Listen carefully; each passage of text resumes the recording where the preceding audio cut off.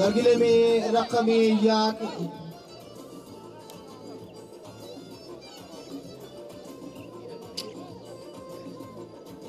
دوستان عزیز، مهمانان عالی قدر، همه شما را بار دیگر به ناحیه دنقره و مسابقه عنعنوی بین المللی گشتینگیری خیر مقدم میگوییم.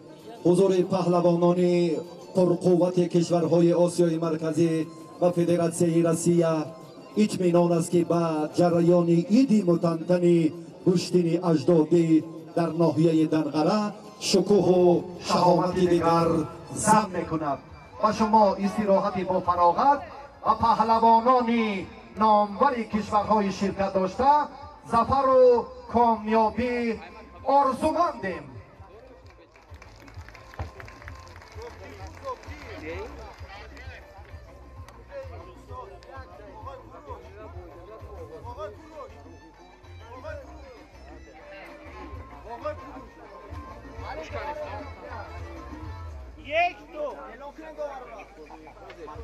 دعوت الان تیاری دعوت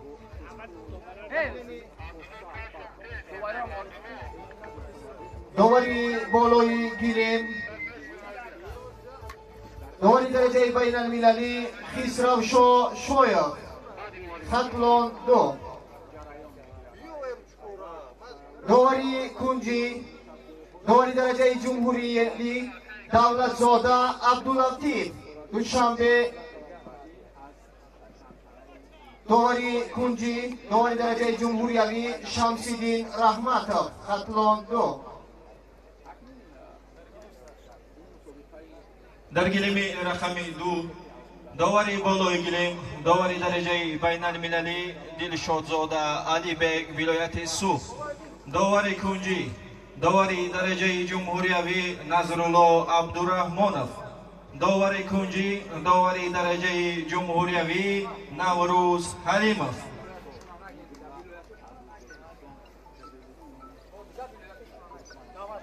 با گلیم رقمی 1 دعوت کرده می شود ورزشکاران وزنشان تا 65 کیلوگرم سهراب باقیف خطلون 1 دلیری محمد جلال‌الدین نماینده منطقه رشت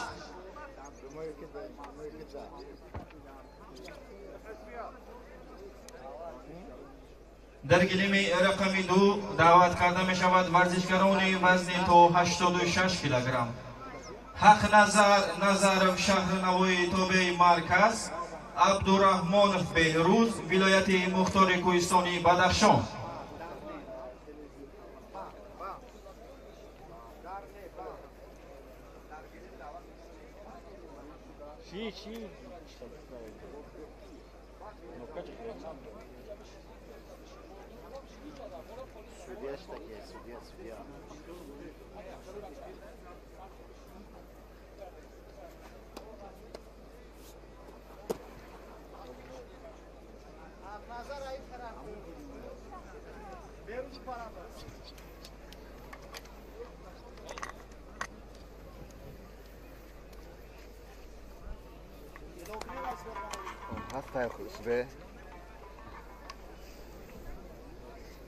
با یک تکی سفید نماینده خطلون 1 سهراب باقیف با یک تکی سبز نماینده منطقه رشت دلیری محمد جلال‌الدین با یک تکی سفید نماینده شهر نوای تابع مرکز حق نظرov با یک تکی سبز نماینده ولایت مختار کوهستانی بدخشان عبدالرحمانov بهروز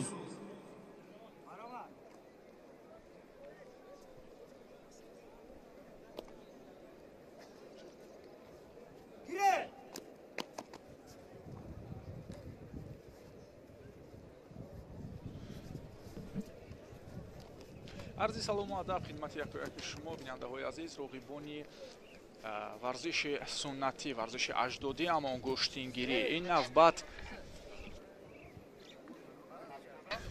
نوبت عید متنتن و با شکوه گشتینگیری در ناحیه دنقره برپا می شود که الان ما گزارش مستقیم خود را از ورزشگاه مرکزی ноҳияи Данғара шурӯъ мекунем.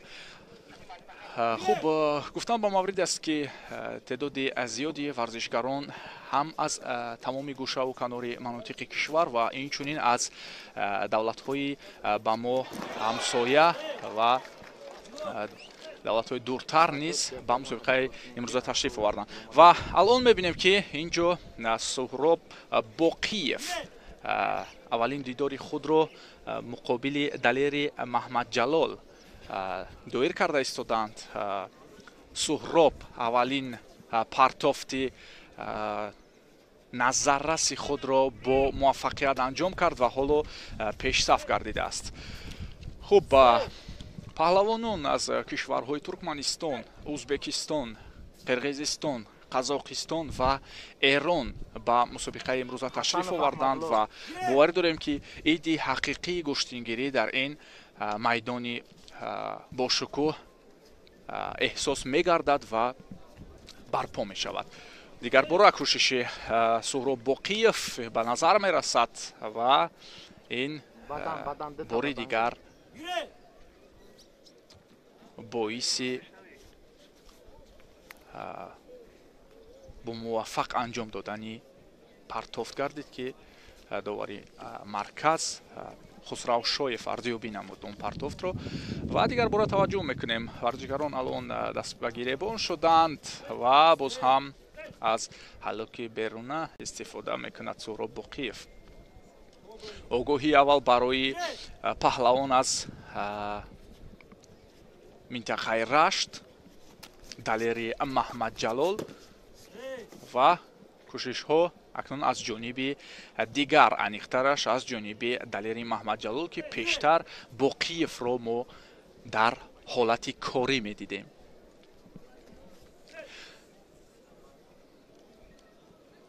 дар маркази ин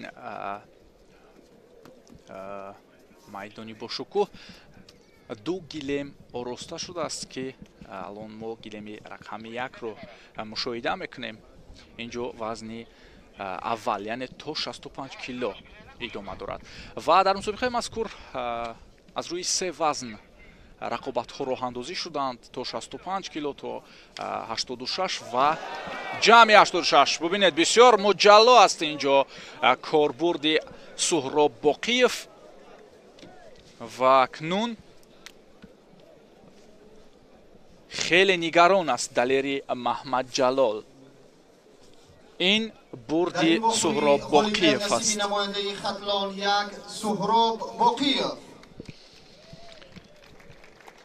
ба ҳамин тартиб Суҳроб дар нерӯсанҷии аввали худ бар паҳлавон аз Рашт зафар ёфт ва роҳ мегирад самти пеш ки дар даври дуюм ӯ бо ҷуфти Фирдавс Раҳматуллоев, аниқтараш бо ғолиби ҷуфти Фирдавс Раҳматуллоев ва Манучер Ширинов гӯштин мегирад. ҳоло паҳлавонони номбар шударо интизор ҳастем ва инҷо наворҳои такрорӣ ҳам бисёр хуб дигарбора нишон дода мешавад аз сӯи ҳамкасбони мо.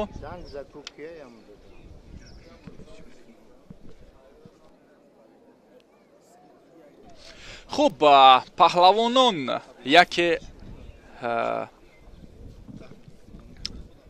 бо хилати сафед намояндаи ҷумҳурии Туркменистон аз Туркменистон аст. бо яктаки сабз намояндаи дастаи хатлон до Фирдавс Раҳматуллоев. акнун аввалин рақобати гӯем байналмилалӣ доир мешавад бо яктаки сафед Манучер Ширинов ва бо яктаки сабз Фирдавс Раҳматуллоев ки намояндаи кишвари мо аст аз дастаи хатлон ба мусобиқаи дар мусобиқаи мазкур намояндагӣ мекунад. Фирдавс Тоҷикистонро, Манучер Ширинов бошад Туркменистонро намоянда аст. Зиёдуллоев Аҳрор бо намояндаи хатлон 1 Эрназаров Муҳаммад Амин. хуб, паҳлавонон дигар бора ба ҳам меоянд. Рақобат тезу муҷалло мегардад ба оҳистагӣ ва ин фазои бисёр ҳам кушоду барҳаво, албатта ки барои паҳлавонӣ ва барои нерӯсанҷӣ бисёр ҳам мусоид хоҳад буд. сари остин гирифтааст паҳлавони кишвари Туркманистон ва худ низ дар ҳолати корбурди паҳлавони мо қарор дорад. аниқтараш дар зери чанголи Фирдавс остин доштанд. ҳоло ва амали аввали паҳлавони Туркманистон инҷо ба кор бурда шуд. аз ҳалуки берунӣ пушти по зад ва фишор овард бар Фирдавс. инҷо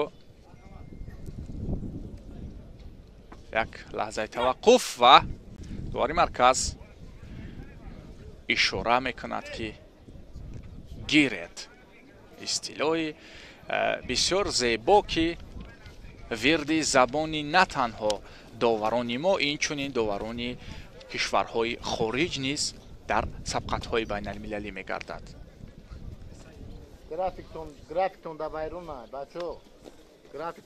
боз ҳам кӯшиши қаблӣ аз ҷониби паҳлавони меҳмон ки ҳамин усулро пеша карда буд, дигар бора рӯи кор овард ки муваффақ нагардид. ва навбати дигар акнун аз усули дигар кор мебарад паҳлавони кишвари Туркманистон.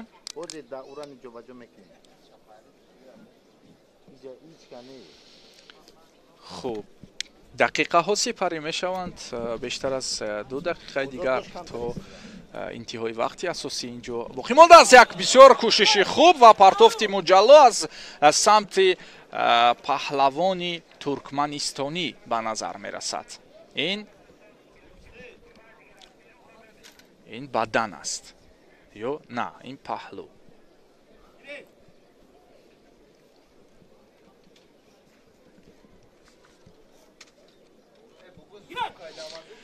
хуб, дигар бора ба рақобат меоянд ин ҷуфт.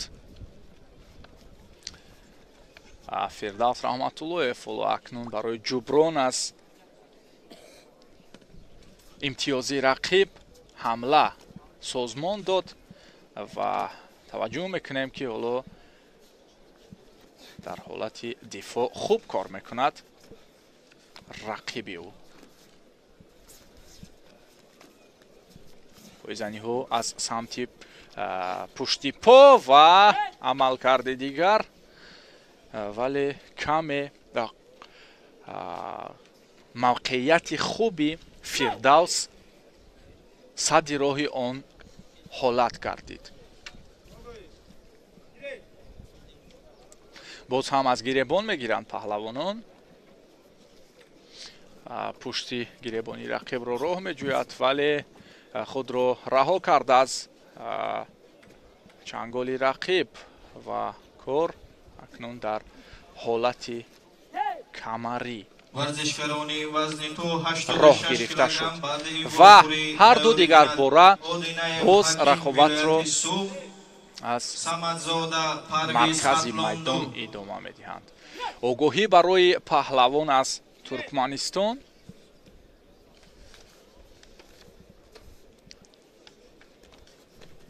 бисёр хуб буд, бисёр инҷо пойзани нобаҳангом, вале ин албатта ки боиси арзёбӣ намудани ин ҳолат намегардад.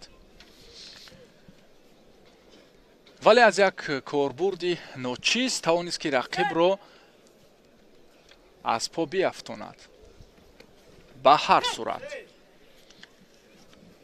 Фирдавсро мебояд каме ҳушёртар буд, чун бубинед ки чӣ гуна корҳои мушаххас дорад рақиби ӯ.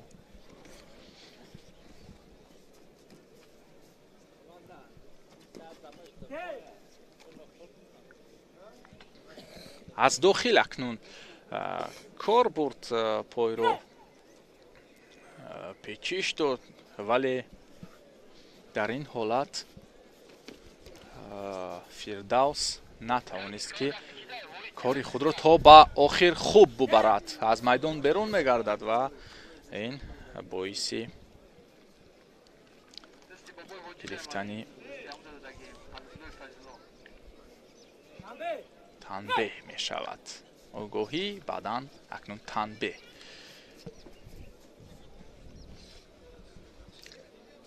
як огоҳии дигар метавонад ки ин ҳама кӯшишу ғайрате ки паҳлавони туркманистонӣ дошт барабас бидиҳад ва ба нокуҷо биравад. хуб, довар инҷо машварат мекунад бо ёварони худ, довари марказӣ ва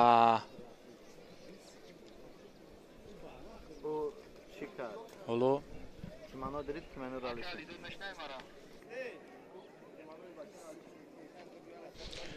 барои иваз намудани хилъат паҳлавони мо ба сӯи ҷои либоси вазкунӣ меравад.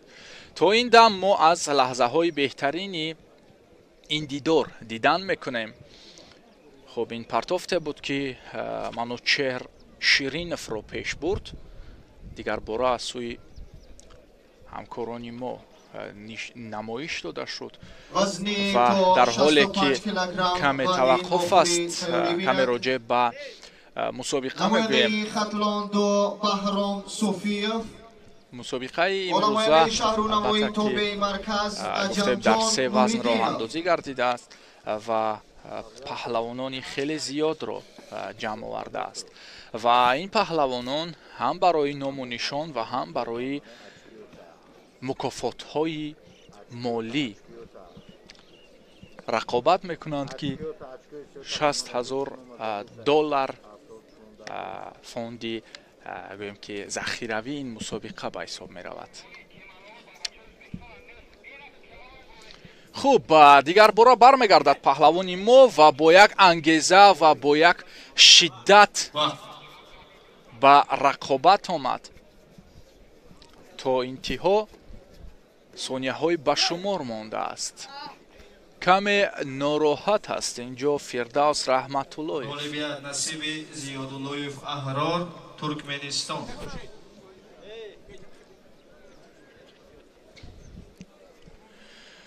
хуб,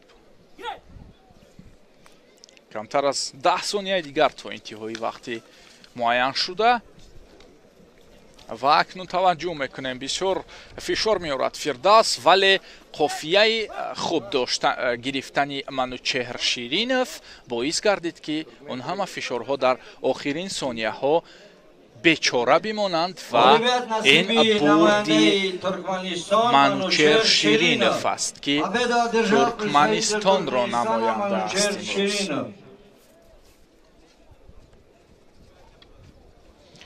хуб, ба ҳамин дигар бора боз таваҷҷӯҳ мекунем ба ҳолатҳои такрорӣ.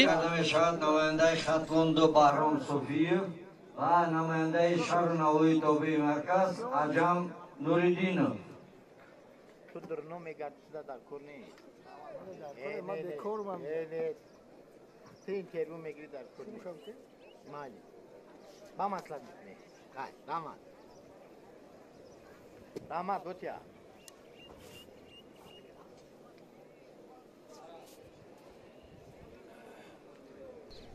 хуб, ҳамдиёрони азиз, инҷо ҷуфти навбатиам ба майдон ҳозир шуданд. онҳоро довари марказӣ Шамсиддин Раҳматов эълон мекунад.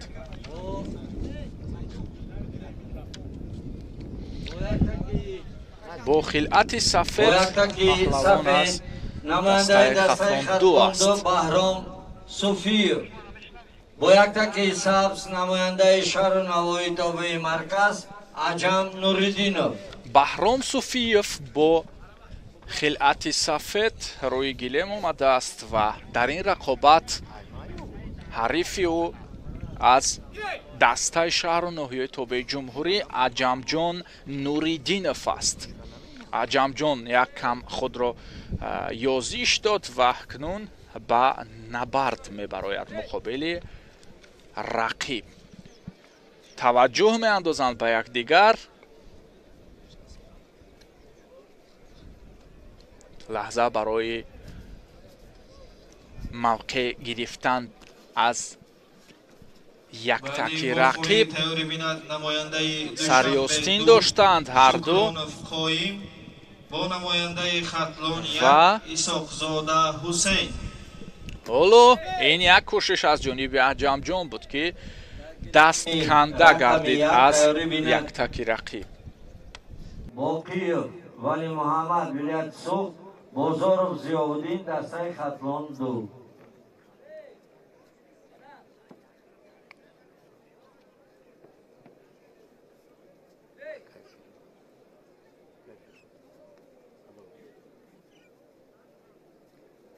хуб, Баҳром Суфиев қаблтар дар гӯштини ҷудо низ ҳунарнамоӣ мекард. чемпиони Тоҷикистон аз риштаи ҷудо ба ҳисоб меравад. ин паҳлавони дастаи Хатлон 2 ва вақтҳои охир дар майдондориҳои гӯштини миллӣ ҳам ҳунари хуб нишон медиҳад ва ин навбат барои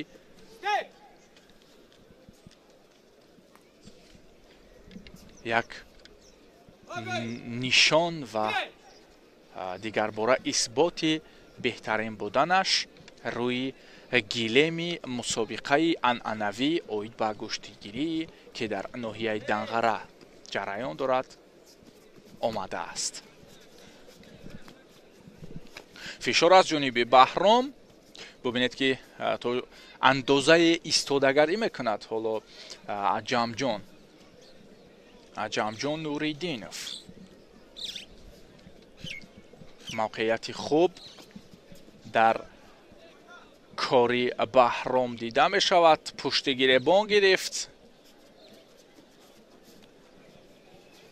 танҳо лаҳзаи мувофиқро интизор аст. бубинед ки акнун таваккал мекунад. инҷо ҳамин Аҷамҷон Нуриддинов эҳсос кард ки чӣ ҳолате барояш хатар хоҳад дошт дар он мавқеъгирии Баҳром Суфиев ва ҳоло акнун каме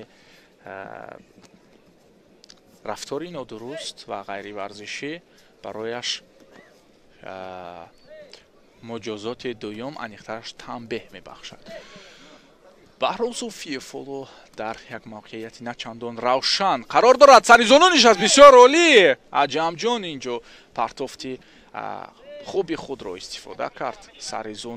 саришона бардошт Суфиевро, вале хуб истодагарӣ мекунад ҳоло Баҳром. дигарбора мебинем ин партофти ҷолиби Аҷамҷон Нуриддиновро.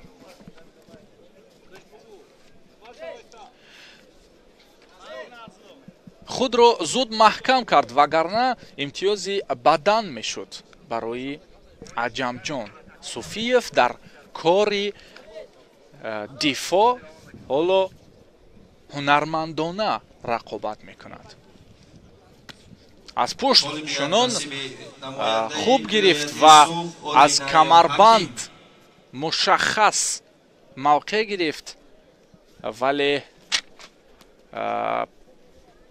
каме ноустувор аст ин мавқеъгирӣ.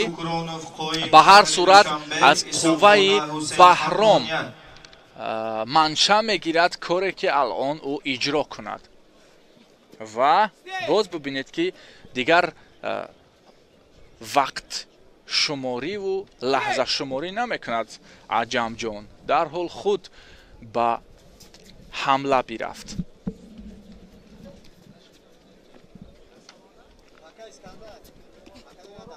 аз майдон берун мешаванд. ин албатта ки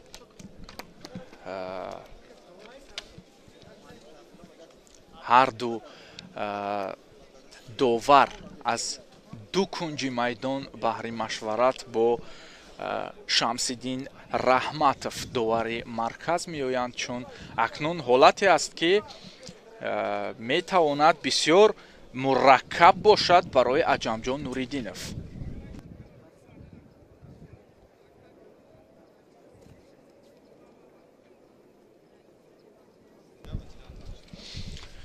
ва ин ҷо машварати доварон ҳам ба поён расид.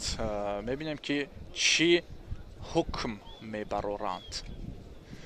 на ҳоло норавшан аст. назди сардовар меояд Шамсиддин Раҳматов.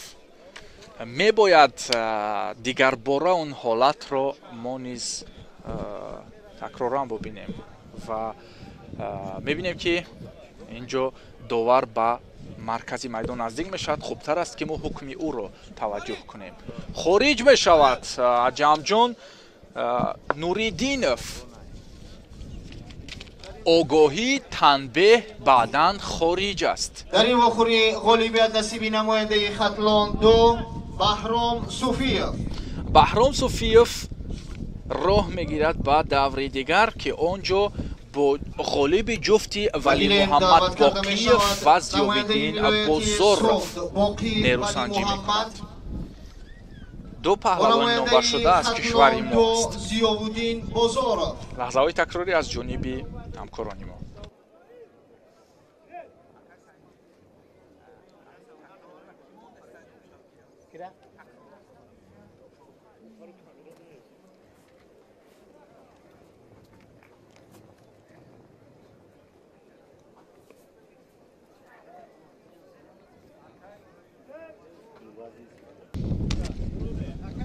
акнун дӯстони азиз, ҷуфте ки номбарашон намудем Валимуҳаммад Боқиев ва Зиёвиддин Бозоров ба майдон ҳозир мешаванд. ситоди доваронро интизор ҳастем ки сегонаи доварон ин навбат киҳо барои ҳакамӣ нерӯсанҷиҳои минбаъда, аниқтараш се нерӯсанҷии минбаъда ба майдон меоянд.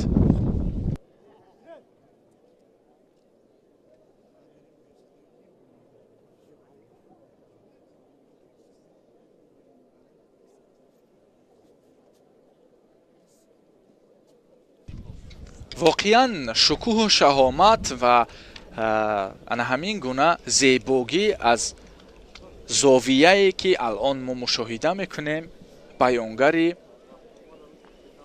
иди гӯштингирӣ аст ва ба оҳистагӣ дар ин рӯзи офтобӣ нишастҷойҳо низ моломоли тамошобинон ва иштиёқмандони варзиши суннатии мо гӯштингирӣ мешавад. гиреми рақами 1 вазни то 65 килограмм бо яктаки сафед намояндаи вилояти Суғд Боқӣ Валимуҳаммад бо яктаки сабз намояндаи хатлон 2 Зиёвиддин Бозоров. акнун ҳар ду паҳлавонон ба ҳозирин тамошобинон ва кулли нафароне ки ин ҷо ҳузур доранд эълон шуданд. ин нерӯсанҷӣ оғоз меёбад. Валимуҳаммад Боқиев дастаи Суғдро намояндагӣ мекунад. паҳлавони мо ки дар мусобиқоти мухталифи гӯштингирӣ ӯро дар ҳамаи мусобиқаҳои гӯем ки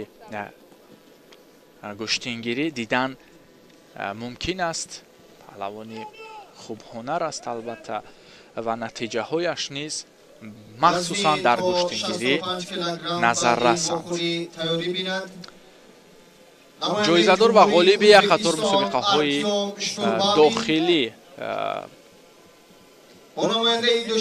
ба ҳисоб меравад ва мавсуф ин рӯз ҳам барои ба даст овардани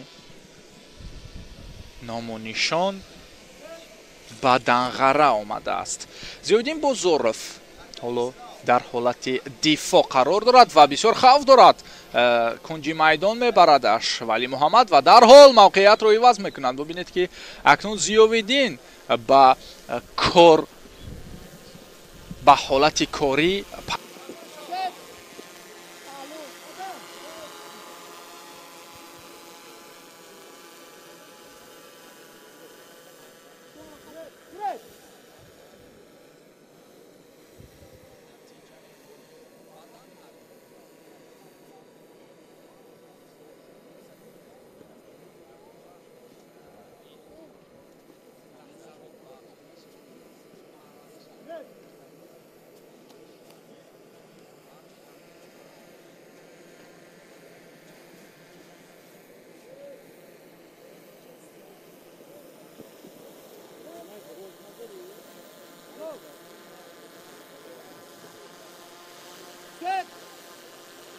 غالبیت نصیب نماینده شهر دوشنبه شکرانوف قایم.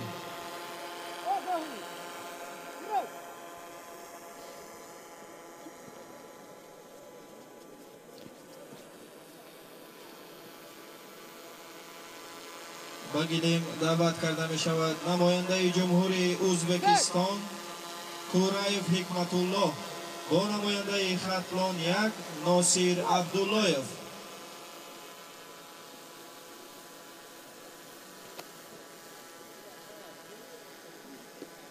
خب ببینید یک چرخه میاندازد رقیب رو و خب زیویدین ببینید که اینجا حالا موقعیت برای ولی محمد باز هم خوب احساس می شود. خوب احساس می شد اگر که زن همون حالتی داشتن مشخص و با قوت تر می گرفت. همین بود که هینی پرتوفت از گریبانی رقیب دست ها کنده گردید و حالا باز در این نیمه میدان ببینید که یک پرتوفتی دیگر انیخترش اصول تکراری انجام داده می شود که قبلتر محض از همین حالت استفاده می کرد.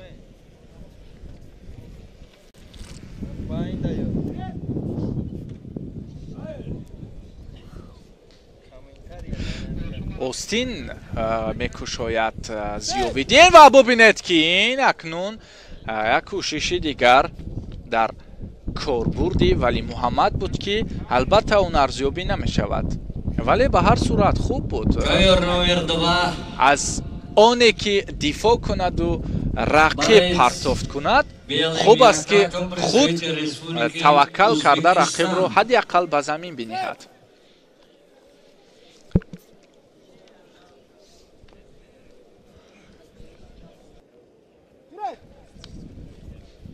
بسیار فضایی خوب دارد مکانی برگزاری این مسابقه و در برابر روزی آفتابی بودن شمال نیز خوب میوزد که این البته برای براحت و خوب گوشتین گرفتن پهلوانان نیز خیلی مساعد است. آگاهی برای ولی محمد باقی اکنون موازنت برابر می شود در مجازات ها و کوشش نوبتی ضیاءالدین بزرگ رو ببینید.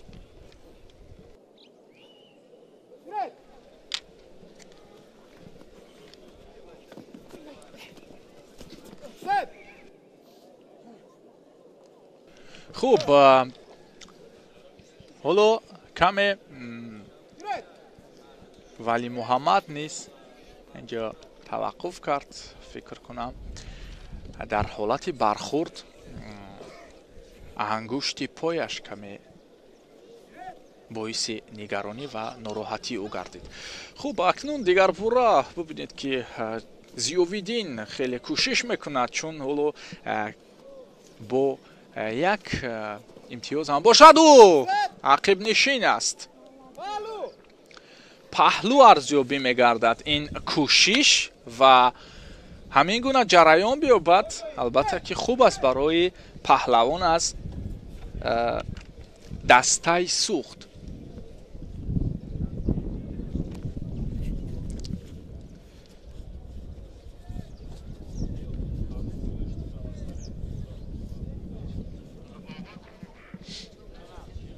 و اکنون کوشش برای حلوک داخلی کار بردن ضیاءالدین بزرگ به نظر رسید. انیخترش آغاز این عمل ولی انجام نداد.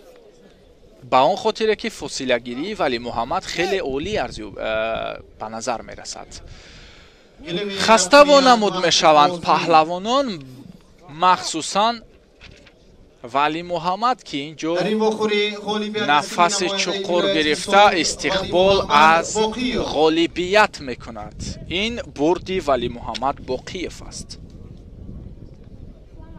وزنی تا 65 کیلوگرم با گیلم دعوت کرده می شود намояндаи ҷумҳурии Ӯзбекистон Артём Штурбабин бо намояндаи Душанбе 1 Миноҷзода Саиднуриддин. акнун доварон низ албатта дар рафти ҳар нерӯсанҷӣ миёни ҳам иваз мешаванд ва алон азизи бахтиёр дар маркази майдон ҳакамӣ мекунад. ин ҷо наворҳои такрорӣ боз ҳам аз ҳамон партофтҳои ҷуфти қаблӣ буд, махсусан партофтҳои ғолиби ҷуфти қаблӣ Вали Муҳаммад Боқиев. акнун яке аз паҳлавонони хубҳунару муддаӣ аз кишвари Ӯзбекистон ба нерӯсанҷӣ омадааст. Белым яктаком двухкратный чемпион мира, представитель Республики Узбекистан Артём Штурбабин. Борец зеленым яктаком представитель Республики Таджикистан Миноҷзода Саиднуриддин. Нагуфта намонад ки хуб дӯстони азиз, Артём Штурбабин бо хилъати сафед аз кишвари Ӯзбекистон намояндагӣ мекунад дар рақобат муқобили паҳлавони мо. варзишгар аз дастаи Душанбе 1 Мино Ҷонзода.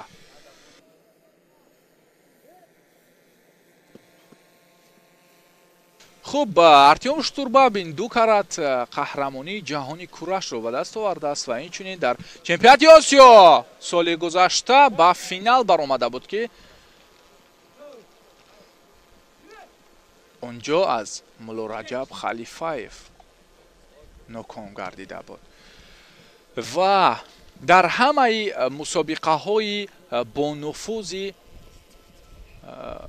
мақоми байналмилалӣ доштаи куштингирӣ мо Артём Штурбабинро мебинем ва ин навбат бубинед ки ҳоло албатта дар нерӯсанҷии аввали худ рӯи гилеми ин мусобиқа пешсаф гардидааст. мавқеъгирии хуб аз ҷониби паҳлавони мо Миноҷзода инҷо як кӯшиш кард ва ҳолати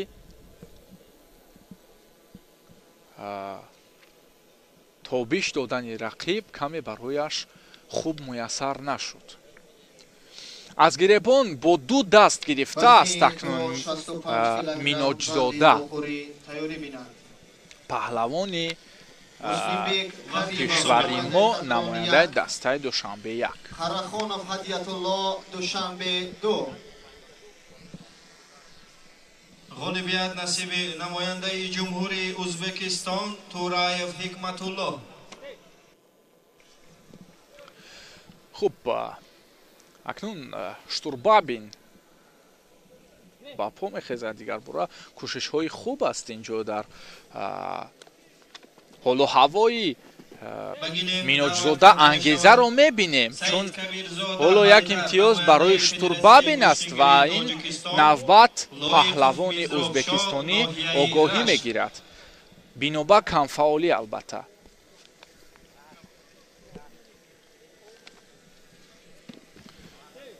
хуб ин ҳолат бадан арзёбӣ гардид ва бубинед ки Штурбабин боз як зинаи дигар пеш мешавад барои муваффақият, аммо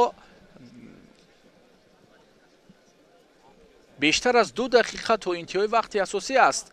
Миноҷзода хеле дар кӯшиш аст. бубинед инҷо партофти аз камар, усули камариро истифода карданӣ шуд. Штурбабин хуб дифоъ мекунад.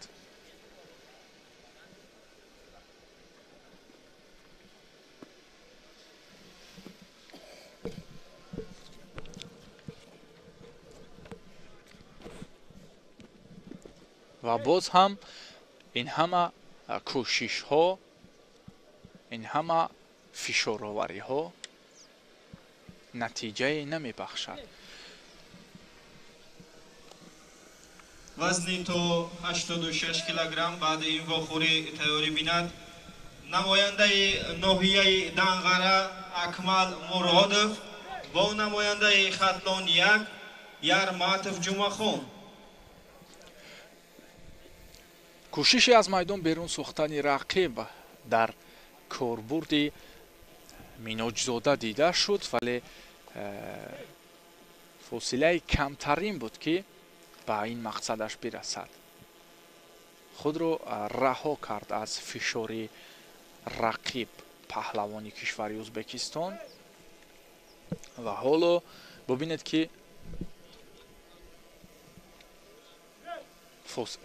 муддат камтар мешавад то анҷомёбии вақт.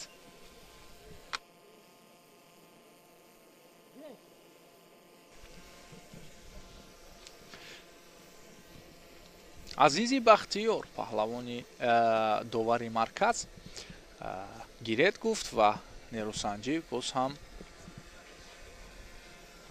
вусъат меёбад. бубинед бисёр хуб аст инҷо дифои паҳлавони мо низ аз пушти пой монеа сохт варзишгари кишвари ӯзбекистон. бисёр бубинед ки оғози кори хуб ва шиддати мушаххас, аммо аз ин ҳолат аксулҳамла кард паҳлавони кишвари ӯзбекистон.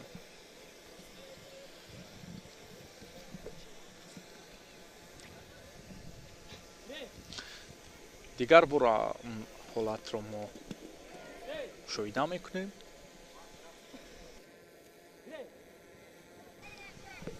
ва акнун боз ҳам таваккал мекунад паҳлавони мо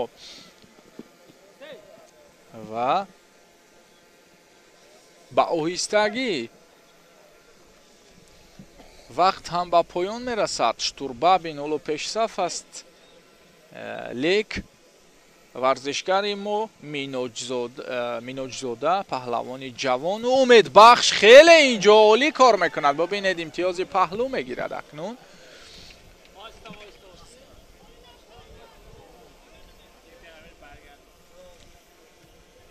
навбат боз ҳам такрори амалро мебинем. хуб буд албатта.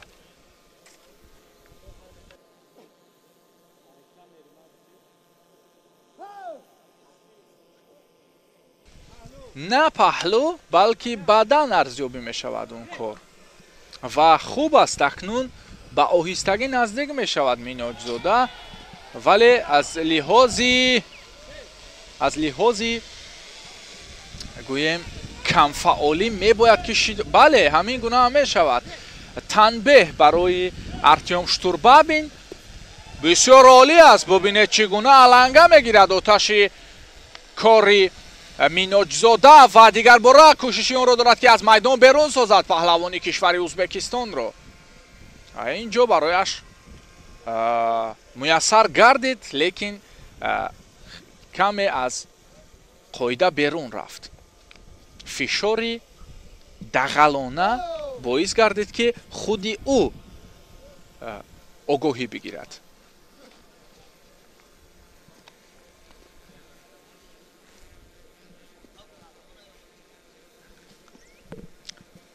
аз ин самт бисёр хуб кор мекунад. дар ҳолати бисёр бубинед ки инҷо лаҳзаи хуб барои анҷом додани усуле ки рӯи даст гирифта буд паҳлавони хубҳунари кишвари мо.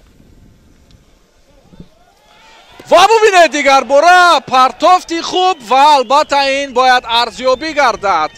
ҳамин гуна ҳам мешавад. ин паҳлӯ аст дӯстони азиз ва мухлисон низ аз нишастҷойҳо садо мебароранд ва ба ифтихори миноҷзода ҳатто каф низ куфтанд. дар ин вохӯри ғолибият насиби намояндаи ҷумҳурии ӯзбекистон артём штурбабин бо натиҷаи камтарин артём штурбабин ғолиби ин нерӯсанҷӣ гардид. ҳамин ҷило ва ҳамин корбурдро бояд бештар мекард ва барвақттар ба анҷом медод паҳлавони мо. хуб буд дар интиҳо тавонист ки рақибро ба бозии худ бидарорад ва албатта ки муяссар шуд ки 2 маротиба ӯ ба гирифтани имтиёзҳо даст биёбад. лаҳзаҳои такрорӣ аз ҷониби ҳамкасби мо нишон дода мешавад.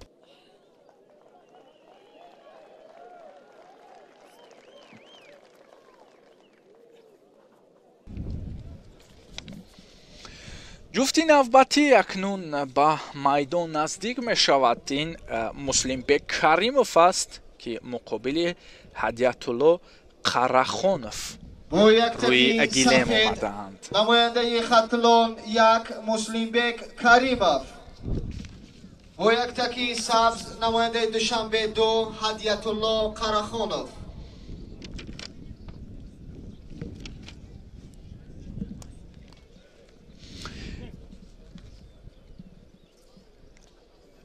акнун ин навбат нерӯсанҷии паҳлавонон аз кишвари мо барпо мешавад. ҳар ду аз тоҷикистонанд. яке хатлонякро намоянд аст, дигаре дастаи душанбе 2ро. душанбе 2 ҳадиятулло қарахонов ва хатлоняк муслимбек каримов. мавқеъгирӣ ҳоло инҷо дар кунҷи майдон фосилаи хуб доштааст қарахонов ва бубинед ки дар як фишороварӣ имкон ёфт ки муслимбек рақибро ба замин биниҳад.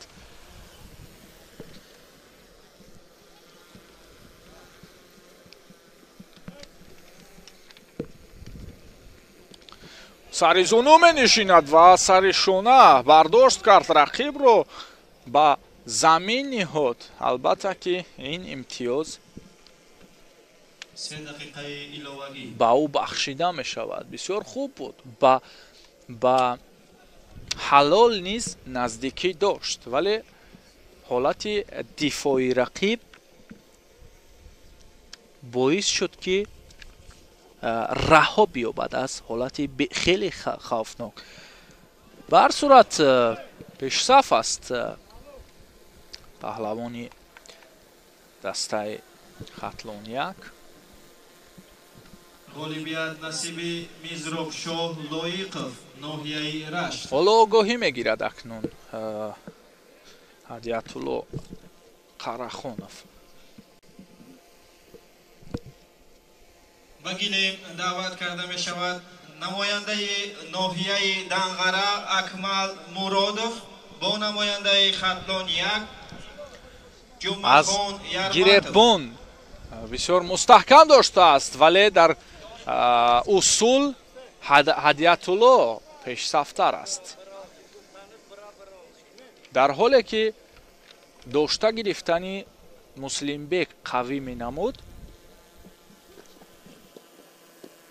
ҳадиятулло усул анҷом дод ва дигар бора акнун 2 шона ба замин мениҳад рақибро муслимбек каримов ва ин албатта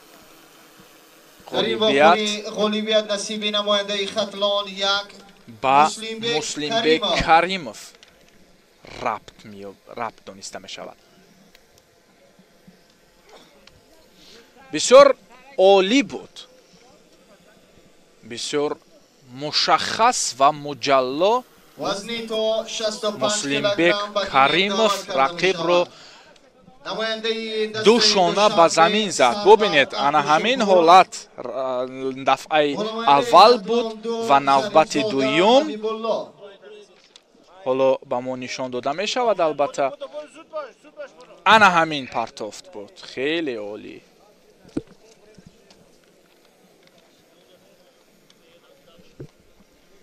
ва дӯстон, акнун аз лаҳзаи такрорӣ бармегардем ба рақобати дигар. Сарвар Абдушукуров муқобили Ҳабибулло Зарифзода мебарояд.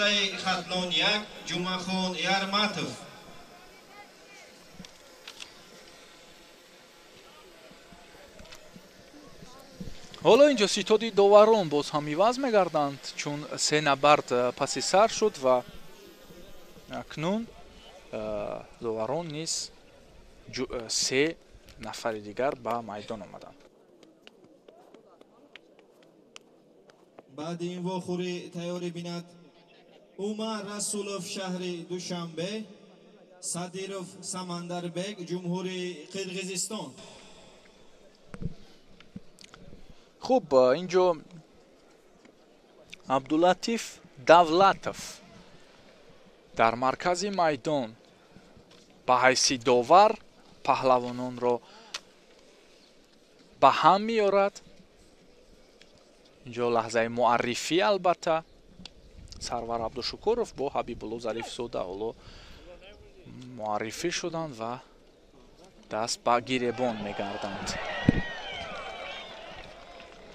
мавқеият аз самти Сарвар дида мешавад, вале хуб дифоъ мекунад худро Ҳабибулло Зарифзода.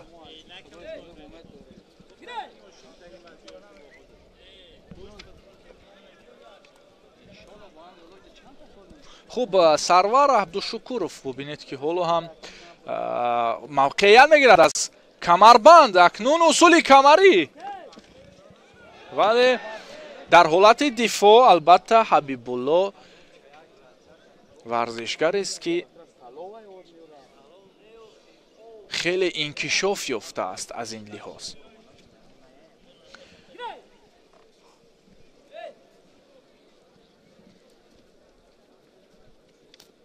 аз дохил бубинед ҳалоки мобайн ва дигар бора аз дигар зовия ҳамон ҳалоки номбар карда ва боз бубинед ки аз пушти пой ҳам як кӯшиш кард. дар як алангаи кор 4 корбурдро рӯи даст гирифт Сарвар Абдушукуров. боз ҳам мавқеият аз камарбанд. ин навбат барояш хубтар имкон наёфт. камарбанд меҷӯяд.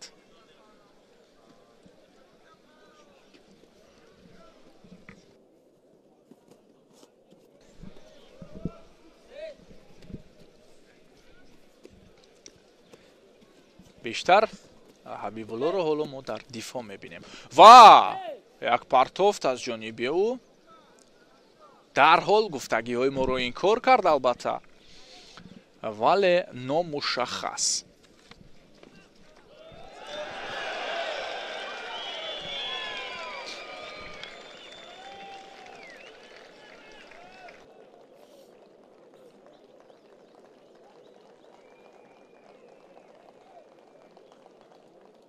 ғолибият насиби намояндаи ноҳияи Данғара Акмал Муродов.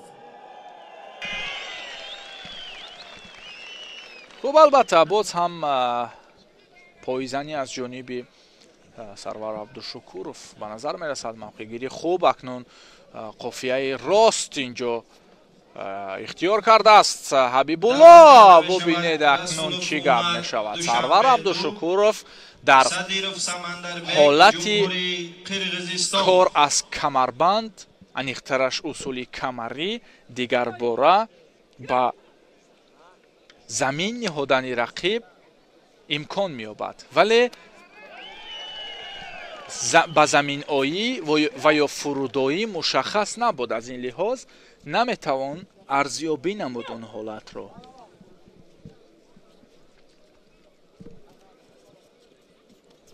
мавқеъгирӣ Сарвар.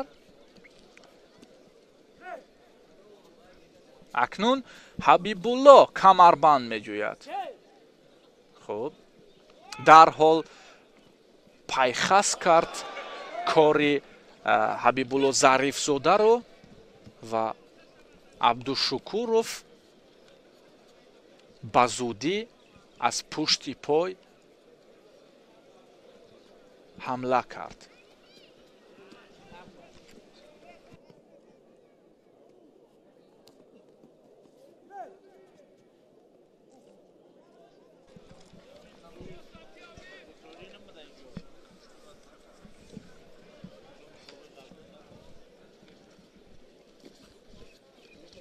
ҳалоки дохилӣ ва баъд аз он ҳалоки дохилӣ дарҳол сари китф рақибро бардоштанӣ шуд Абдушукуров. ҳоло ҳиҷ гӯем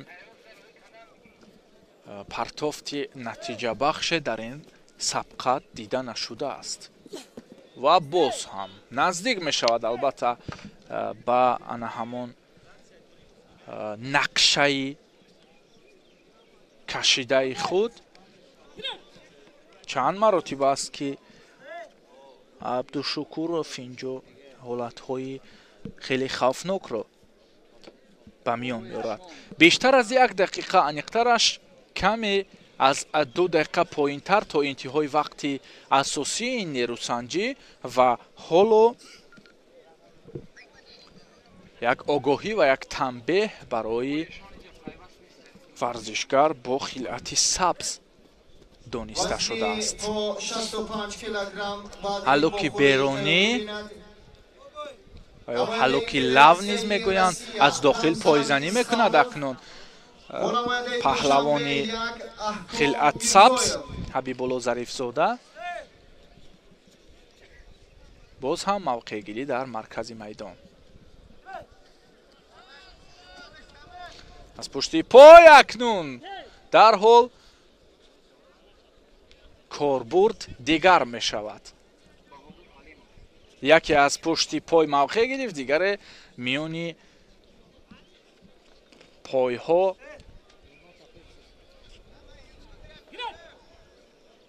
усул гирифту рақибро таваккаломез ҳаво дод.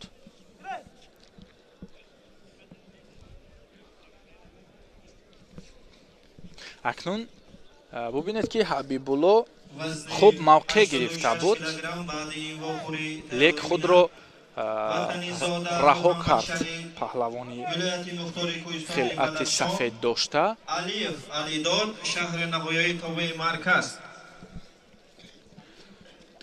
боз ҳам бубинед аз дохил ҳалоки дохилӣ ва Абдуллатиф Давлатов он ҳолатро бекор донист. ба ҳисоб гирифта намешавад. ва боз ҳам дар қабати якум мавқеъгирӣ буд аз ҳолате ки чанд бор такрор шуд. боз ҳам истифода мекунад паҳлавони хилъати сафед дошта.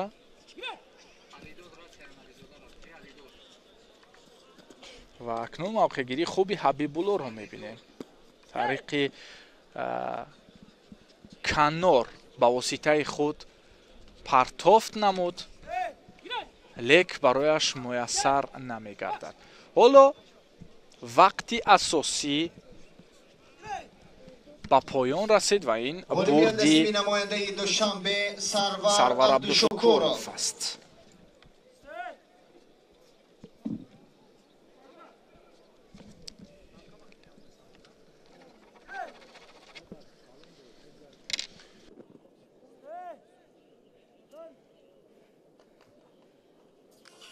ба гилеми рақами 1 вазни то 65 килограмм даъват карда мешавад намояндаи Федератсияи Россия Рамзан Исханов бо намояндаи Душанбе Аҳком Мирзоев.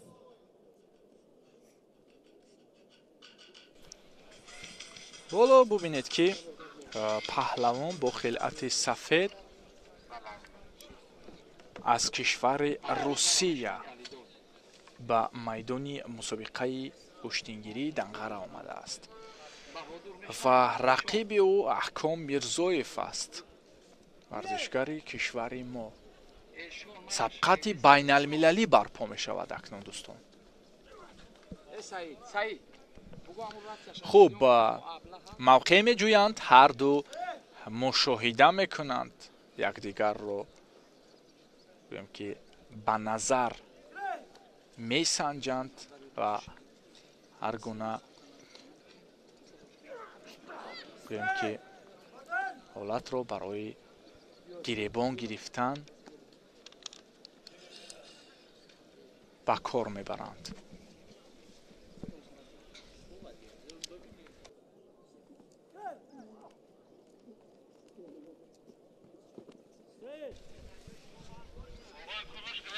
инҷо акнун хусравшо шоев рақобатро аз маркази майдон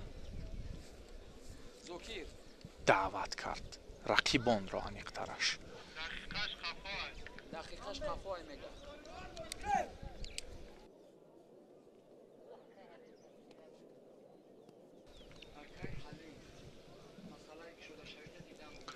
хуб, мавқеъгирӣ аз сари остин гирифтааст паҳлавони кишвари мо.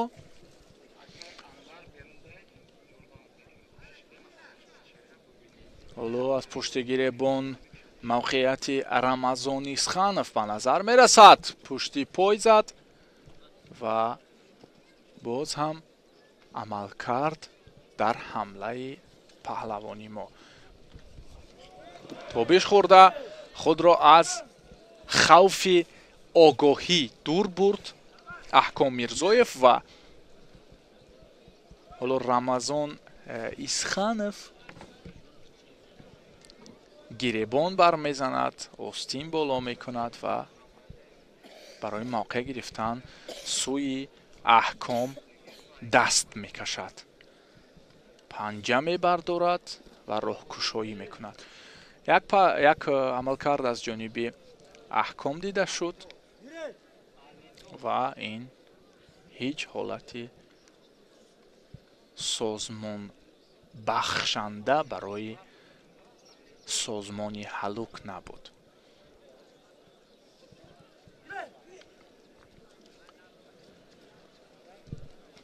ва остинро раҳо кард. пушти гиребон дошт. бибинем ки Аҳком дар ин мавқеъият чӣ ҳолатро ба миён меорад. фосилагирӣ хуб аст албатта дар корбурди Рамазон Исханов дар ҳол пайхаст мекунад ва ин аст ки ҳоло ин огоҳии аввали Исханов аст. паҳлавони кишвари рус.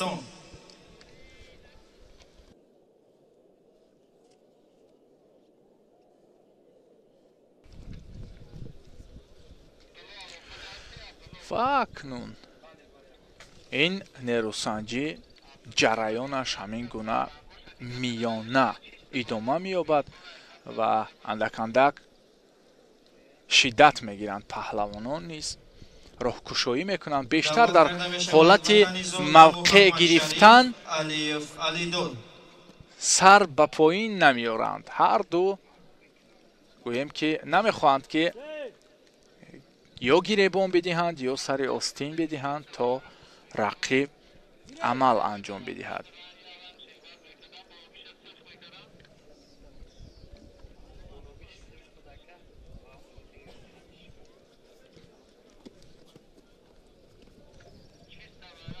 боз ҳам маркази майдон рақобати ин ҷуфт ҷараёнаш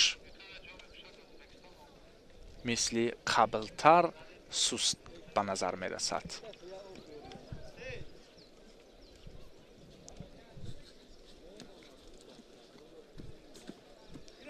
акнун аз пушт хуб доштааст ва устаи худ шояд партофт мекунад, вале на имкон намедиҳад Аҳком ва ҳоло боз ҳам Хусравшоев гирет мегӯяд.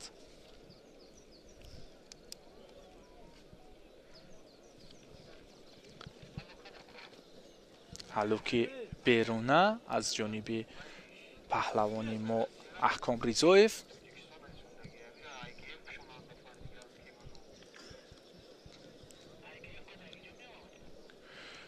ва мавқеъгирӣ боз ҳам дар маркази майдон.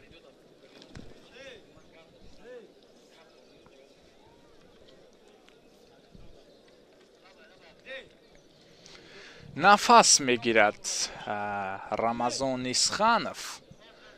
و کم در وضعیت نه اونقدر خوب احساس می شوند این پهلوانان، چون آفتاب هم راست به سر آنها می زند، نور می پوشد و گرمی می بخشد. البته هوا در حالی که گرم هم باشد خیلی مساعد هم احساس می شود، چون با آهستگی شمال نیز می وزد. حالا ببینید که باز هم رقابت از مرکز میدان، چون وقت اساسی به انجام رسید. حالا بیشتر رمضان خسته وانمود می شود.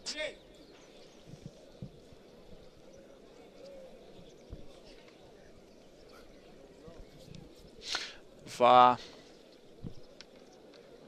باز هم موقع جویی از هر دو جانب.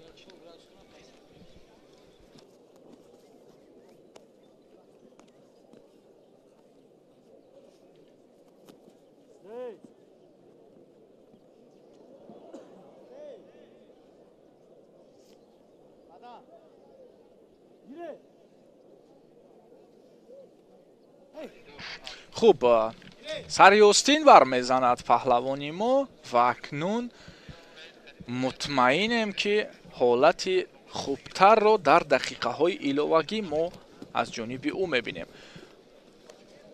از هر دو جانب پای رو روانه ساخت ورزشکار روس رمزان اسخانов، شریفов تویچیبек دوشنبه 2، ظفرجان خولمرادov دوشنبه 1 و کناری گریبان انیقترش کناری یکتا گرفته است پهلوانی ما و این کار خیلی برای پهلوانی مهمان نظر رس میگردد.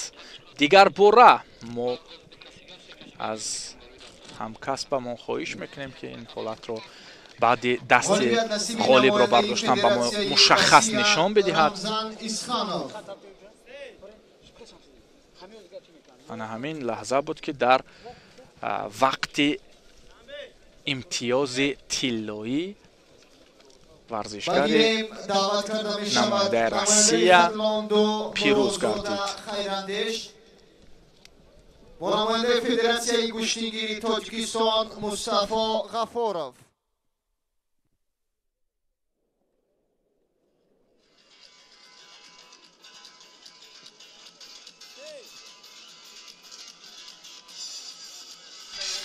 اکنون تحت نوای ملی دو پهلوان از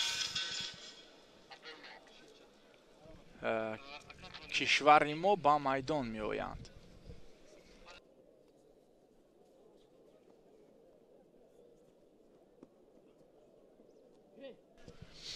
خوب توجه میکنیم خیراندیش مرادزاده، نفری که جایزه‌دار و غالب مسابقه های زیادی هم گشتینگیری و هم گشتینی نوع کورش است. در چمپیونات جهان نیز از کورش او با گرفتن جایزه دست یافته بود سال قبل.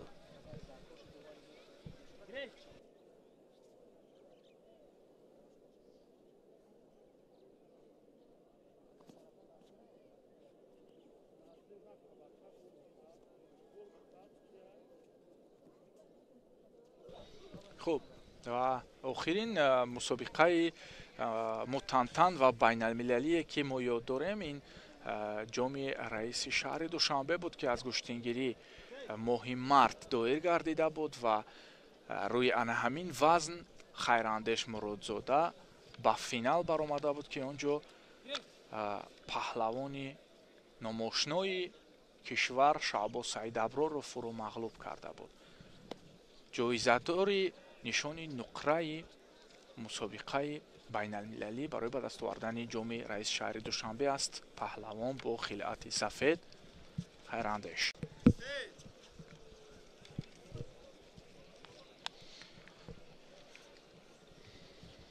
мавқеъгирӣ ҳоло дар маркази майдон, вале ҳеҷ рангу ҳолу ҳавое надорад ва ин албатта як лаҳзаи ист буд ки довар аз маркази майдон нерусанҷиро идома бахшид. ба гилем даъват карда мешавад Шарифов Туйчибек, Холмуродов Зафарҷон. ҳоло истед мегӯяд Азизи Бахтиёр ва ин огоҳӣ барои варзишгар аз Федератсияи куштингирии Тоҷикистон Мустафо Ғаффоров аст.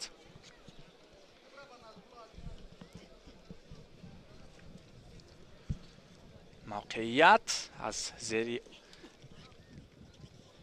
остини рақиб гирифтааст, бо додааст Мустафо ва ҳоло хайрандеш фишор меорад бар рақиб.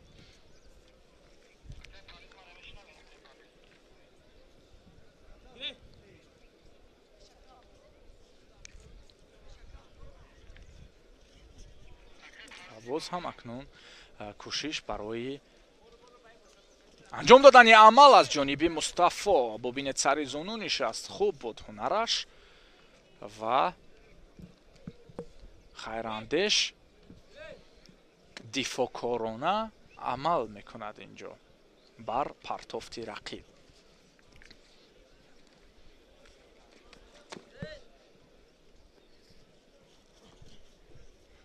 пушти гиребон гирифт дигар бора Мустафо ва хайрандешро бубинед ки имкон намедиҳад ба рақиб чун аз партофт истифода кунад. Азизи Бахтиёр довари марказ ҳамкасбони худро барои машварат мехонад ва онҳо лаҳзаи қаблро дигар бора баррасӣ мекунанд. ҳоло ҳатто як ишора ба сардовар ҳам шуд ва албатта ки ин огоҳии навбатӣ рӯ овард ба бохт паҳлавони Федератсияи куштингирии Тоҷикистон Мустафо Ғаффоров. ҳоло хайрандеш даври аввалро бо ғолибият анҷом дод ва ин навбат боз ҳам паҳлавонон аз кишвари ҳамсоя, аниқтараш паҳлавон бо исми Дӯстмурод ба майдон меояд ва рақиби ӯ Меҳроҷиддин Раҷабов аст. ба гилем даъват карда мешавад намояндаи ҷумҳурии Ӯзбекистон Бозоров Умар бо намояндаи ҷумҳурии Тоҷикистон Фаридун Қурбонов.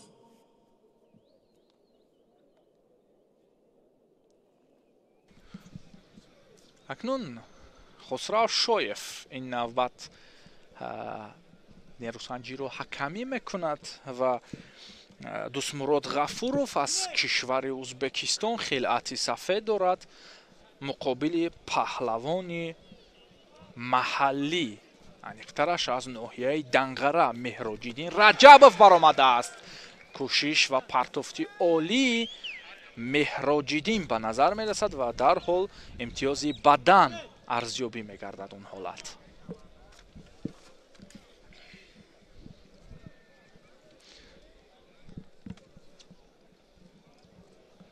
боз ҳам партофт ва аниқтараш кӯшиш барои анҷом додани партофти бисёр ҳам зебо аз ҷониби паҳлавони мо ба назар мерасад ва ин навбат аз раҳи ҳамла худро раҳо мекунад варзишгар Ғафуров, Дӯстмурод Ғафуров. ин навбат акнун ӯ аланга мегирад.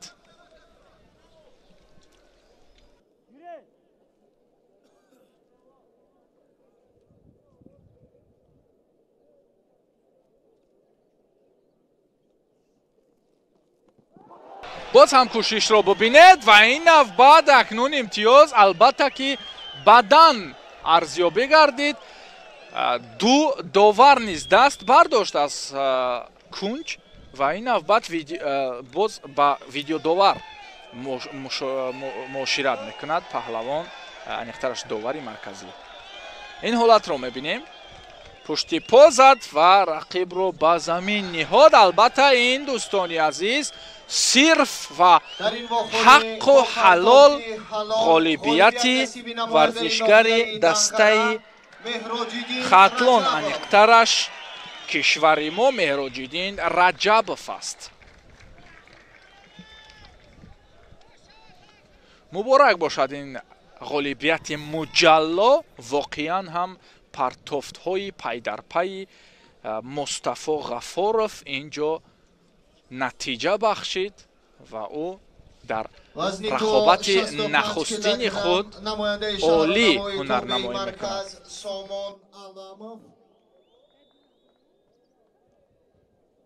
бо намояндаи минтақаи Рашт Муҳаммад Хоҷазода Искандар.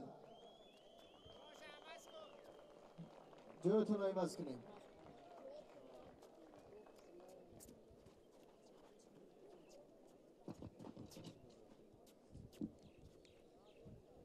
вазни то 86 килограмм баъди вохӯрӣ тайёрӣ бинад намояндаи вилояти мухтори кӯҳистони Бадахшон Бердиев Мақсад бо намояндаи федератсияи куштингири Тоҷикистон иштиёқмандони куштини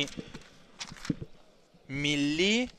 ин навбат бубинед ки ҷуфти навбатӣ ҳарду аз кишвари мо, яке Сомон Аламов бо хилъати сафед ва рақиби ӯ Искандар Маҳмадхоҷазода.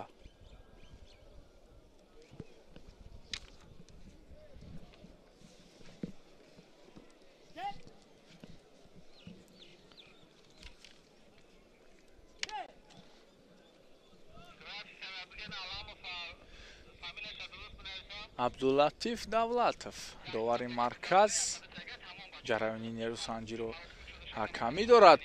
як кӯшиш аз ҷониби Сомон Аламов.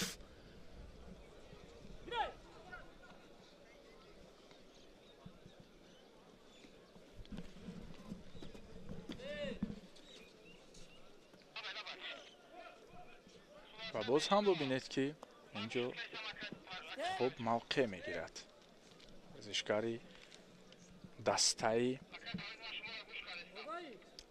шаҳру ноҳияи тобеи ҷумҳурӣ Сомон Аламов.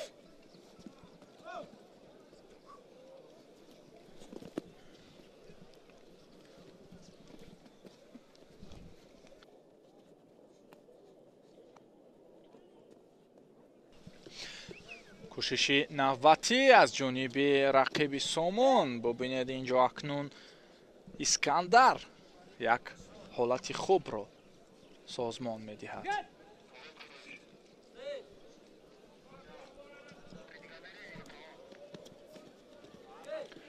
аз дохил ҳалоки дохилиро Сомон кор бурд ва бубинед ки муваффақ намегардад. боз ҳам аз пушти як так медорад Искандар Маҳмадхоҷазода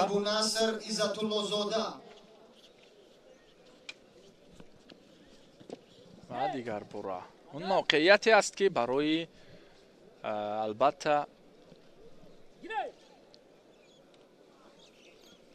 дифоъ хеле барояш кӯмак мекунад. ишораи мо ба Искандар Маҳмадхоҷазода аст.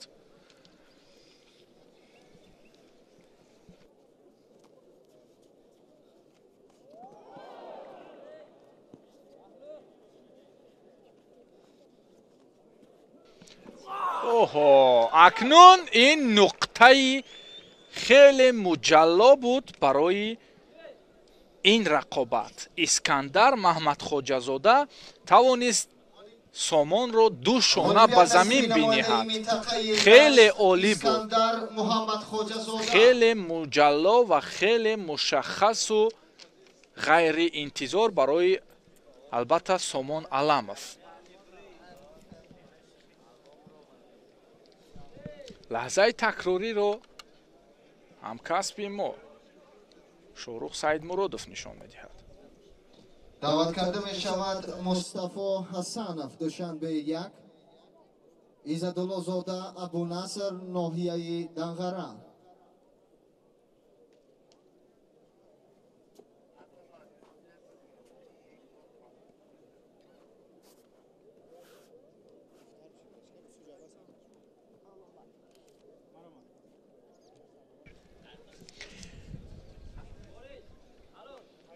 бинандаҳои азиз, акнун боз ҳам рӯ меёрем ба ҷуфти навбатӣ дар вазни 65 кило ки Мустафо Ҳасанов аз дастаи Душанбе 1 муқобили Абунаср Иззатуллозода, паҳлавони ноҳияи Данғара.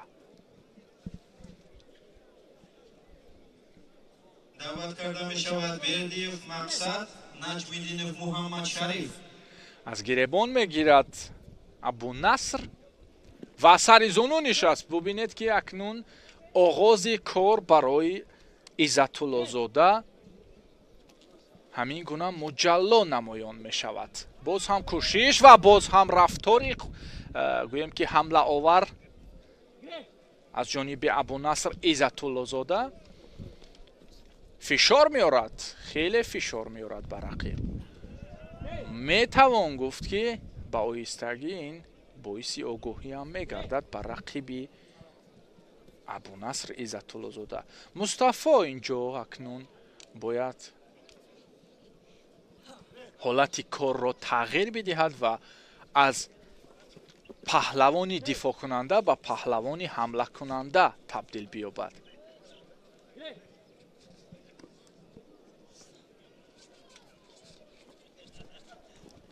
сари зону нишаст боз ҳам Абунаср, мазарат Мустафо.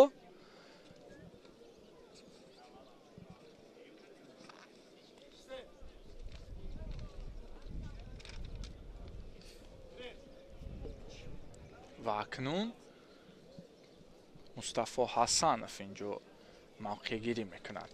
Абунаср ҳоло боз ҳам дар дифоъ қарор дорад. аз пушт акнун бубинед ки камарбандро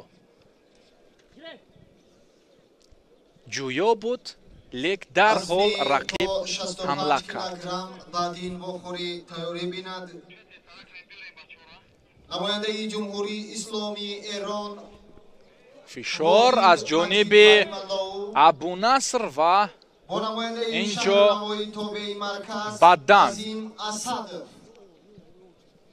арзёбӣ аз ин ҳолати партофтовар ки паҳлавони ноҳияи Данғара нишон медиҳад. албатта ҳалоки беруна ин ҳолатро аниқтараш мувозинатро баробар мекунад ва ҳарду як имтиёзи бадан доранд. ҳалоки дохилӣ натиҷае намедиҳад барои Мустафо Ҳасанов.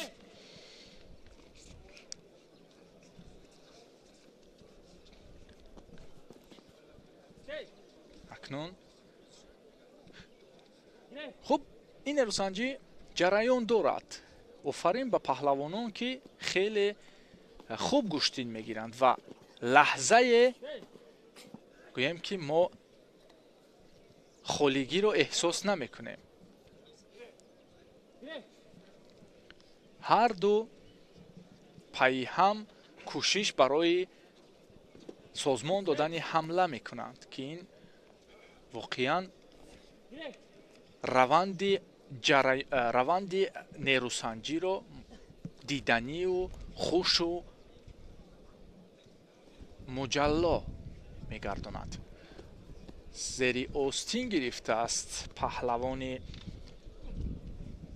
хилъати сабз дошта ва акнун бубинед инҷо албатта бадани навбатӣ ҳарчанде азизи Бахтиёр арзёбӣ мекунад, вале боз ҳам кӯшиш мекунад ки мушаххас бошад ва навори такрорӣ, саҳнаи такрори он амалро мо аз коргардон хоҳиш мекунем ки ин навбат ба мо нишон дода шавад, ҳолате ки баҳсбарангез аст. Бубинед ин партофт ва бадан бекор карда шуд. паҳлӯ бахшида мегардад ба варзишгари дастаи Душанбе 1 Мустафо Ҳасанов.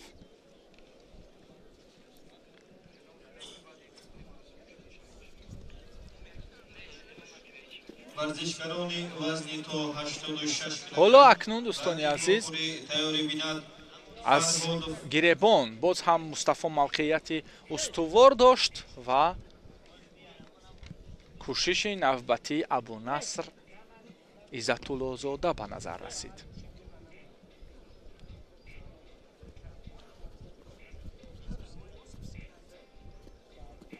саризону нишастанҳо аз ҷониби Мустафо Ҳасанов.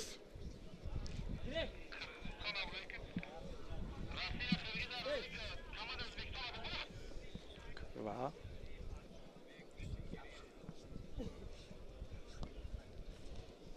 ҳолати таваққуф каме ангушти Мустафо осеб бардоштааст.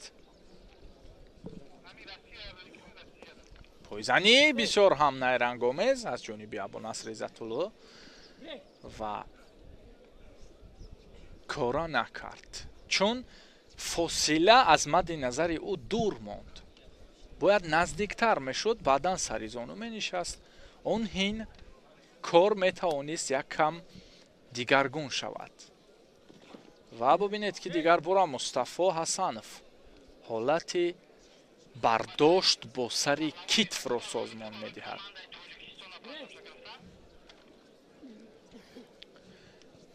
нафас мебароранд ва акнун бо як илҳоми дигар ба рақобат меоянд паҳлавонон.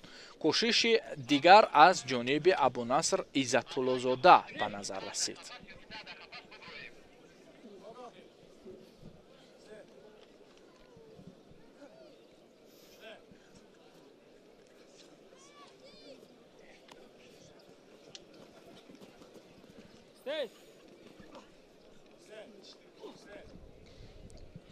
камтар аз 1 дақиқа то интиҳои вақти асосӣ инҷо боқӣ мемонад. Абунаср Иззатуллозода огоҳӣ дошт ва Мустафо низ огоҳӣ мегирад. аз лиҳози муҷозот ҳарду баробар мешаванд, вале аз лиҳози имтиёзҳо каме Ҳасанов пеш аст.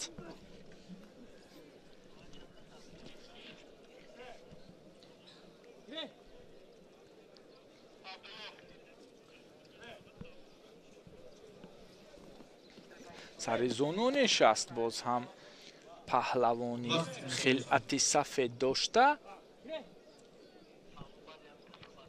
ин рақобат ба оҳистагӣ интиҳо меёбад.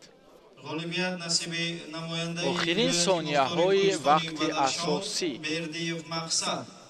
ин ҳолат акнун муайян буд. ин тараф он тараф рафтан, охираш саризону нишастан ва партоф кардан буд ки албатта ин ҳолатро рақиб хуб эҳсос мекард ва аз дифоъам ба хубӣ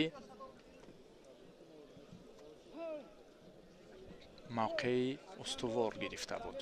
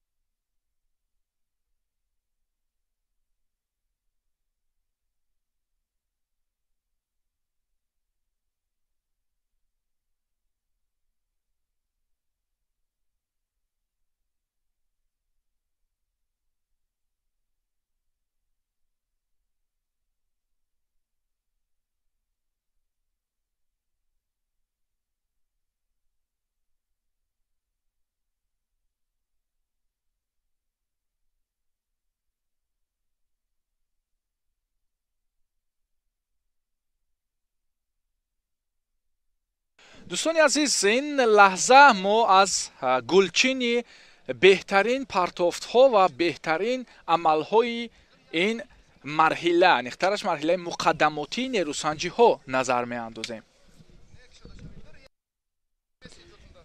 نه چندان وقتی بسیار دارد این حالت ها و البته که ما در کمترین مدت دیگر باره برمیگردیم. حالا باشد از شکوه خوب این مسابقه و از پرتافت های بهترین لذت ببرید.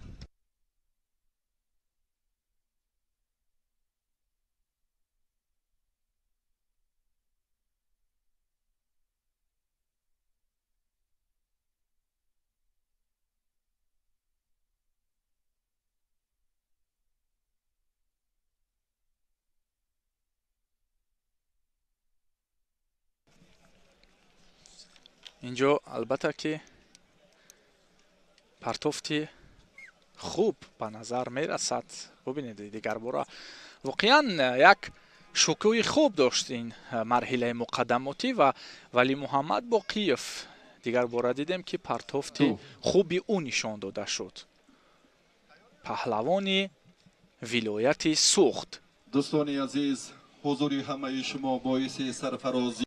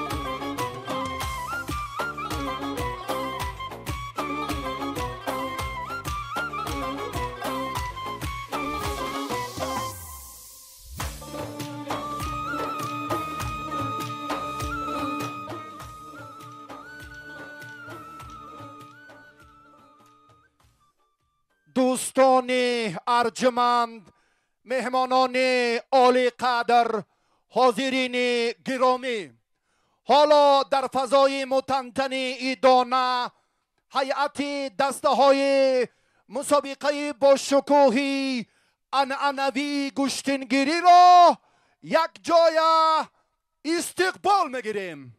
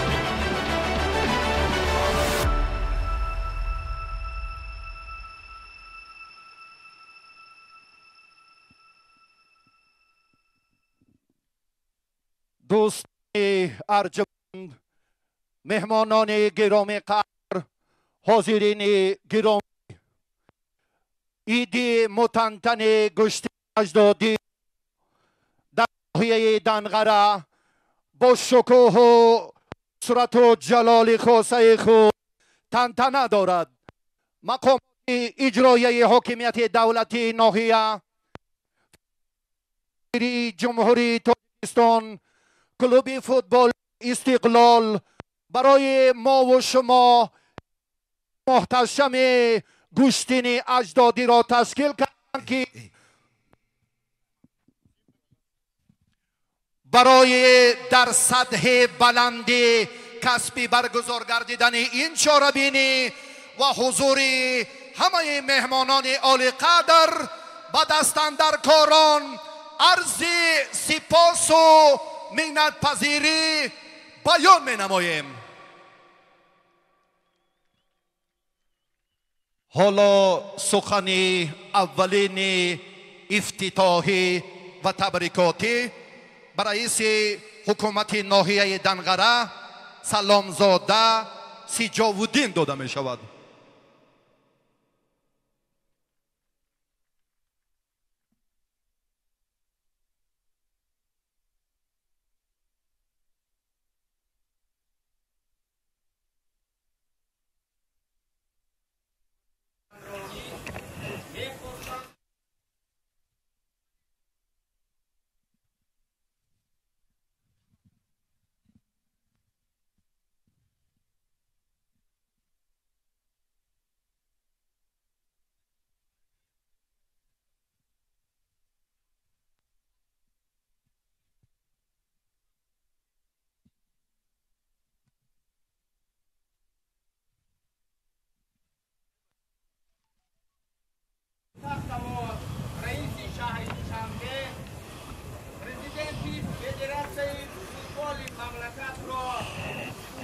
آیین با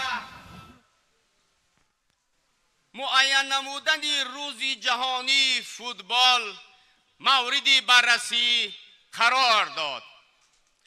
در اسامبله ژنرالی سازمان ملل متحد یک دلانه پیشنهاد محترم رئیس مجلس ملی مجلس عالی جمهوری تاجیکستان، رئیس شهر دوشنبه، پرزیدنت فدراسیون فوتبال مملکت محترم امام علی رحمان را، محترم رستم امام علی را قبول نموده روز 25 می را همچون روز جهانی فوتبال قبول کرد و در این باره قطعنامه مخصوص قبول کرده شد.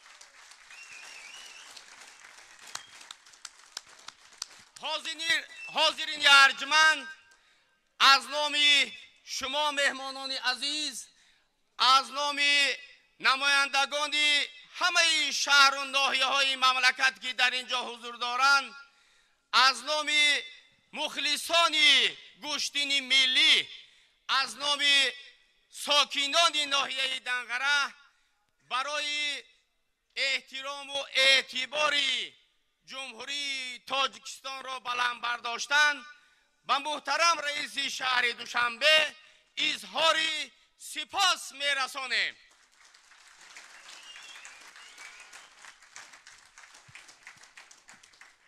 تشکر زیاد، شکرانه آسودگی، شکرانه آرامی، شکرانه سیاست سرور دولت، اساسگزار صلح و وحدت ملی، پیشوای معظم ملت محترم امام علی رحمان که وطنمان جایهای برگزاری چهاره‌بینی‌های بین المللی گردیده است.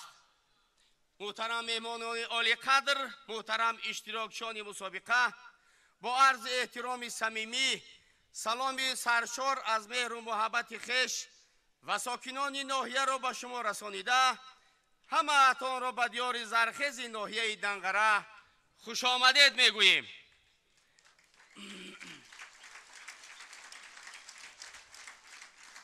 برای ما ساکنان افتخار است که جای برگزاری مسابقه بین المللی آید به گشتین ملی تاجیکی گشتینگیری ناحیه دنقره معین گردیده است. باید قید نماییم که گشتین ملی تاجیکی با شرافت دستگیری های رهبریت حکومت مملکت و پرزیدنت فخری فدراسیون آسیایی و اقیانوسی، رئیس مجلس ملی مجلس عالی جمهوری تاجیکستان، سرور پایتخت عزیزمان شهر دوشنبه محترم رستم امامعلی مقام بین المللی کسب نبود. در مسابقه امروزه مهمانان و ورزشگران از جمهوری تاجیکستان، فدراسیون روسیه، جمهوری اسلامی ایران، جمهوری های ازبکستان، ترکمنستان و قرقیزستان اشتراک دارند. من از نام خود، از نام ساکنان و مخلصان گشتین ملی با رئیس شهر دوشنبه محترم رستم امامعلی و با پرزیدنت فدراسیون گشتینگیری بگیجان زاده لایق شو با تشکیل کنندگان و سرپرستان مسابقه اظهار سپاس می نمایم. محترم ورزشگران، غالب را میدان معین میکند. به همه شما برای رو کامیابی آرزومندیم. خوش آمدید به ناحیه دنقره.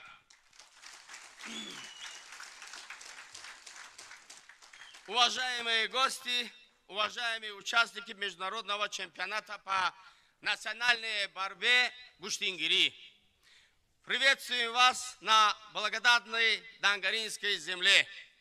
Искренне рады, что именно нам выпала честь провести соревнования такого уровня. Мы рады, что при поддержке руководства правительства нашей страны и почетного президента Федерации гуштингири на Азиатско-океанском континенте, председатель Национального совета Высшего собрания Республики Таджикистан, председатель города Душанбе, многоуважаемый Рустам Эмомали, этот вид спорта признан международным. И в нашем районе собрались сильнейшие спортсмены этого вида спорта из Республики Таджикистан, Российской Федерации, Исламской Республики Иран, Республики Узбекистан, Туркменистан, Кыргызстан, а также судей и тренеров. И сегодня Дангара превратился центром этого популярного вида спорта. От имени жителей Дангаринского района благодарю всех, кто приехал на соревнования, кто занимался организацией этого турнира и выступал его спонсором. Я имею в виду председателю города Душанбе, многоуважаемому Рустаму Эмомали и президенту Федерации по национальной борьбе гуштингири Бегиджонзода Луикшо. Не могу не поблагодарить болельщиков, которые приехали из разных уголков нашей страны и из-за рубежа поболеть за своих кумиров. Спасибо вам.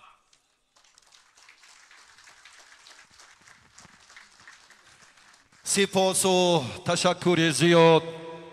دوستان ارجمند، مایه افتخار و سرفرازی است که امروز در بیش از 40 کشور سیاره گشتین ملی گشتینگیری را همچون نماد ورزش اجدادی مردم تمدن آفر تاجیک اعتراف کردند. سرور معظم ملت پرزیدنت جمهوری تاجیکستان محترم امامعلی رحمان، رئیس مجلس ملی مجلس عالی جمهوری تاجیکستان، رئیس شهر دوشنبه محترم رستم امامعلی در عنعنوی و جهانی کردن این ورزش اجدادی سهمشان بغایت بزرگ است که در تاریخ ورزش ملت این صحفات با حرفهای زرین درج گردیده است. حالا با کمال احترام از حاضرین خواهش میکنیم که برای قدرشناسی و صداقت وطنداری از جایهای خود برخیزم. سرودی ملی جمهوری تاجیکستان طنین انداز می‌گردد.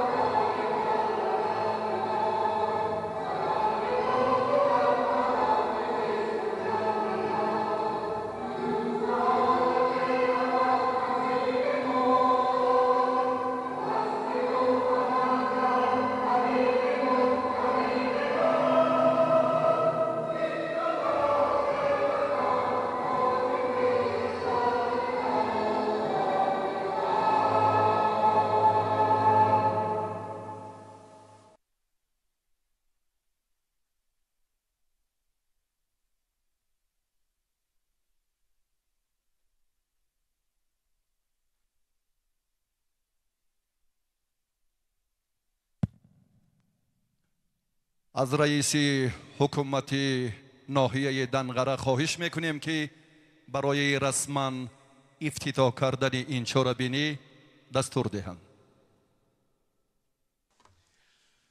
مسابقه انعنوی آید به گشتنگیری را رسما اعلان می‌نماییم. سپاس و تشکر. حالا برای گسیل کردن هیئت داوران و دسته هایی که در میدان حضور دارند موسیقی متنتن طنین انداز می‌گردد و مهمانان و هیئت داوران را به جایهای اولیه خود گسیل می‌کنیم.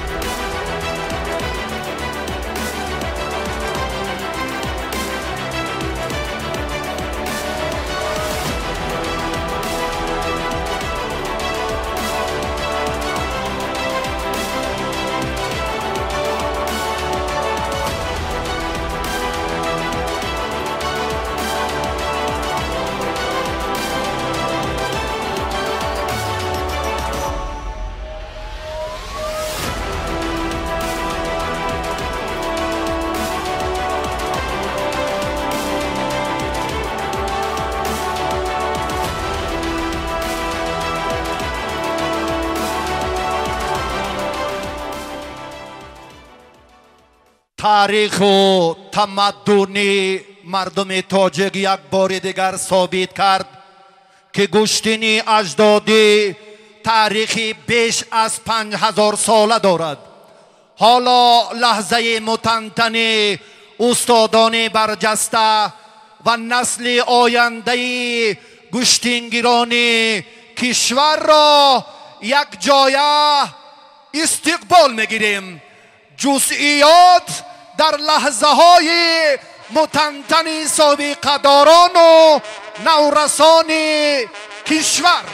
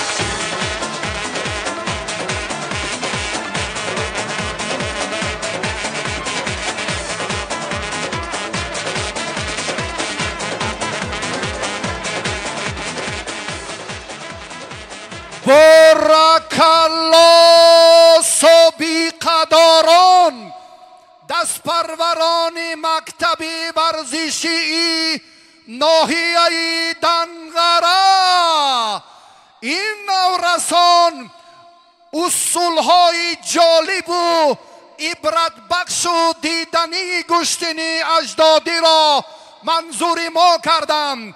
احسن و تشکر.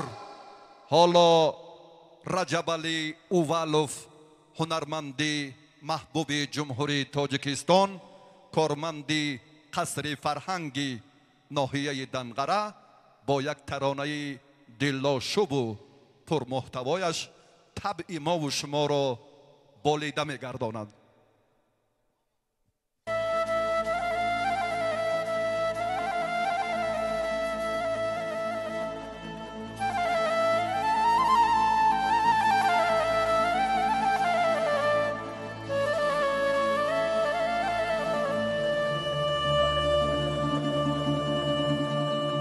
این نور خدا به این دیار آمده است، بر خدمت خلق نامدار آمده است.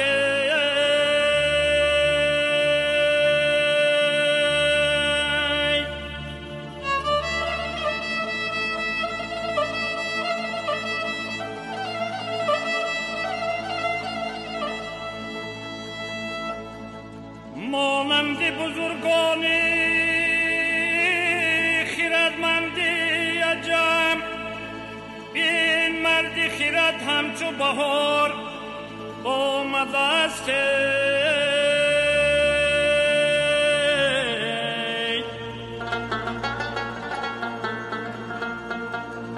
این مرد خرد همچو بهار آمده است.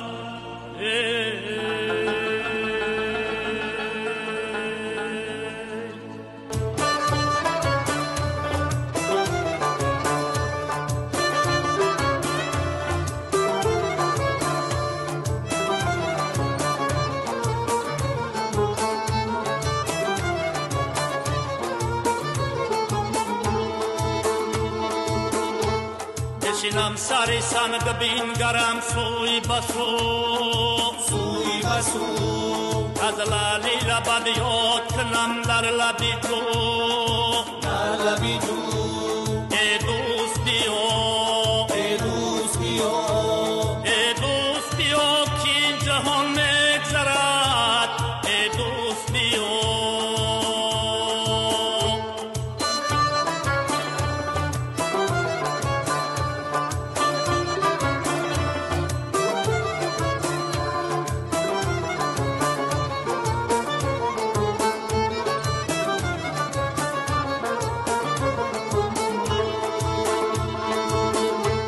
چشمان مرا کدام بدم آب برد، سبزک لبی تو مرا در آن خواب برد.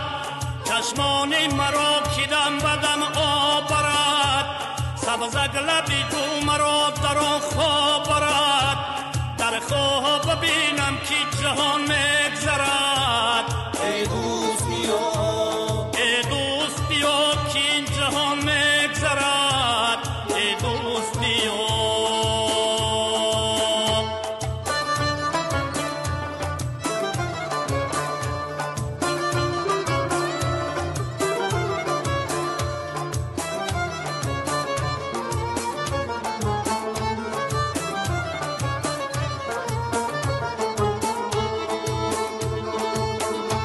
سبزی نبیا روی این سبزای تر، من باشم تو لبی تو یک بار دیگر.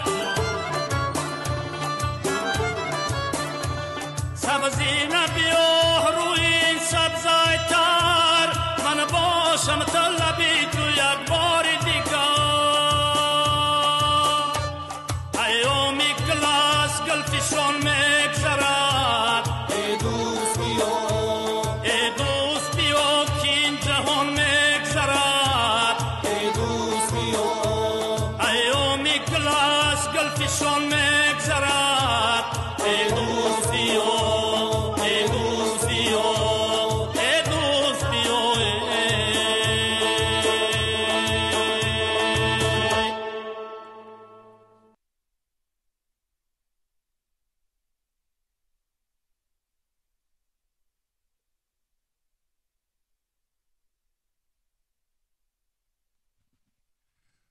دوستان ارجمند، با همین مراسم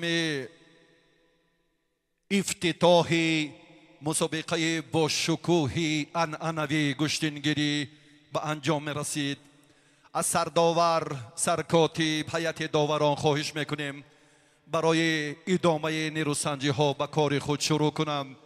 امروز چهره های نمایان کشورهای آسیای مرکزی، فدراسیون روسیه هم به تاجیکستان آمدند که در رفت قوازمایی های این مسابقات ما شاهد رقابت های خیلی پرشدت پهلوانان در 3 وزن خواهیم شد. مقامات اجرایی حاکمیت دولت ناحیه، کلوب فوتبال استقلال، فدراسیون گشتنگیری جمهوری تاجیکستان با مقصد باز هم رونق دادن این ورزشی اجدادی، رشد به میلان همین ساحه در تمام قلمرو کشور این اقدام نجیب و دوراندیشانه را هم عملی کردن که اطمینان قوی‌تر خواهد شد که برای مکمل گردانی چهره های اصیل و باز هم بهتر به میدان آمدن ورزشگران ناماشنا چنین چاره‌بینی ها مساعدت عمیق خواهد کرد. از جانب فدراسیون گشتنگیری جمهوری تاجیکستان هم این تصمیم روزهای نزدیک در ناحیه آوازدار ونج عملی می‌گردد و تدبیرهای سریع وقتی جهت باز هم عملی کردن برنامه رشد تربیت جسمانی و ورزش، کنسپسیون ملی انکشاف تربیت جسمانی و ورزش و رشد ورزش های سنتی خصوصا گشتن ملی گشتنگیری یک زمینه استوار فراهم خواهد شد. به ورزشگران برای موفقیت و از هیئت داوران بار دیگر خواهش میکنیم که به جایهای خود نشینم و کار را شروع کنم. از حضور مخلصان سرشمار که امروز وقت عزیز خود را دریغ ندانسته از تمام منطقه های کشور به دنقره آمدن، یک بار دیگر از نام دستاندرکاران این چاره‌بینی عرض سپاس و منت پذیری بیان میکنیم. امروز هم در حقیقت یک محبت خاصه مردم، توجه سرور معظم ملت که به ورزش اجدادی ما بیشتر گردید و عنعنوی و جهانی شدن گشتن ملی گشتنگیری که در طرح لباس های ورزشی هم رئیس شهر دوشنبه محترم رستم امامعلی خدمتی ارزنده کردن، ما به آرزوهای چندین عصره خود رسیدیم. تاجیکستان را در عرصه جهانی همچون صاحب این گشتن اجدادی الکی اعتراف کردند. به خاطر زحمت های سرور معظم ملت یک کفکوبی های صمیمانه ما و شما.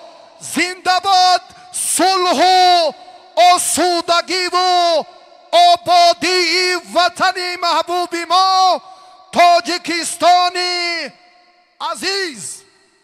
حالا داوران و پهلوانان ناماشنای این مسابقات به کار خود توجه بیشتر میکنم و به شما مخلصان اشهده گشتنی اجدادی، مهمانان والا مقام و عالی قدر، برای حضورتان عرض سپاس و تشکر میگویم. گیلمی رقمی 1 وزنی تا 65 کیلوگرم دعوت کرده می شود. نماینده جمهوری اسلامی ایران واحد بریمانلو، با نماینده شهرونمای تابع مرکز عظیم اسدов. با گیلمی رقمی 2 ورزشکارانی وزنی تا 86 کیلوگرم دعوت کرده می شود. فرهاد رحمتالله بیگ دوشنبه 2، ایلدانوف علیشیر ناحیه رشت.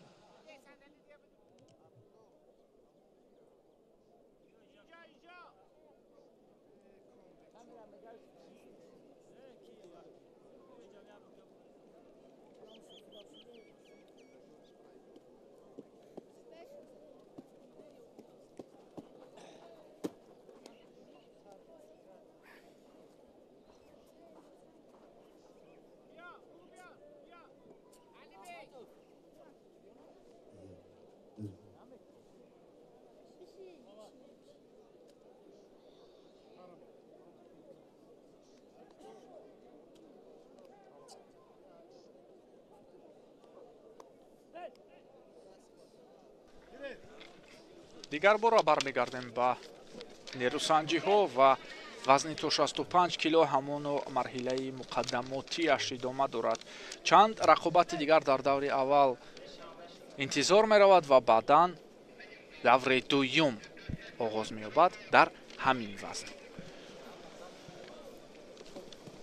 ин навбат воҳид бариманлоу аз кишвари Эрон бо яктаки сафед рӯи гилем омадааст ва Азим Асадов аз кишвари мо аст. рақиби паҳлавони эронӣ. баъди ин вохӯрӣ тайёринад варзишгарони вазни то 86 як партофтро оғоз кард ва намояндаи ҷумҳурии Тоҷикистон ҳоло боз ҳам остин бармезананд ва идома медиҳанд. Зиёдуллоев Аҳрор паҳлавонон аз пушти пой акнун кӯшиши варзишгари моро бубинед.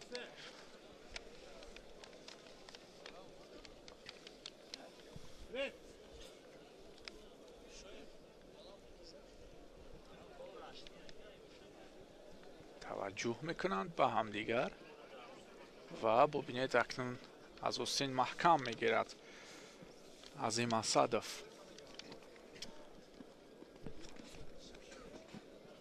кӯшиш аз ҳалоки дохилӣ ва ҷавобан як усулро бариманлу низ рӯи даст гирифт.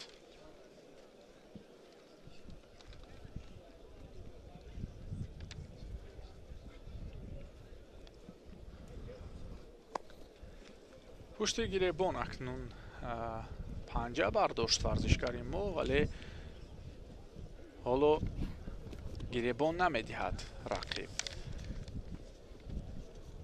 истодагарӣ мекунад ва сари зону нишаста. ин навбат акнун бубинед ки як партофти натиҷа бахшро анҷом медиҳад. дигар бора такрори ин наворро, такрори ин лаҳзаро дар навор мебинем.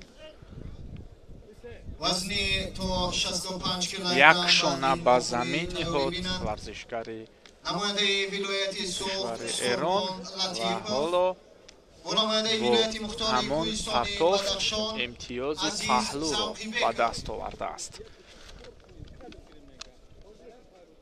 Азим Асадов дигар бора таваҷҷӯҳ мекунад ба рақиб ва боз ҳам пойзанӣ аз канор. Бариманлоу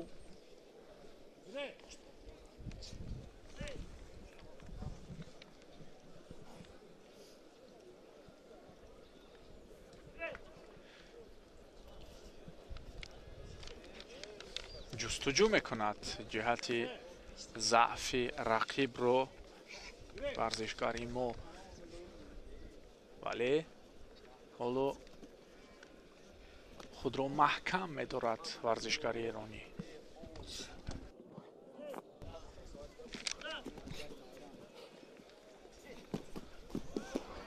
ва дигар бора бубинед ки паҳлӯи дигар ин бурди бариманлоу мешавад. ду паҳлӯ ба ҳалол табдил меёбад ва ин дар ин вохӯрӣ ғолибият насиби намояндаи ҷумҳурии исломии Эрон варзишгари эронӣ бахшида мешавад. ва дӯстони азиз, ҳамин гуна идомаи нерусанҷиҳо дар вазни то 65 кило ҷараён мегиранд ва даъват карда мешавад аз рафти идомаи ин нерусанҷиҳо ҳамкорам Сорбон Амонуллозода шарҳу тавзеҳ медиҳад.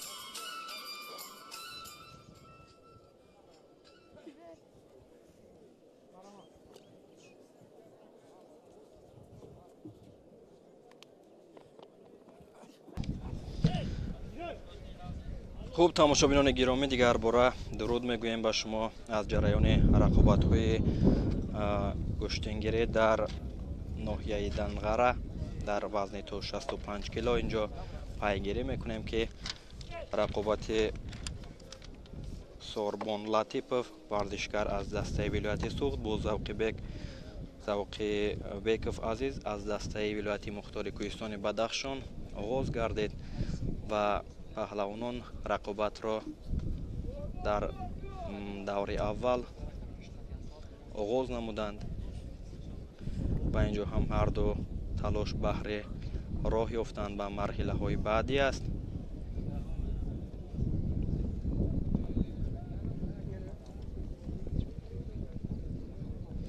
باید قید نماییم که سوربون لطیپوف یکی از چهره های و اینجا در اولین پایزنی که از جانب مخصوصا لطیپوف بود امتیاز بدن بها گذاری شد و اطراف هنرنمایی های سوربون لطیپوف حرف می‌زدیم که او در مسابقه های جهانی مخصوصا در چمپیونات جهان اومد به سنبای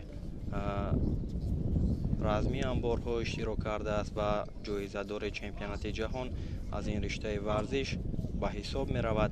در مسابقه های گشتنگیری هم ما هنرنمای این چهره را بسیار می دیدیم و بعد از یک انمان لحظه توقف از میدان های گشتنگیری دیگر برو به میدان برگشته است. دعوت کرده می شود حق نظر نظرف زیادولویف این اهرو. مسابقه گشتنگیری در ناحیه دنغره بهر به دست آوردن هزینه های افتخاری تلاش دارد و اینجا توجه میکنیم که چگونه در برابر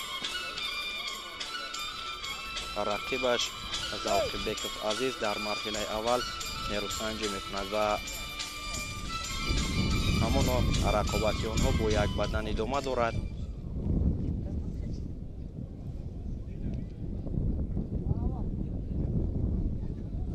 هر دو موقع خوب را پیدا کردنی هستند و الکی ذوق بیکوف عزیز هم موقع خوب را اشغال کرده است و زنمان گیربانی رقیب خوب داشته است و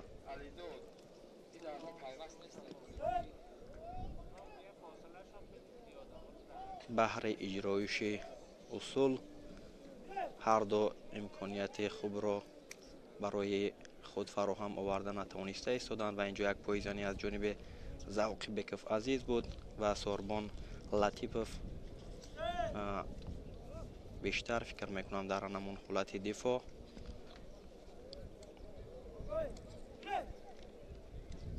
در اینجا قرار دارد و با نمون یک بدنی داشتهش قناعت میکند و اینجا آگاهی اول از جانب داور هم به او داده می شود.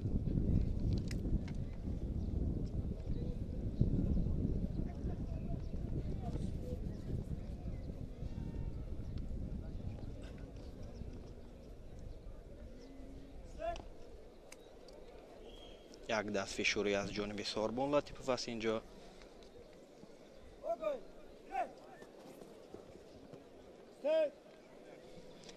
داور ایستد میگوید. وزنی تا 65 کیلوگرم بعدی واخوری تیاری بیند. با ذوق بیکوف عزیز هم آگاهی اولشون داده می شود و نماینده دوشنبه 2 ایندیبکی امیرشاه دقیقه 4 سبقت هم پشت سر می شود و با آنهمان یک بدنی که در لحظه های اول قوازمای سوربون لطیپوف به دست آورده بود همان رقابت این دو پهلوان ادامه دارد و اینجا یک پایزنی دیگر را سوربون لطیپوف انجام داد. کمتر از یک دقیقه باقی مانده است و در صورت به انجام رسیدن وقت این نیروسنجی سوربون لطیپوف با یک بدن غلبه را صاحب می شود.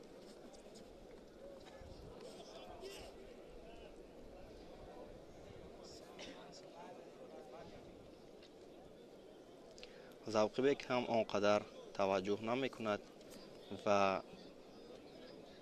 камтар аз 20 сония боқӣ мондааст, вале кӯшишҳои ӯ он қадар ба чашм намерасад.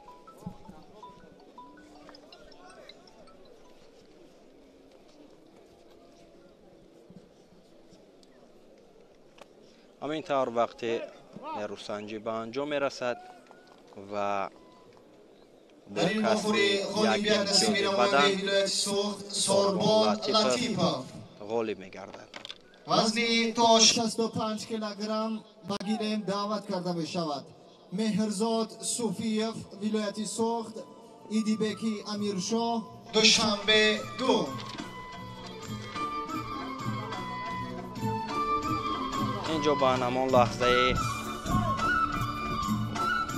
اصول انجام داده سورمون لطیفов توجه میکنیم که برایش امتیاز بدن آورد.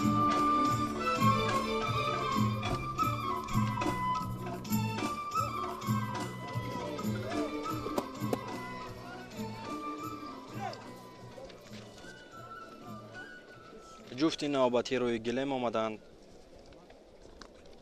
مهرزاد صوفیف از دسته ولایت سوخت و ایدیبک امیرشاه از دسته دوشنبه 2. بعد این واخوری تئوری بیند اودینایف حکیم ولایت سوخت. مهرزاد صوفیف یکی از چهره‌های بسیار هم شناخته در چی در گشتن ملی و چی در گشتن جدا به حساب می رود. جایزه‌دار گران پری دوشنبه در سال 2023 است و امروز در مسابقه عنعنوی گشتن ناحیه دنغره بهر به دست آوردن نشان طلا اینجا رقابت را در مرحله اول با ایدیبک امیرشاه آغاز نمود و باید قید نماییم که ایدیبک امیرشاه هم در همان سربازی قطاری در قسم حربی 54-53 وزارت کارهای داخلی در ادای خدمت حربی است و هنرنمایی شایسته او را هم روز 9 می در گشتن میدان جماعت دهاتی کنگورت ناحیه تیمورملک هم دیده بودیم و اینجا با مهرزاد صوفیف یک رقابت وزنی تا 65 کیلوگرم ارزنده نشان داده ایستاده است و به خاطر اکبرعلی کنجایف نادرست داشتن داور هم با آگاهی اول نشان داد و رقابت آنها با مرام ادامه دارد.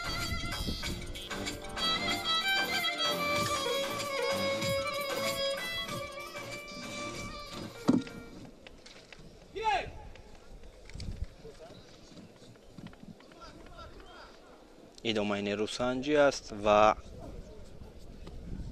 مهرزاد صوفیف موقعیت میجوید و میخواهد که یک حالت مساعد را فراهم بیارد و انجام اصول نماید.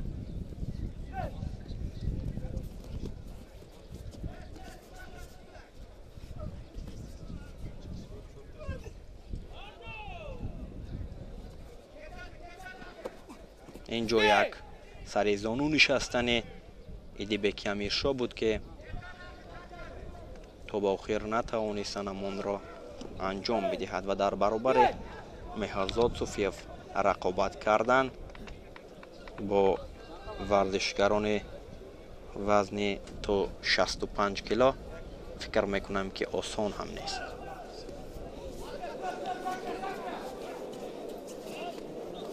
صوفیف اینجا خوب داشته است حرکت و یک سر زانو نشستن. ایدیبک هم اینجا کوشش میکند و داور اشاره میکند که ایستید.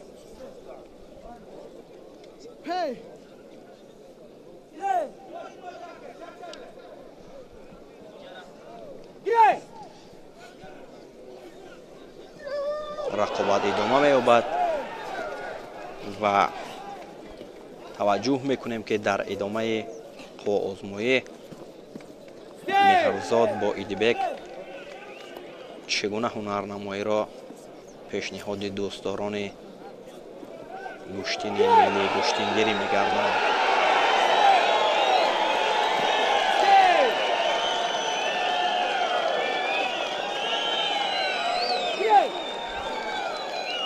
аз вақти қувваозмоӣ нисфаш пушти сар мешавад ва ҳамоно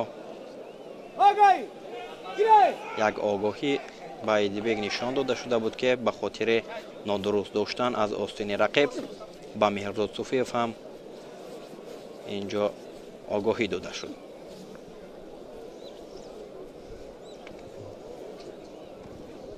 ҳаракат аз ҷониби Идибек.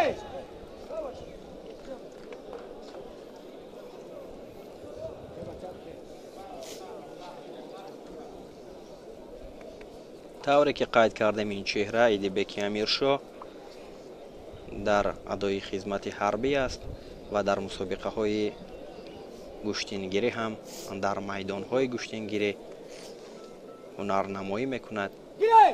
ҳунари шоистаи ӯро ҳам мо дар чандин майдонҳои гӯштингирӣ борҳо ҳам дида будем ва имрӯз бо Суфиев як рақобати арзанда нишон дода истодааст. дар рақобати ин ду ҷуфт ҳамоно баробарӣ ва инҷо як сари зону нишастани Идибек буд ки наздик буд барояш имтиёз биёрад.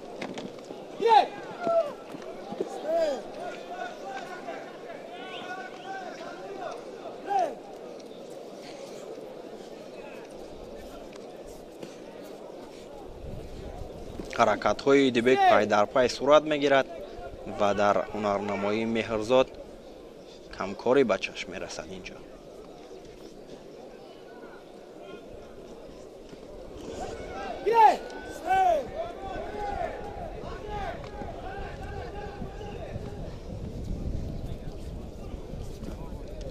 як усуле гӯем ки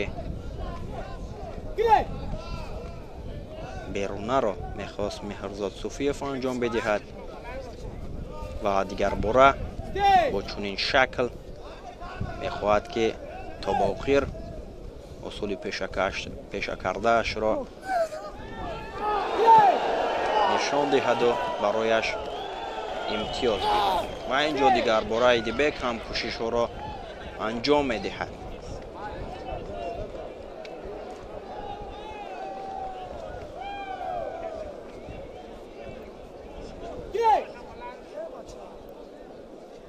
غالبیت نصیب نماینده جمهوری ва инҷо ترکمنستان Идибек زیادالله фаъол احمد аст. фаъолона мубориза мебарад дар баробари Меҳрзод Суфиев. ҳамин тавр фаъолии ӯро ба инобат гирифта довар огоҳии дуюмро ҳам ба Меҳрзод Суфиев нишон медиҳад ва аз лиҳози анамон огоҳӣ доштан Идибек пешсаф аст ва Суфиев бошад дар идомаи нерӯсанҷӣ ки як дақиқаи дигар боқӣ мондааст бояд фаъолиро дар ихтиёр гирад, чунки огоҳии навбатӣ ӯро аз идомаи қувваозмоӣ маҳрум мекунад. сабқат идома меёбад.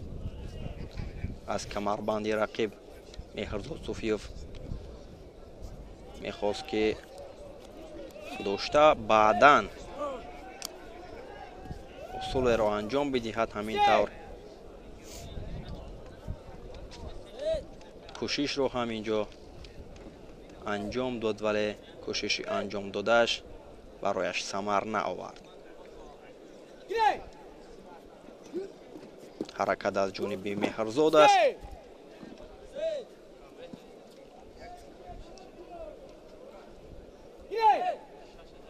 дар лаҳзаҳои охири қувваозмоӣ ҳам Меҳрзод фаъол мешавад. ҳаракатҳои пай дар пайро анҷом медиҳад дар баробари Идибеки Амиршо ва ҳарду ҳам аллакай ва инҷо як сари зону нишастанҳои Идибеки Амиршо бисёр хатар дорад. чандин маротиба бо чунин шакл Идибек сари зону менишинад ва наздик аст ки рақибро душон аз замин биёрад.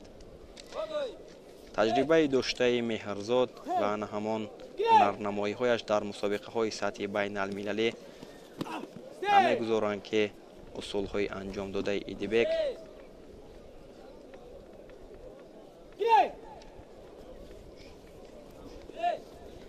ӯро аз идомаи сабқат то ин лаҳзаҳо маҳрум гардонад.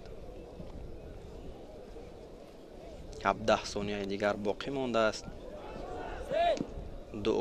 ду огоҳиро довар ба Меҳрзод нишон додааст ва як огоҳӣ ба Идибек ҳам нишон дода шудааст ки идома меёбад нерӯи шанҷӣ. Меҳрзод кӯшиш мекунад, пай дар пай мехоҳад усулро анҷом бидиҳад. Тураев Hikmatullo, Ҷумҳурии Ӯзбекистон. Лоиқов Мизробшоҳ, Ҷумҳурии Тоҷикистон. Идибек ҳамон сари зону нишастанаш бисёр олӣ аст. Дар ҳолати рӯбабоғ қарор дорад Меҳрзод Суфиев. аз ин лиҳоз ҳаракатҳояш пай дар пай аст ва кӯшиш карда истодааст ки ҳадди ақал рақобатро ба вақти иловагӣ бибарад. ҳамин тавр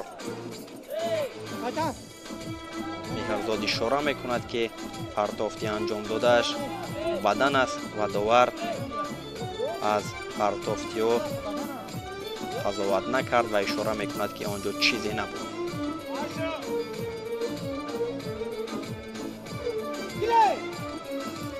вақти асосии нерӯсанҷӣ ҳам инҷо ба поён расид ва акнун дар ин вохӯри ғолибият насиби намояндаи душанбе ду Идибеки Амиршоҳ гӯем ки огоҳӣ ғалаба насиби Идибеки Амиршоҳ шуд ва яке аз нафарони арзандаи ин вазн Суфиев Меҳрзод дар рақобати аввалинаш шикаст мехӯрад ва аз идомаи нерӯсанҷиҳо бенасиб мемонад. даъват карда мешавад Кенҷаев Акбаралӣ, Баротов Алишер. ҷуфти навбатӣ ба майдон даъват карда мешаванд. Акбаралӣ Кенҷаев ва Алишер Баротов ки Акбаралӣ бо анамон либосҳои сафед ва Алишер бо либосҳои сабз аз рӯи гиле меоянд. Акбаралӣ дастаи Федератсияи гӯштингирии Тоҷикистонро намояндагӣ мекунад ва Алишер Баротов бошад дастаи Хатлон 1-ро.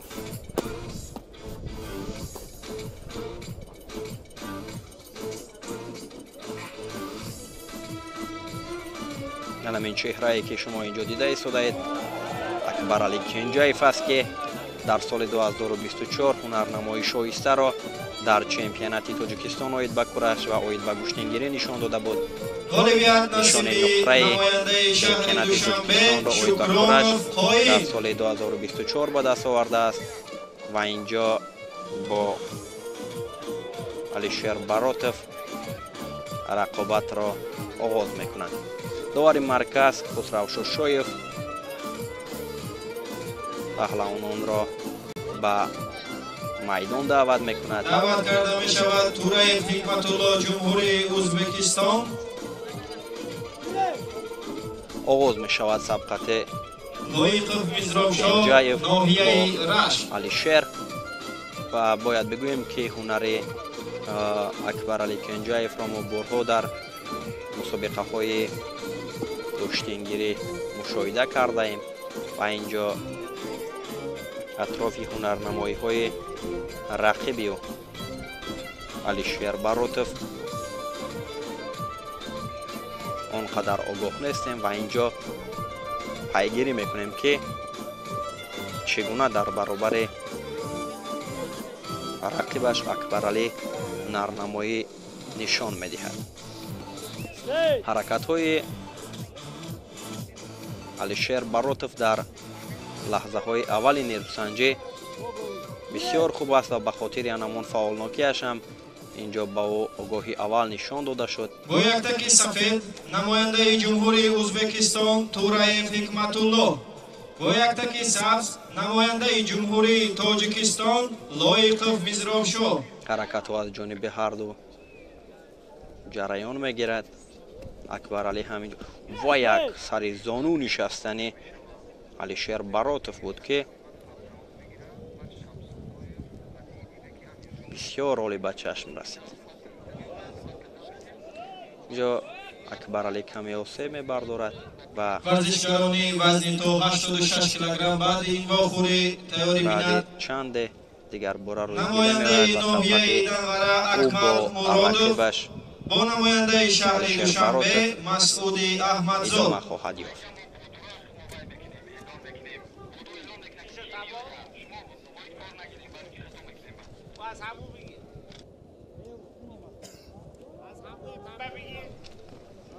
инҷо пирони рӯзгордида ҳам барои тамошо ва дастгирии паҳлавонон ташриф оварданд ва паҳлавонони писандида ва паҳлавонони махсусан Тоҷикистонро дар ин майдони гӯштингирӣ дастгирӣ карда истоданд.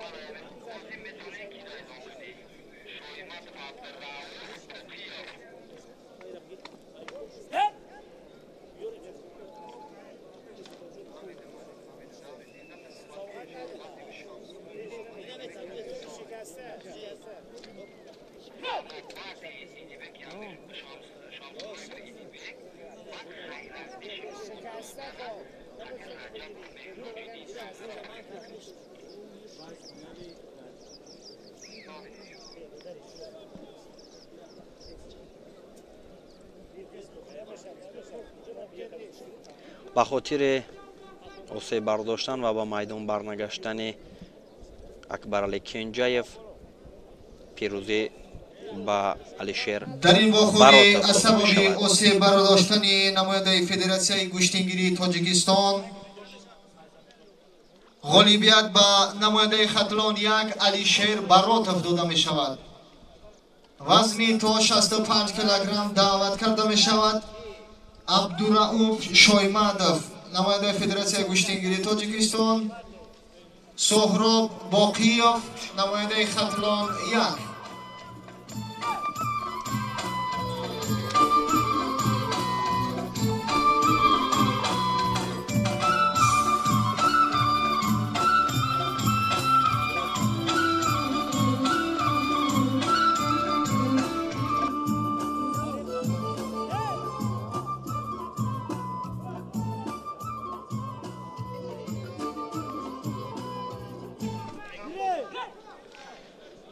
акнун рақобатҳои даври дуюми вазни то 65 кило оғоз мешавад ки Суҳроб Боқиев рақобатро бо рақибаш инҷо оғоз намуданд. доир ба ҳунарнамоиҳои Суҳроб Боқиев ҳамагӣ огоҳ ҳастанд ки чӣ гуна ҳунарнамоӣ мекунад ва ҷоизадори ва инҷо як партофти як пойзании бисёр олӣ аз ҷониби рақиби Суҳроб инҷо буд ки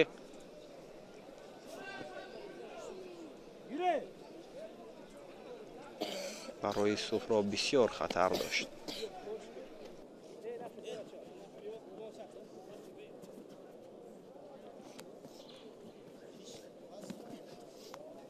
вазни то 65 килограмм баъди ин вохӯрӣ тайёрӣ бинад. идома меёбад намояндаи ноҳияи Данғара Суҳроб ҳам инҷо ва инҷо як партофти бисёр олӣ буд ки дар анҷоми вақти асосии дақиқаи аввали вақти асосӣ буд ин партофти Суҳроб ки аз ҷониби довар паҳлӯ баҳогузорӣ шуд.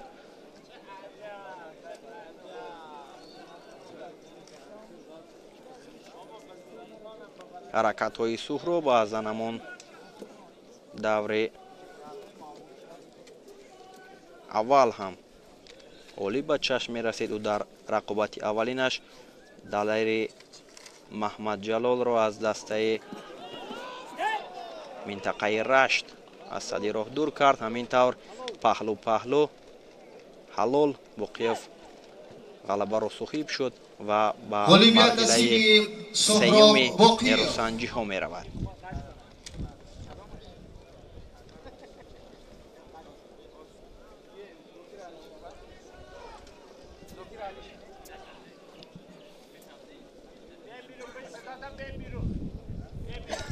اینجا حرکت‌های سهراب رو توجه میکنیم که همکارمون شاهرخ سعید مرادزاده اینجا نمایش میدهد. محمد شمس‌اللهیف با نماینده دسته دوشنبه ایدیبکی امیرشاه.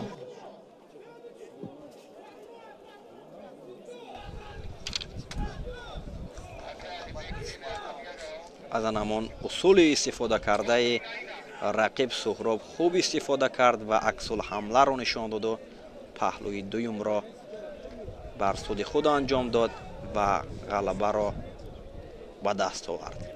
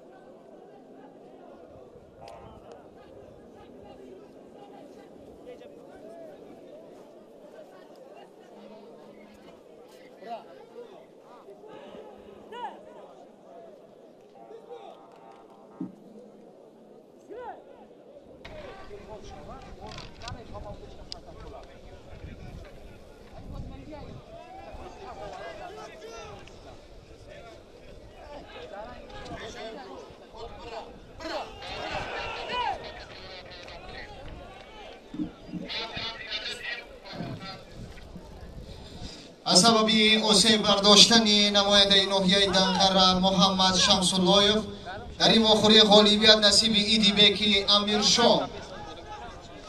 همین طور در دور دوم هم ایدیبکی امیرشاه با خاطر اوسه برداشتن حریفش مستقیما غلبه را به دست آورد و به دور سیومی نیروسنجی ها می رود.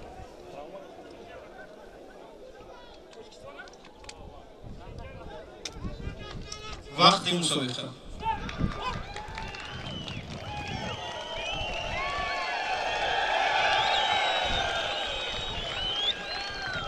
وزنی تا 65 کیلوگرم دوری سیوم بگیریم دعوت کرده می شود غالبیت نصیب نماینده جمهوری تاجیکستان میزروفشاه لایقov.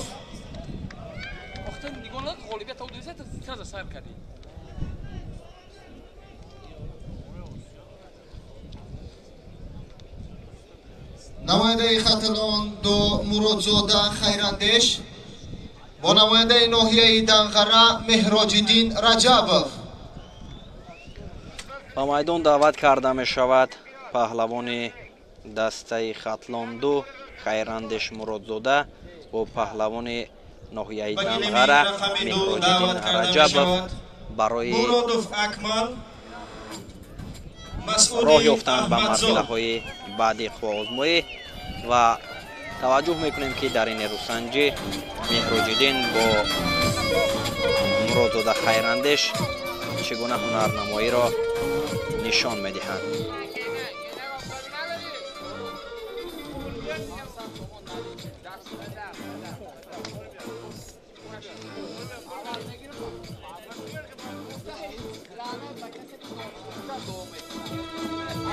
با یک تکی سفید نماینده ناحیه دنقره مرادov اکمل با یک تکی سبز نماینده شهری دوشنبه مسعودی احمدزاد.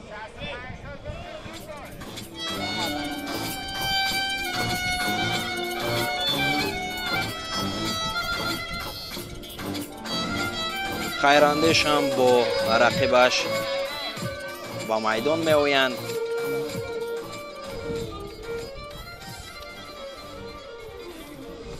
خیراندیش با یختک سفید و رقیبی او باشد با لباس های سبز رقابت را آغاز می کنند.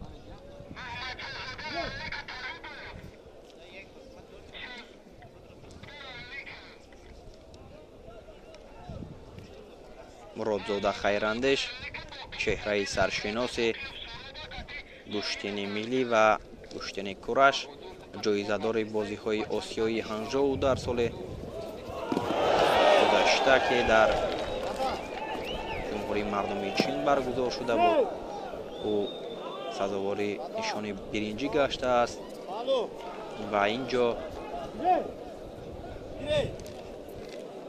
дар рақобати дуюмаш бо раҷабов меҳроҷиддин сабқатро оғоз карданд. ҳунарнамои хайрандеш муродзодаро мо дар ҷоми раиси шаҳри душанбе оид ва гӯштингирӣ дар соли 2024 ҳам дида будем ки ҳунарнамои шоиста нишон дода буд, ба марҳилаи финалӣ роҳ ёфт ва нишони нуқраро моли худ карда буд ва инҷо ҳаракат аз ҷониби меҳроҷиддин пойзаниҳои ӯ сари зону нишастани ӯ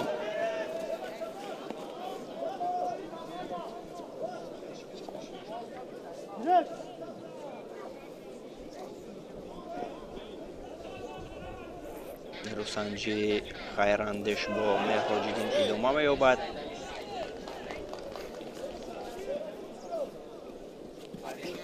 ҳаракат аз ҷониби хайрандеш аст.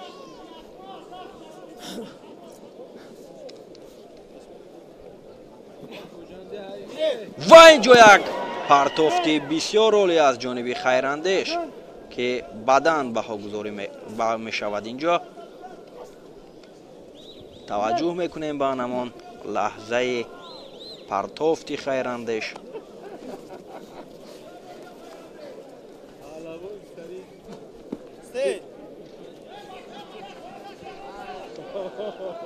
ورزشکارانی وزن تا 86 کیلوگرم بعد این وفوری تئوری بینند. و اینجا دیگر باره صدیرов سمندربek امتیازی بدن را хайрандеш انجام می‌دهد. حرکت‌هایش بسیار خوب است و داور اشاره می‌کند به مهراج‌الدین رجبов که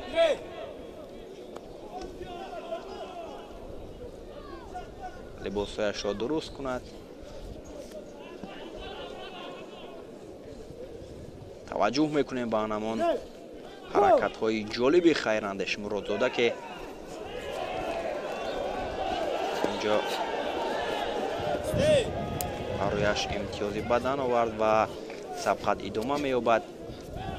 از پسگیر بون داشتن خیرندش هم بسیار خطر دارد برای مهراج‌الدین. حرکت های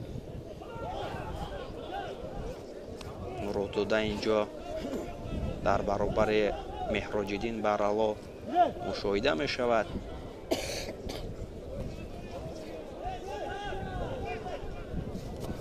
حرکت از جانب مهراج‌الدین و خیرندش هم دیگر باره می خواهد که همون اصول پیشه کرده‌اش را انجام بدهد و قبل از انجام وقت غلبه را بر سود خود به انجام رساند.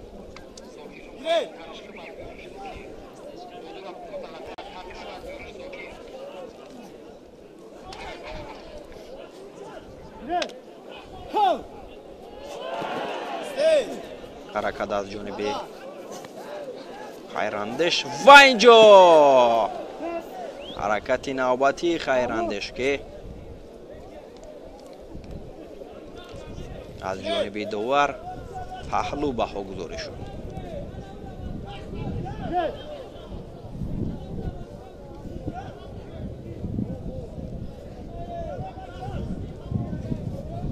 خیرندش با هنرنمای ارزنده‌اش در این دور هم پیشصف است با یک امتیاز پهلو و دو امتیاز بدن و پیش می رود و مهراج‌الدین هم محمد خواجه‌زاده اسکندر منطقه رشت حسنов مصطفی نماینده دوشنبه یک کرده ایستاده است چون که حرکت ها بیشتر از جانب خیرندش اینجا به چشم می رسد.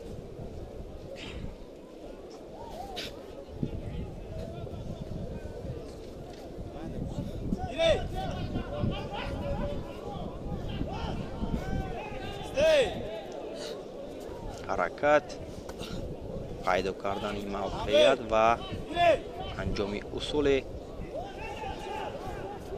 паҳлавононро интизор ҳастем, ки чӣ гуна дар идома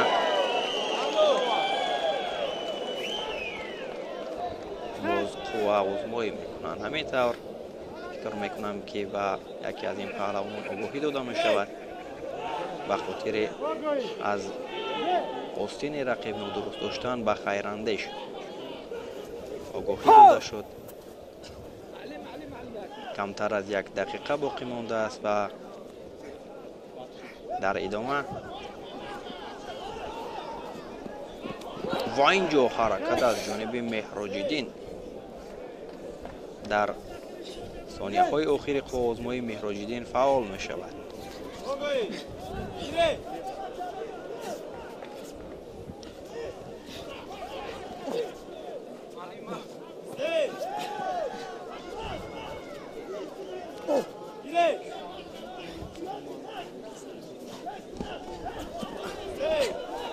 ва ин ҷо як усули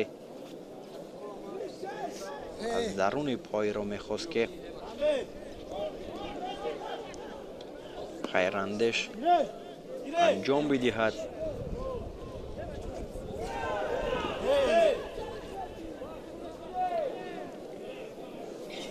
ҳамин тавр вақт оҳистагӣ пушти сар мешавад ва бо як паҳлу ва ду бадан хайрандеш мурод дода ғалабаи навбатиашро дар این واخوری غالبیت نصیری مرازاده خیرندش نماینده خبرنامه و در این واخوری غالبیت نصیبی مسعود احمدزاد شهر دوشنبه.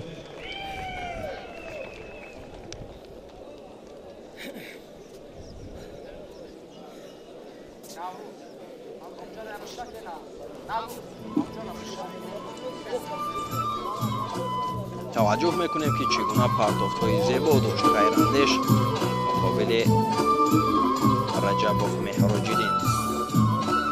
ببینید که بسیار عالی حرکت دارد خیرندش مرادزاده.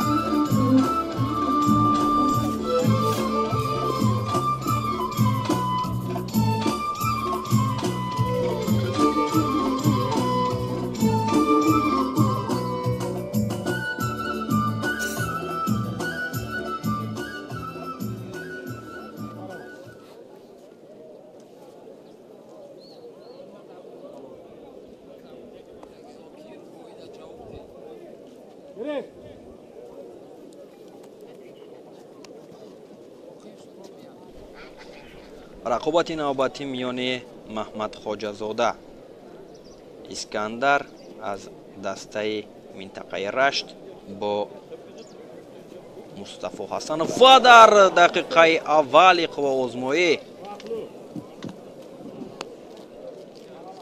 حرکت عالی رو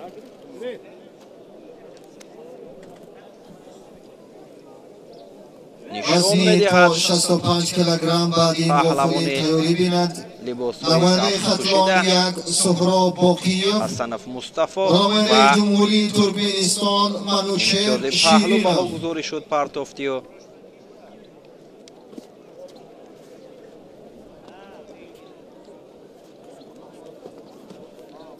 مصطفی دسته دوشنبه یک رو نمایندگی میکند و اینجا در سبقات اولینش ابو نصر عزت‌الله‌زاده را از دسته دنغره شکست داده بود و در این روسنجی هم حرکت غالبیت نصیبی نماینده دوشنبه یک مصطفی حسنov در لحظه های اولین روسنجی غلبه را بر سود خود انجام داد و راهش را به مرحله بعدی هموار میکند.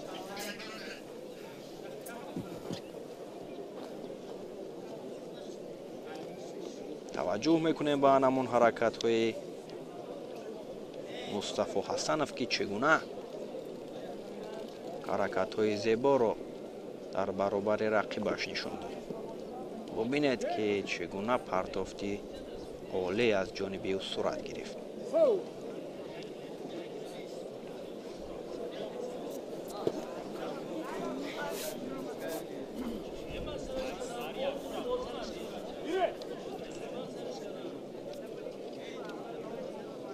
جفتی نوبتی سهراب باقیف با شیرینف منوچهر ورزشگر از کشور ترکمنستان رقابت را آغاز کردند.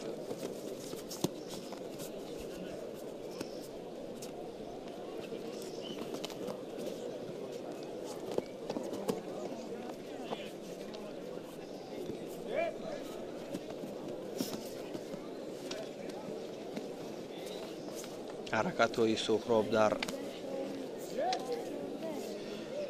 مرحله‌های قبلی هم بر اعلی زیبا صورت و اینجا چگونه یک پرتاف را سهراب باقیف در برابر منوچهر شیرینوف نشان داد که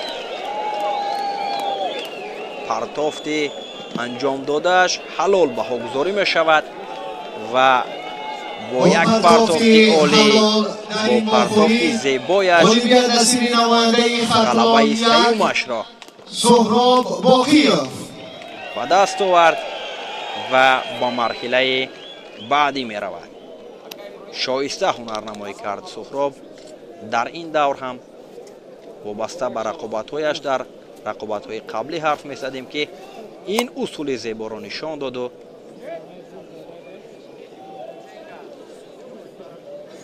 غلبه را بر سود خود انجام داد. نوارهای تکراری را توجه میکنیم که چگونه حرکتی زیبا، پرتافتی عالی و همان امتیاز لازمه رقابت را سهراب بر نفع خود انجام داد.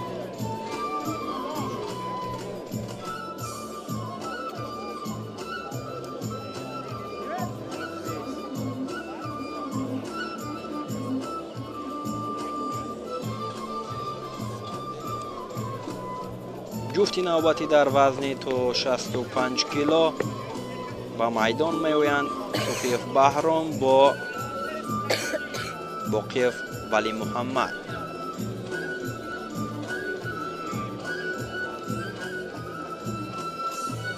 بهرام صفیف با لباس‌های سفید از دسته خطلاندو و ولی محمد باقیف با لباس‌های سبز از دسته ولایت سوخت اینجا هنرنمایی را آغاز میکنند. داوری مرکز سمندری محمدی اینجا اشاره میکند که گیرید و سبقت آنها آغاز می شود. هر دو هم هنر شایسته دارند. بهرام صفیف یکی از چهره هایی که در مسابقه های جمهوریوی هنرنمایی او را ما بارها مشاهده کرده ایم. در جام رئیس شهر دوشنبه هم در سال 2024 ارزنده هنرنمایی کرده بود. در مسابقه های چمپیونات تاجیکستان آید به گشتن جودو هم او هنرنمایی شایسته نشان می‌دهد. قهرمان تاجیکستان از رشته جودو باید وزن تا 65 کیلوگرم بعد این مخوری تیاری بیند.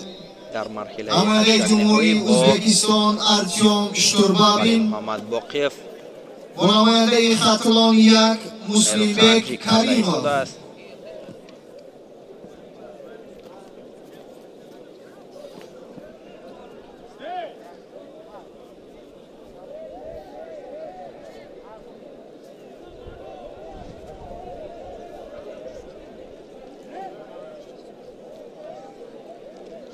هر دو کوشش میکنند و حرکت از جانب ولی محمد اینجا که پایزنی خوبی داشت.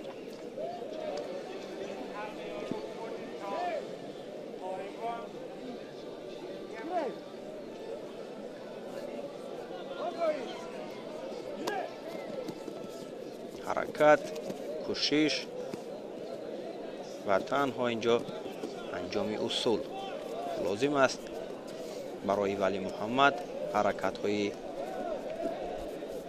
зебо нишон медиҳад ва кӯшиш карда истодааст ки так ҳаракати зебояш ва инҷо ҳамин тавр мешавад ки баҳром суфиев аз анамон ҳаракати вали муҳаммад боқиев истифода кард ва аксулҳамлаи ӯро мо дар лаҳзаҳои такрорӣ таваҷҷӯҳ мекунем ки фикр мекунам инҷо имтиёз бадан набуд ва хоҳиш карда мешавад ки дигарбора анамин наворҳои такрориро ба мо нишон бидиҳанд чунки аз ҷониби довар имтиёз бадан баҳогузорӣ шуд ва мо интизори лаҳзаҳои такрорӣ ҳастем ки инҷо партофти баҳром суфиев имтиёзаш чӣ буд.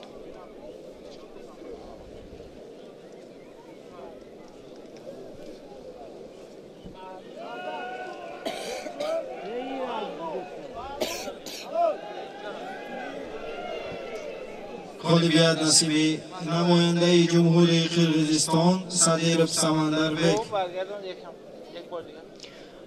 باری دیگر خواهش میکنیم که انامون لحظه پرتافتی انجام داده بهرام صوفیف نشان داده شود و داوران هم بگیلیم دعوت کرده می شود پرتافتی و نماینده شهر دوشنبه شریف تویچی بک با نماینده شهر نوایی توبه مرکز سید اکبر ابراهیم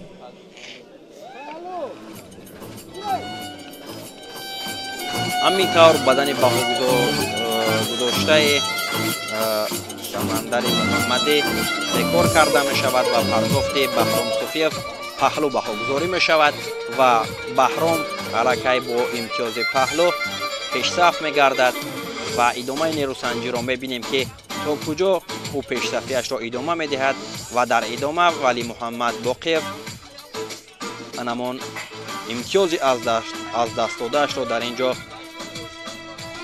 برابر کرده می تواند یا اینکه نه حرکت ها از جانب ولی محمد است اینجا که کوشش های زیاد میکند در ادامه نیروسنجی چون که در صورت به انجام رسیدن وقت با این امتیازی از دست داده‌اش او مغلوب میگردد. یک پایزنی از جانب ولی محمد حرکت های هر دو هم در اینجا و بهرام هم میخواهد اینجا اصول انجام بدهد.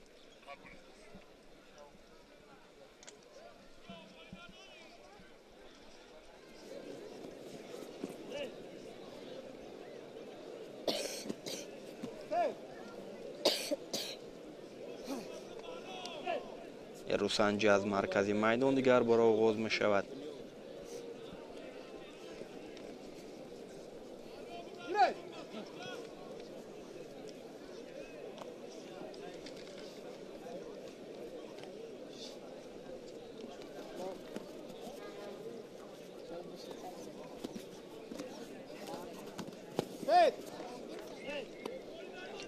صوفیف در رقابت اولینش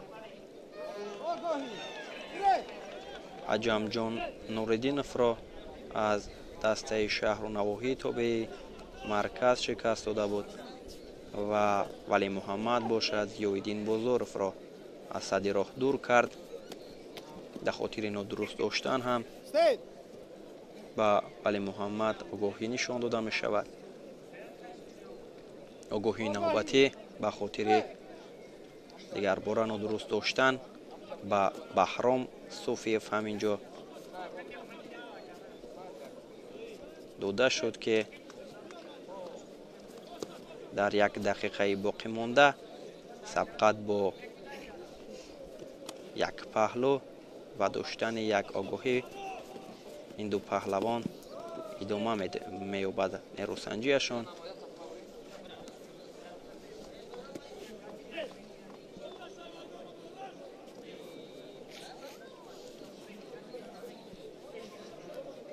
баҳром ҳам бо анамон имтиёзи ба даст овардаи паҳлӯе ки дар оғози сабқат дошт, фикр мекунам ки қаноат кардани аст, чунки ҳаракатҳо дар лаҳзаҳои охир аз ҷониби ӯ кам ба чашм мерасад.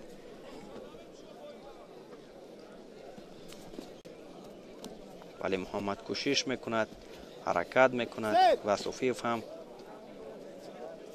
дар баробари ӯ хуб истодагарӣ карда истодааст.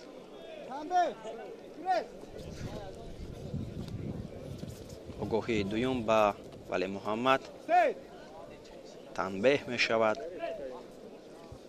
6 сонияи дигар ва ҳамин тавр бо як паҳлӯ баҳром Софиев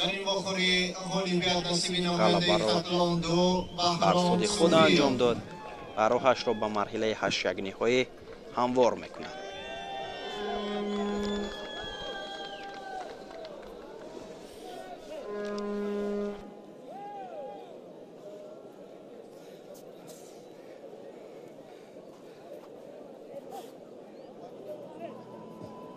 بگیریم دعوت کرده می شود نماینده جمهوری ازبکستان ارتیوم شتوربابین و نماینده جمهوری تاجیکستان مسلیمبک کریمov.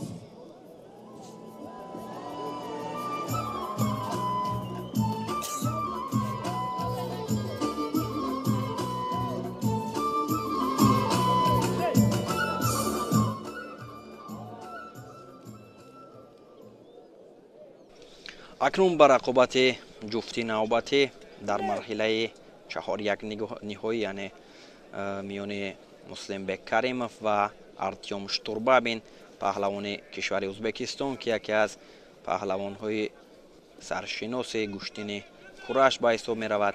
2 карат чемпиони ҷаҳон аз риштаи кураш аст ва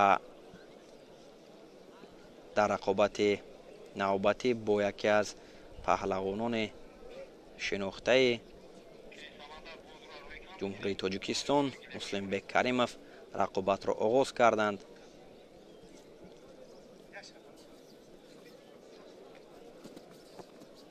ҳаракатҳои Муслимбек, як ҳаракати зебои ӯ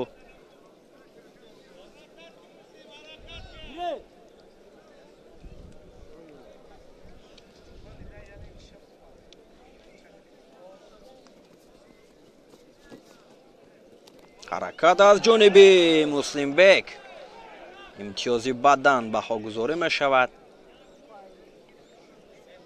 дар лаҳзаҳои аввали нерӯсанҷӣ ҳаракатҳои Муслимбек бисёр олӣ аст ва дар идома ҳам бо чунин шакл гӯштин гирифтанаш фикр мекунам ки барояш ғалаба меорад, чунки ӯ низ ҳунари шоиста дорад, арзанда ҳунарнамоӣ мекунад.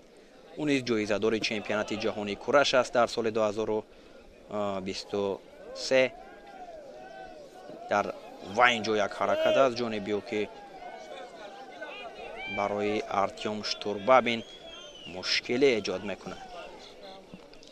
нишони биринҷиро дар чемпионати ҷаҳонии Ашқободу ба даст овардааст ва огоҳии аввал ба хотири камкорӣ аз ҷониби Хусрав Шошоев ба Артём Штурбабин дода мешавад.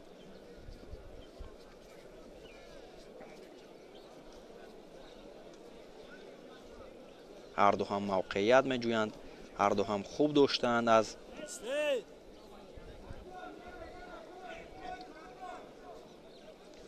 гиребони якдигар ва инҷо огоҳии навбатӣ ба Муслимбек дода шуд ва рақобат дигарбора аз маркази майдон ҷараён мегирад.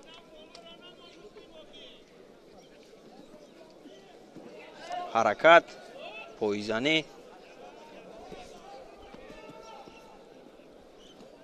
Штурбабин ҳам фаъол мешавад.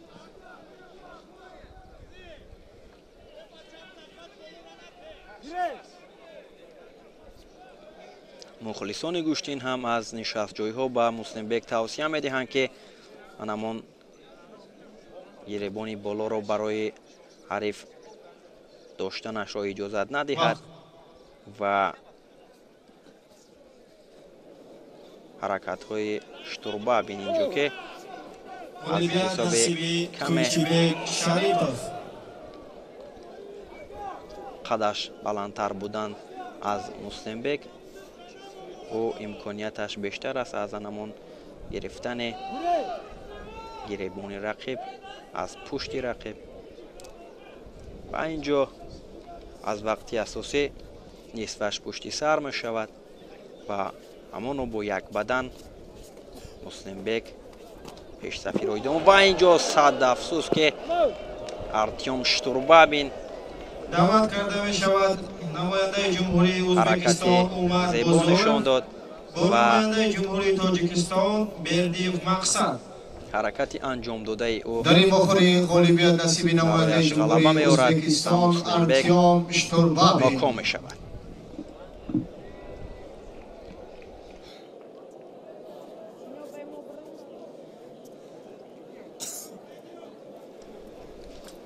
таваҷҷӯҳ мекунем ба анамон наворҳои такрорӣ аз ҳаракатҳои даъват карда паҳлавонон ки инҷо мешавад намояндаи имтиёзи ҷумҳурии бадан Тоҷикистон Муслимбек дода Сарвар шуда буд Абдушукуров ва бо намояндаи Федератсияи Россия Рамзан Исханов чоруми қоғозмоӣ ивази довари болои гилем истифода дар кардани дараҷаи байналмилалӣ Баҳодур даруни Ҳалимов пой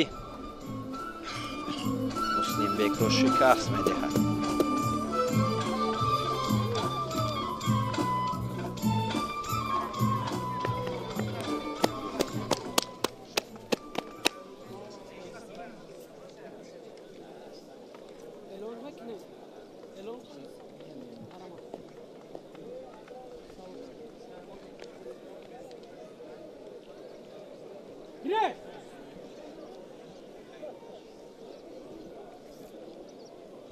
Абдушукуров Сарвар аз дастаи Душанбе бо Исханов Рамзан аз дастаи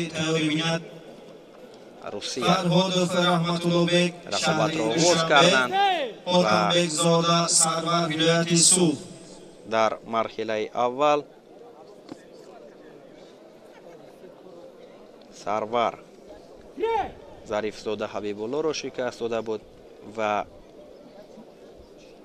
Рамзан Исханов Аҳком Мирзоевро дар даври аввал ноком карда ба ин марҳила расиданд. дар рақобати аввалинашон ғолибиятро дар баробари ин варзишгарон ба даст оварданд ва инҷо ҳаракатҳо аз ҷониби Сарвар ҳам буд.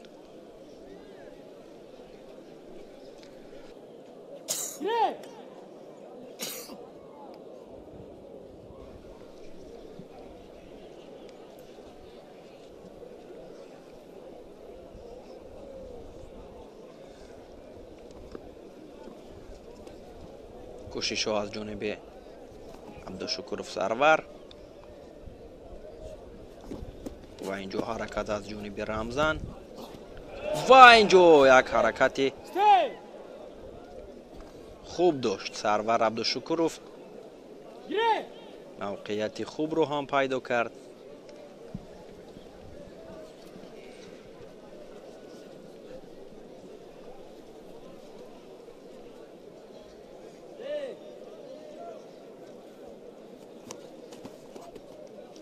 аз гиребони рақиб Сарвар хуб доштааст ва ҳаракат аз ҷониби ҳарду паҳлавон як зайл сурат мегирад.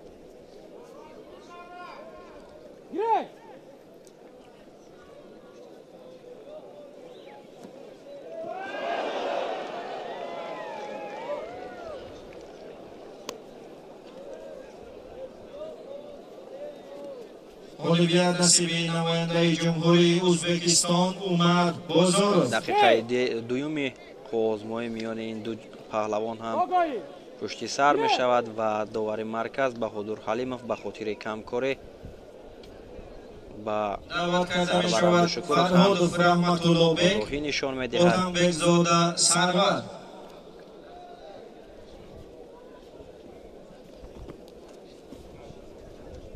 وزنی تا 65 کیلوگرم بعدی هر دو پهلوان تنها از نماینده جمهوری اسلامی ایران واحد بریمالو حرکت از جانب سرور بود. اینجا تنها کوشش کرده ایستادند که از زنمان گریبان و یا پس گریبان رقیب موقعیت بجویند و موقعیت های خوب پیدا میکنند و حرکت از جانبشان کم صورت میگیرد. اونقدر برای انجام دادن اصول تلاش نمیکنند این جفت و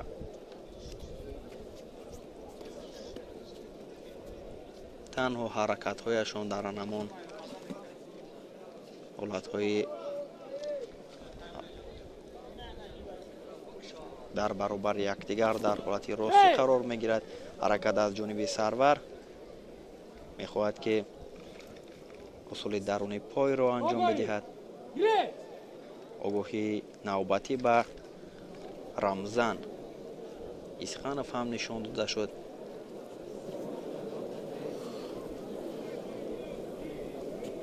کوشش و حرکت های سرور هم بعد آگاهی نشان دادن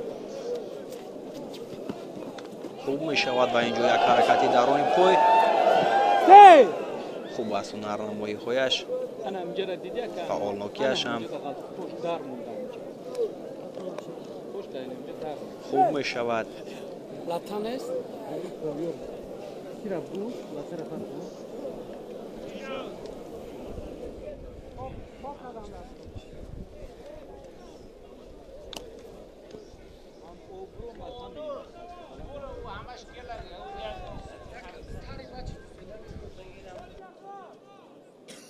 معلم همجا ریواز کردن در تتم شلیش کردن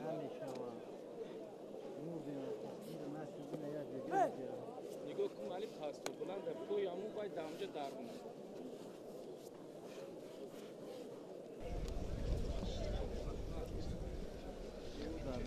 لحظه های تکراری از هنرنمایی های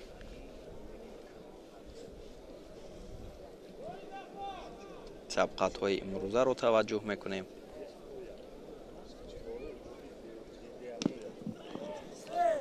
پرتافت های عالی که از جانب پهلوانان در سبقت های مقدماتی نشان داده شد و ادامه نیروسنجی میان رمزان اسخانوف و سرور عبدالشکورов جریان میگیرد. هر دو یک آگاهی از جانب داور به آنها نشان داده شده است و تا حال از این جفت کسی امتیاز اینجا بسیار عالی حرکت کرد سرور و امتیاز پهلو رو مال خود نمود و پیش صف می شود. بعد همان آگاهی نشان دادن به سرور حرکت ها و هنرنماییش بسیار خوب جریان گرفت و اینجا یک پایزنی از جانب رمزان ورزشکارانی وزن تا 86 کمتر از یک دقیقه و اینجا پرتافتی زیبایی که سرور عبدالشکورov داشت و با یک اصول بسیار زیبا توانست که غلبه را بر سود خود انجام بدهد و راهش را به مرحله بعدی در این هموار بخوری کند. المپیاد نصیب نماینده جمهوری تاجیکستان سرور عبدالشکورov. حرکتی عالی، هنرنمایی ارزنده، پرتافتی بهترین و غلبه زیبا به سرور عبدالشکورov. دعوت کرده می شود نماینده جمهوری اسلامی ایران واحد بریمالو ببینید که چگونه یک حرکت شایسته با نماینده جمهوری هنرنمایی زیبا را تاجیکستان سوربان لطیفه سرور عبدالشکورov در برابر رمزان اسخانوف پهلوان فدراسیون روسیه نشان داد.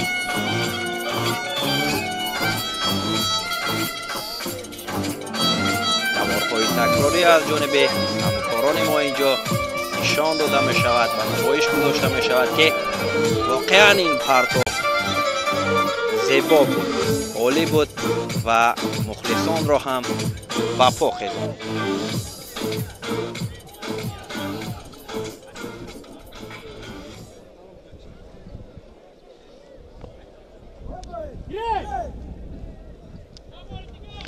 рақобати навбатӣ миёни Сорбон Латипов бо паҳлавони ҷумҳурии исломии Эрон Воҳид Бариманло оғоз гардид ки дар аввалин партофти доштааш Сорбон шоиста ҳунар намоӣ кард ва дар 16 сонияи аввали нерӯсанҷӣ дар баробари ин паҳлавони кишвари Эрон галабаро ба даст овард. Беҳтарин ҳунарнамоӣ шоиста. Сорбон Латипов. лаҳзаҳои такрориро таваҷҷӯҳ мекунем ки чӣ гуна Сорбон ҳаракати олӣ намуд ки ҳатто мо барои муаррифӣ ҳам имкон пайдо накардем. бубинед ки ҳаракати олии ӯ, партофти зебои ӯ таби мухлисони гӯштини миллиро дар ноҳияи Данғара болида гардонид ва ҳама барояш каф мекӯбанд. зебо ҳунарнамоӣ кард.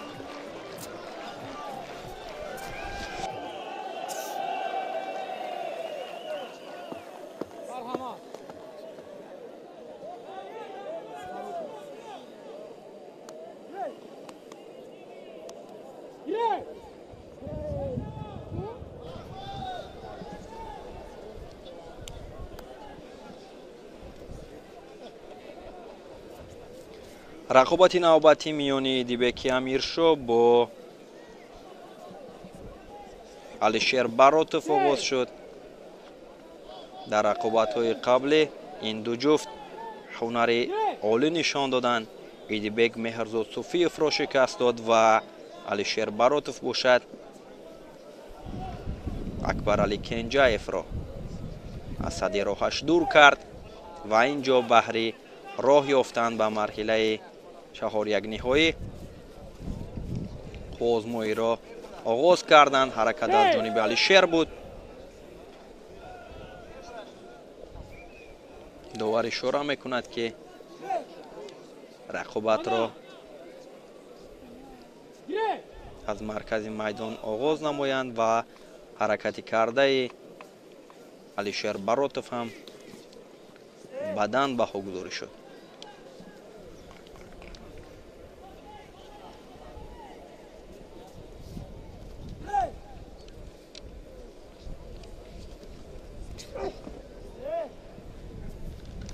ҳаракат аз ҷониби арду ҳам кӯшишҳо аз ҷониби ин ду паҳлавон.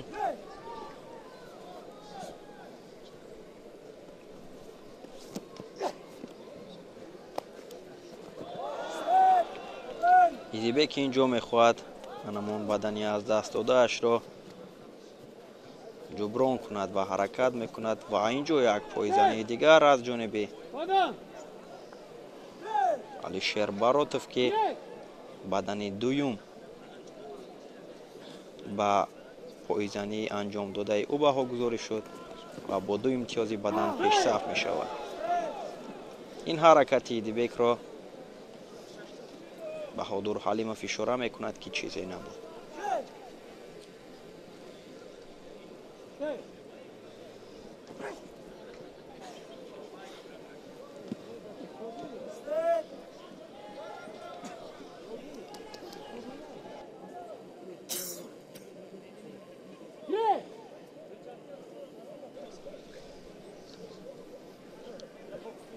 рақобат идома меёбад.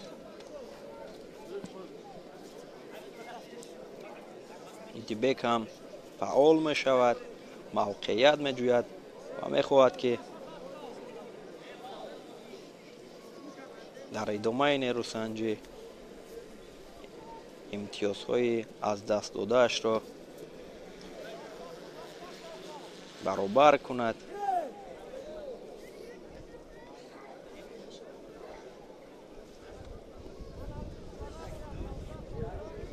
аз гиребони рақиб ҳам хуб доштааст Идибек ва ин ҷо сари зону нишастанҳояш ғолибият насиби намояндаи шаҳри Душанбе Фарҳодов Раҳматуллобек.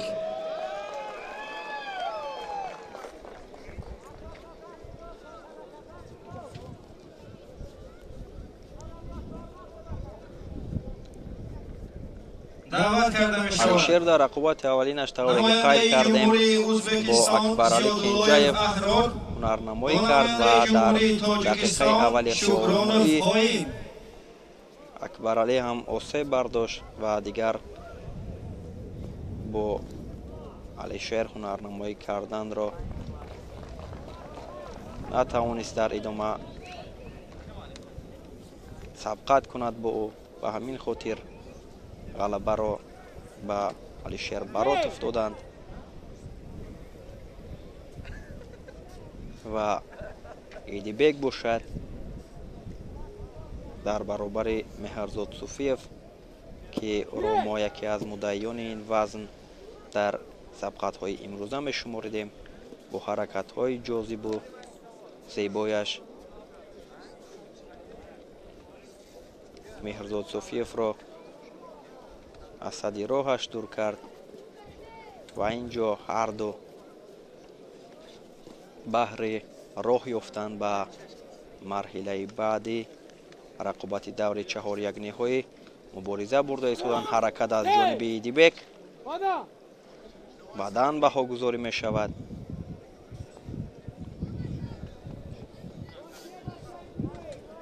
ду бадан Алишер дар ихтиёр дорад ва Идибеки Амиршоҳ ҳам касби имтиёзи бадан намуд.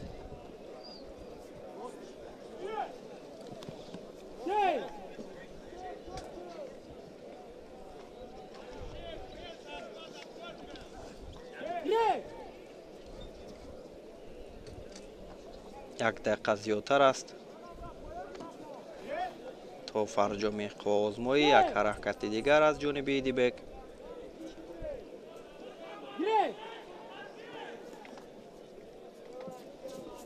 баъд ин вохӯрӣ тайёрӣ бинанд Лоиқов Мизровшоҳ Ноҳияи Рашт, Масъуди Аҳмадзод Душанбе 1. ба қавли бардуруғро инҷо истифода мекунад, зеро ки бо ду имтиёзи бадану пешсаф аст. ба хотири анамон нодуруст ҳаракат кардан дар рафти қувваозмоӣ огоҳӣ ба ӯ дода мешавад ва дар сурати ба анҷом расидани вақт ӯ ғолиб мешавад. ба ҳамин хотир бо ҳаракатҳояш бо анҷом додани усулҳои кардааш дар ин ҷо мехоҳад вақтро пушти сар кунад ва ғалабаро соҳиб шавад.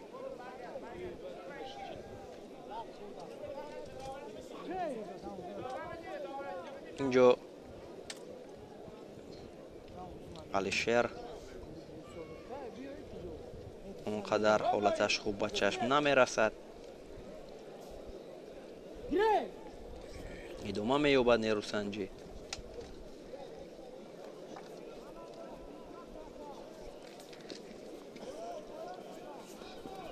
ҳаракат аз ҷониби Идибек.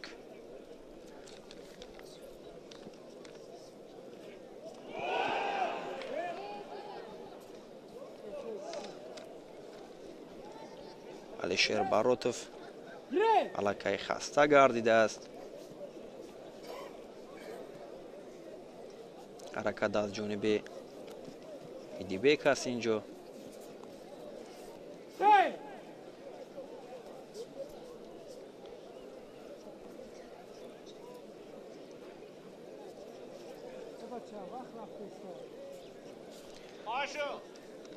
довар ишора мекунад ки бархез ба Алишер. ҳолаташ он қадар хуб нест ва доварон ҳам ишора мекунанд ки бархезад ва рақобатро идома медиҳад Алишер. як ҳаракати дигар.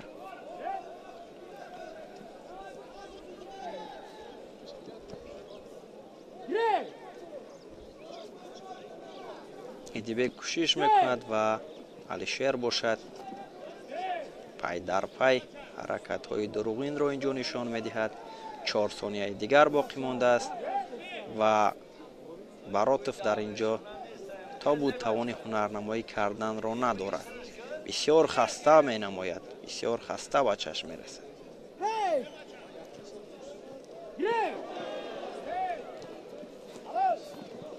инҷо як ҳаракати навбатӣ аз ҷониби Алишер ва вақт ба анҷом мерасад. Ғолибият насиби намояндаи ҷумҳурии Ӯзбекистон Зиёдуллоев Аҳрор. ҳамин тавр бо 2 имтиёзи бадан Алишер Баротов ғалаба мекунад ва ба марҳилаи баъдӣ меравад.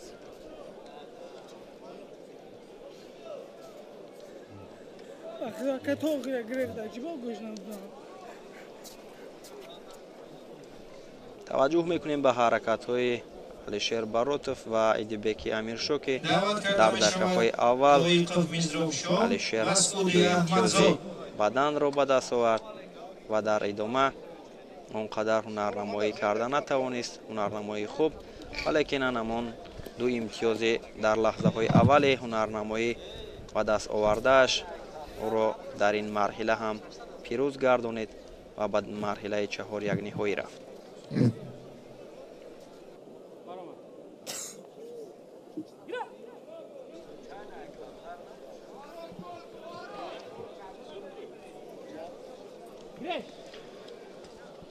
ҷуфти навбатӣ акнун даври 4 якниҳоӣ вазни то 65 килограмм Суҳроб Боқиев бо Баҳром Софиев ва инҷо як ҳаракат аз ҷониби Баҳром мазарат Суҳроб Боқиев бо яктаки сабз Баҳром Софиев баъдан баҳо гузошта мешавад ба ҳаракати Суҳроб Боқиев.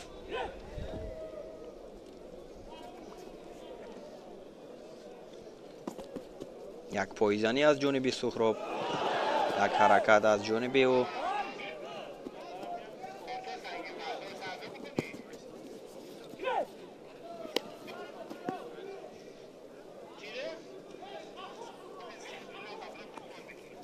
Суҳроб ҳунарнамоӣ инҷо ҳаракат аз ҷониби ӯ. ҳунарнамояш бисёр хуб аст.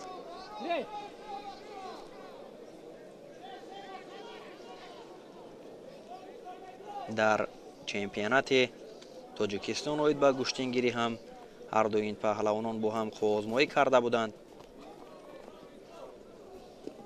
ки дар он ҷо Суҳроб ва ин ҷо ҳаракати навбатӣ аз ҷониби Суҳроб Боқиев. омода бошед. баъд аз охири тайёрӣ бинад намояндаи ҷумҳурии Ӯзбекистон Артём Штурбабин атрофи ҳунарнамоии ин ҷуфт дар чемпионати Тоҷикистон оид ба куштингирӣ ҳарф зада истода будем ки дар марҳилаи ниманиҳоӣ бо ҳам нерӯсанҷӣ доштанд дар мусобиқаи ҷумҳуриявӣ ва дар он ҷо бо як партофти бисёр олиҷаноб ҳам Суҳроб Боқиев Баҳромро шикаст дода буд ва рақобати онҳо дар майдони имрӯза дар марҳилаи 4 якниҳоӣ сурат гирифта истодааст. як ҳаракат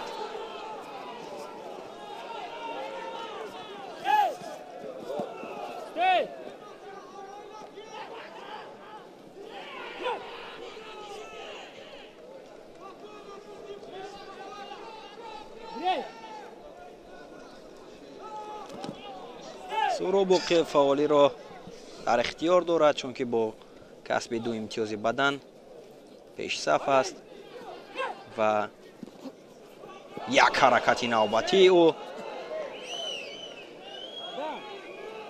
довари марказ Азизи Бахтиёр бадани сеюмро ҳам ба Суҳроб Боқиев нишон дод.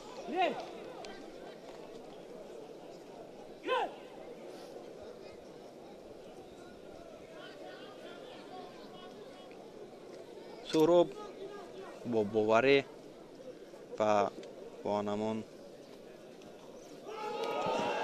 ҳаракатҳои ҷолиб рақобатро идома медиҳад.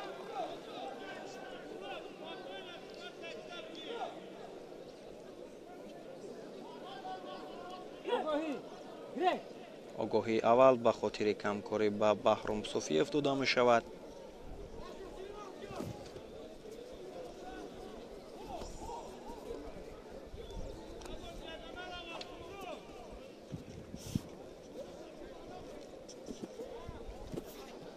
ҳаракатҳои Суҳроб бисёр хуб аст. дар намояш дар баробари ҳамаи рақибоне ки дар рақобатҳои қаблӣ ҳам дошт, шоиста ба назар мерасид ва бо партофтҳои ҳалол, бо ҳунарнамоии зебо ҳам ғалаба карда ба ин марҳила омадааст ва дар марҳилаи чаҳор якниҳоӣ ҳам дар баробари Баҳром Суфиев бо имтиёзи 3 бадан пешсаф аст. сари зону нишастани ӯ дигар бора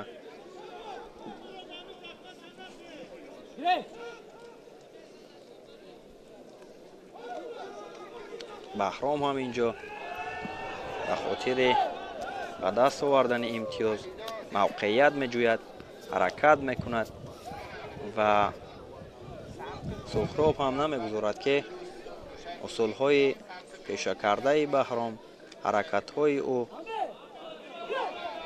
барои рақиб имтиёз бидиҳад. як пойзани дигар аз ҷониби Суҳроб.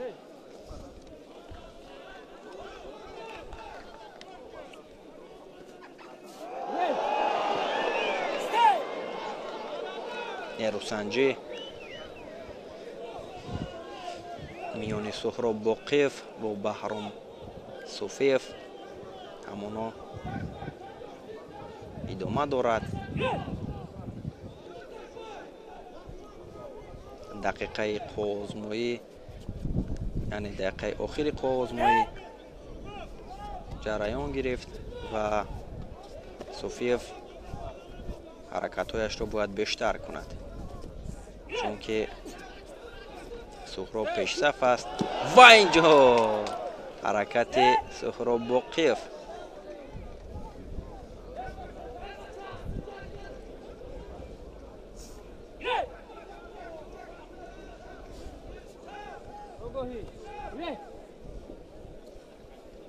огоҳӣ ба Суҳроб ҳам дода мешавад ба хотири аз гилем берун баромадан ва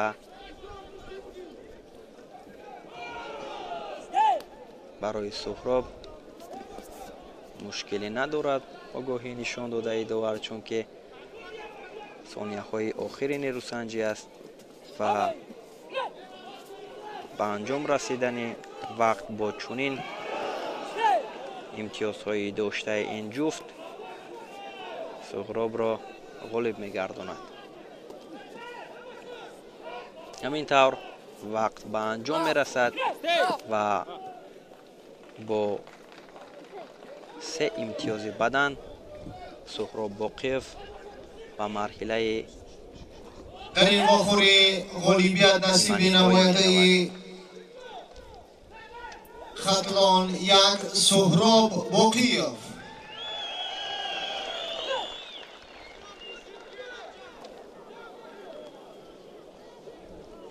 даъват карда мешавад намояндаи ҷумҳурии Ӯзбекистон Артём Штурбабин бо намояндаи ҷумҳурии Тоҷикистон Сарвар Абдушукуров. Суҳробро таваҷҷӯҳ мекунем ки чӣ гуна касби имтиёз намуд ва имтиёзҳои ба даст овардаи ӯ ва ҳамон ҳаракатҳои ҷолиби ӯро ба марҳилаи ниманиҳоӣ мебарад.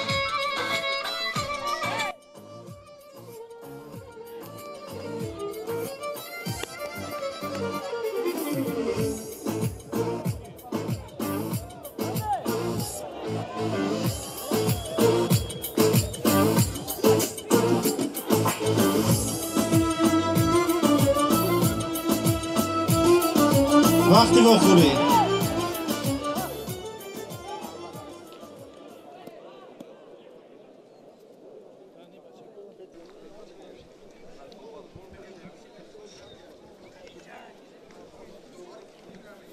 ғолибият насиби намояндаи ноҳияи Рашт лоиқов мизробшоҳ.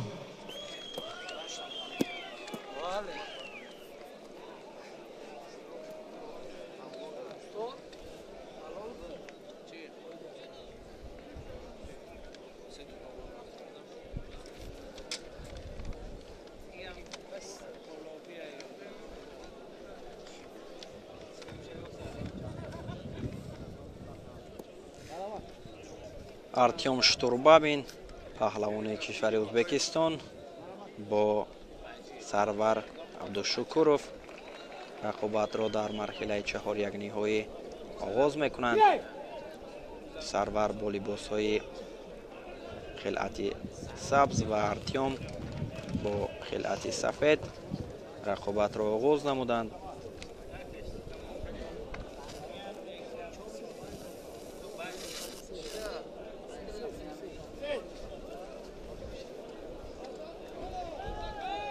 ҳарду мавқеият меҷӯянд ва барои анҷом додани усул ҳаракат мекунанд. варзишгарони ҷамъи 86 килограмм тайёрӣ бинед.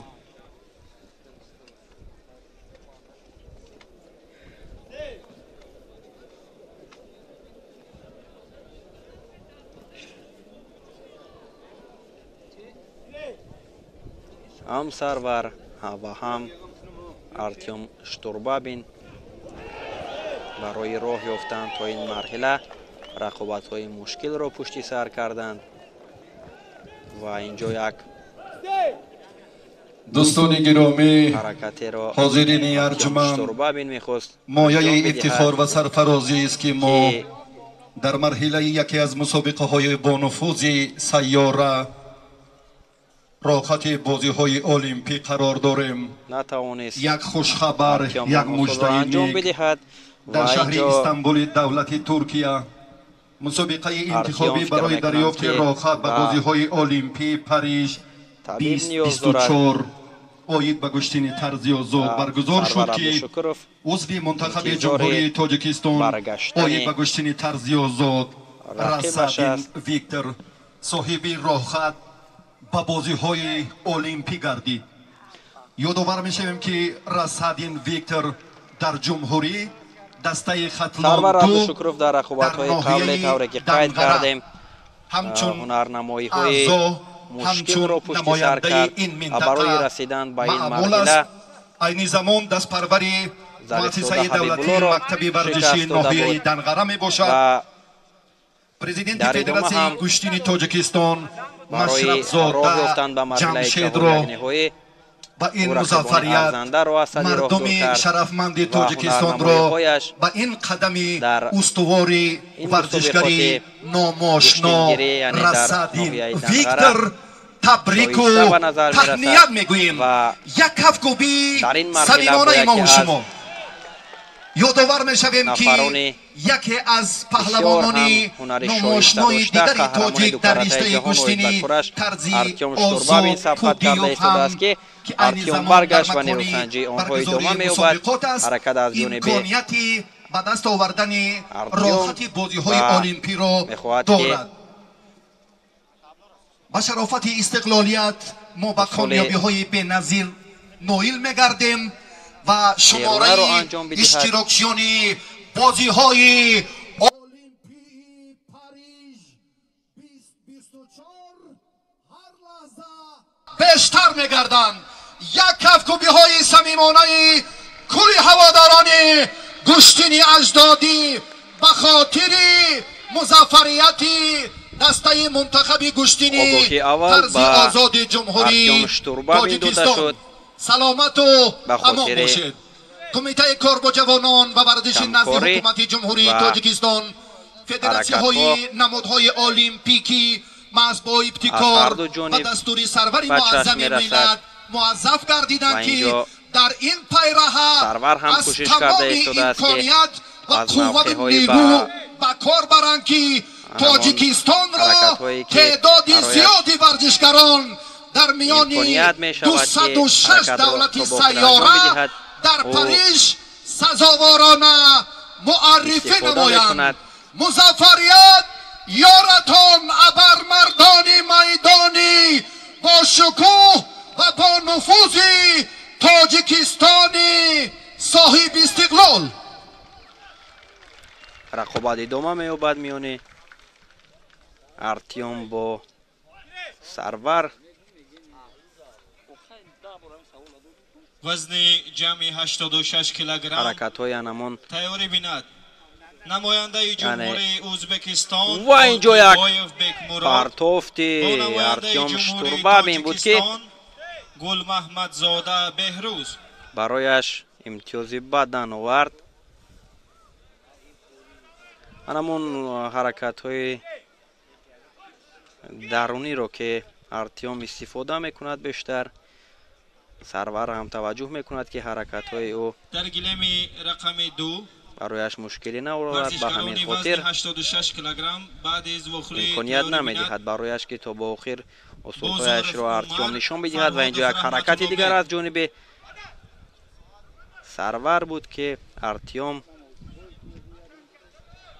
عکس الحمله نشان داد و بدنی دویم به او داده می شود.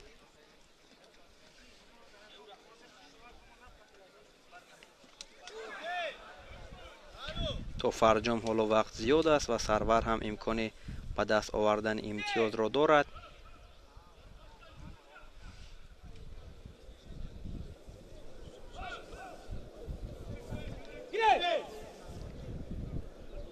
رقابت ادامه می‌یابد.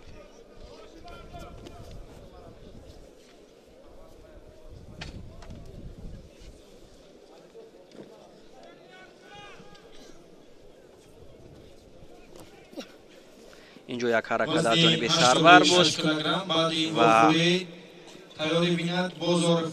می‌خواهد که هرچی بیشتر کوشش کند سرور در ادامه وقتی باقی مانده و نمون امتیازهایی که از دست داده است امتیازهای از دست داده‌اش را برابر نماید.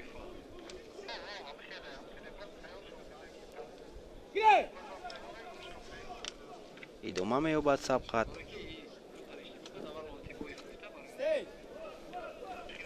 گلمی رقمی 1 بعد این بخوری تیاری بیند نماینده شتوربابین در ادامه هم با انمان دو امتیازی به دست آورده بدن که در برابر سرور عبدالشکورов دارد. قضاوت کردن است و از حرکت‌های سرور از اصول‌های پیشه کرده او دوری می‌جوید و در صورت به انجام رسیدن وقت می‌داند که غلبه می‌کند. به همین خاطر یک حرکت نوبتی و از جانب درون پای بود که طوری گفتیم حرکت‌های داخلی که انجام می‌دهد بسیار برای رقیبان خطر دارد و بیشتر همین اصول را استفاده می‌کند و حرکت نوبتی از جانب سرور بدن به گذاری می شود و اینجا از کارگردان خواهش میکنیم که همون لحظه را دیگر باره نشان بدهند که در این حالت آیا بدن بود یا اینکه نه.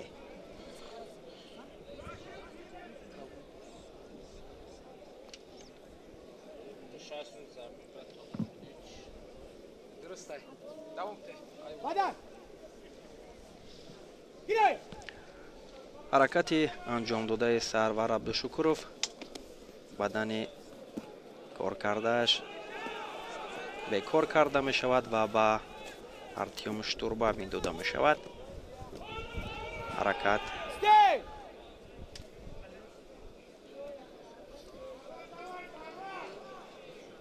پونزده ثانیه دیگر باقی مانده است تا فرجام آزمایی این جفت و حرکتی نوبتی از جانب ارتیوم شتوربابین. وقتی بخوری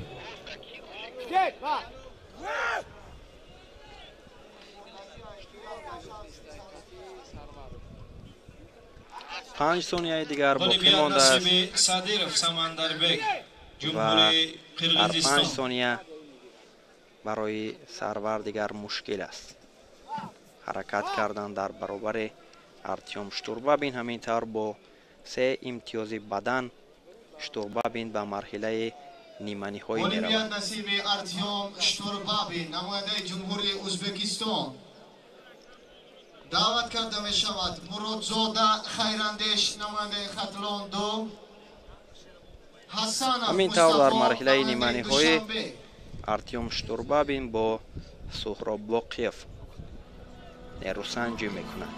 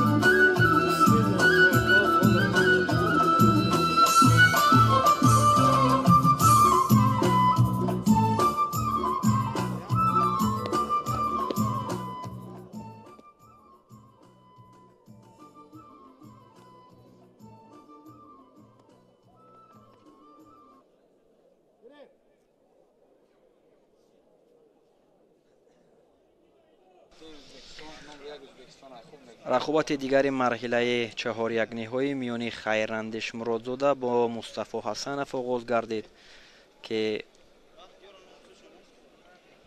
нерӯсанҷии онҳо барои роҳ ёфтан ба марҳилаи ниманиҳоӣ аст ва ҳарду ҳам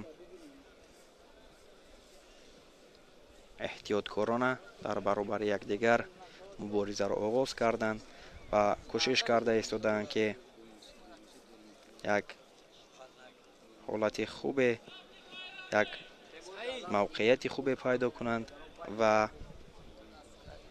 усулеро анҷом бидиҳанд ки барояшон самаровар бошад.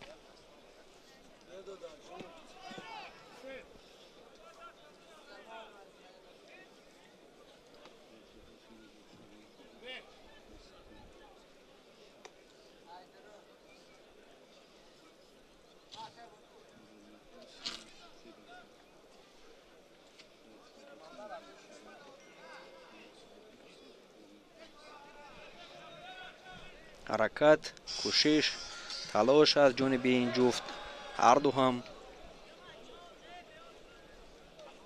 мубориза карда истоданд ва баҳри роҳ ёфтанд ба марҳилаи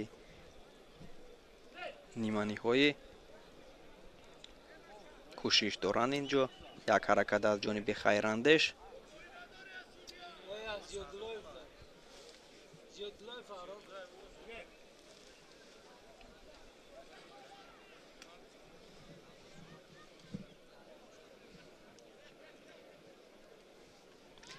хайрандеш аз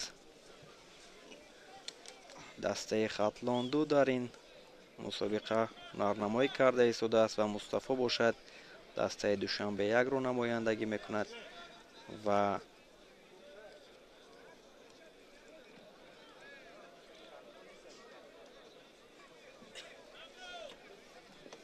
ҳарду ҳамин ҷо мавқеият меҷӯянд барои анҷом додани усулҳо.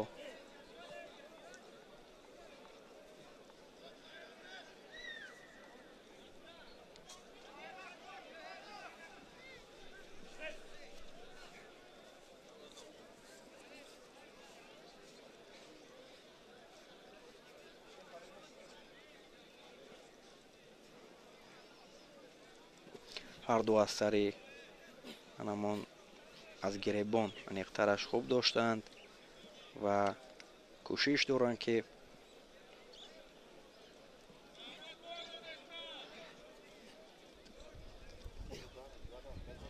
партофте анҷом бидиҳанд ва ҳунарнамоии онҳо бо чунин шакл барои ҳарду ҳам имтиёзовар нест, чунки ҳаракат кам ба чашм мерасад.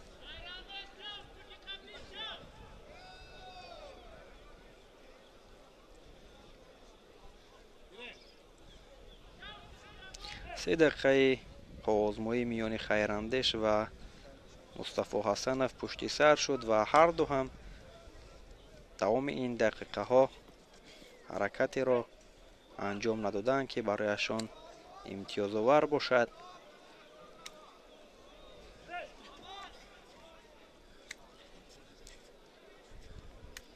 خیراندیش تلاش کرده ایستاده است.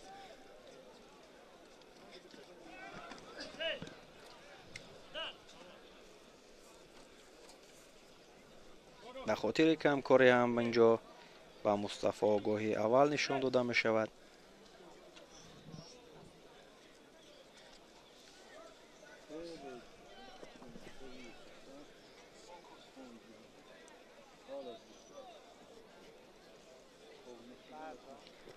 آگاهی نشان داده داور اینجا باید مصطفی را فعال گرداند، چون که در صورت کمکاری و با چنین شکل گشتن گرفتن اگر با آگاهی نوبتی نشان داده شود و در صورت با دو آگاهی به انجام رسیدن وقت او مغلوب می گردد. حرکت از جانب مصطفی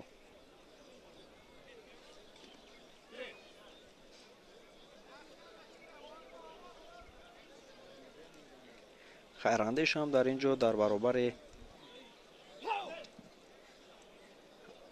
این پهلوان دسته دوشنبه یک احتیاطکارانه مبارزه برد در این نیروسنجی.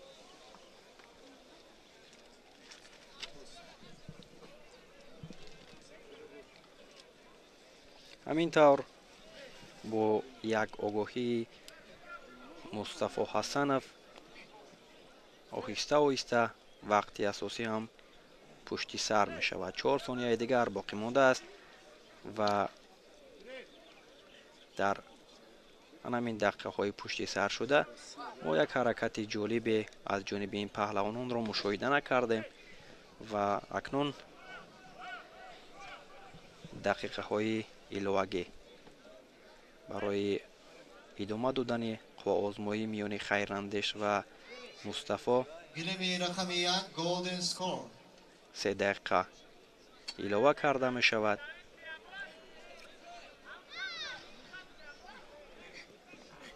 حرکت از جانب خیراندیش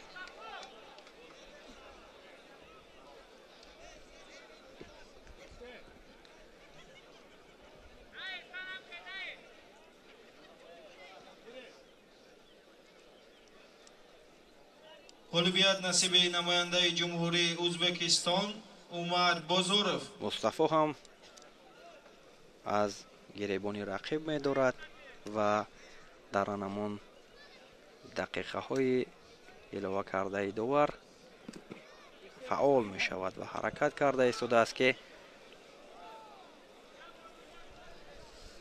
این لحظه ها را خوب استفاده برد.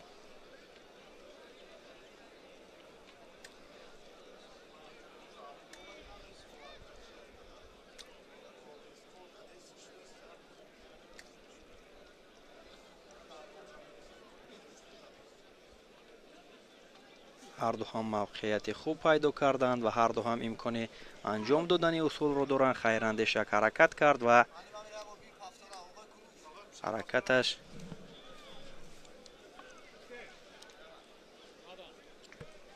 پای در پای بود و اینجا از آنمان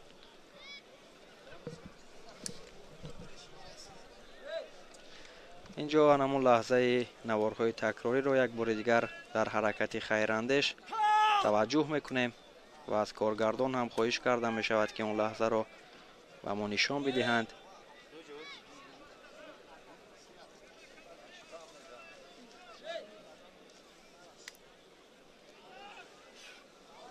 ورزشکارانی وزن جمعی 86 کیلوگرم بعد واخوری تیاری بینند.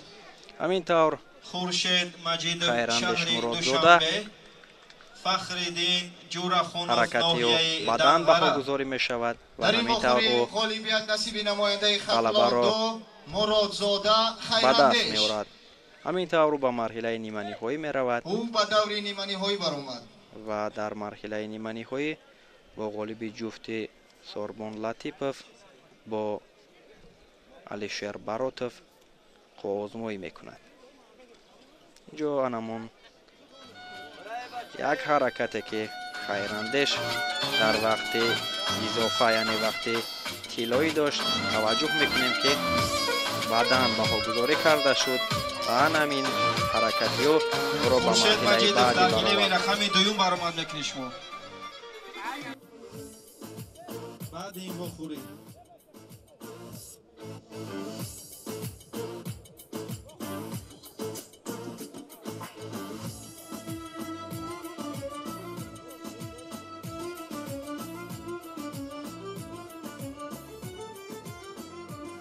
вазни то 65 килограмм даҳри чаҳор якниҳоӣ даъват карда мешавад. Сорбон Латипов намояндаи вилояти Соғд бо намояндаи Хатлон як Баротов Алишер.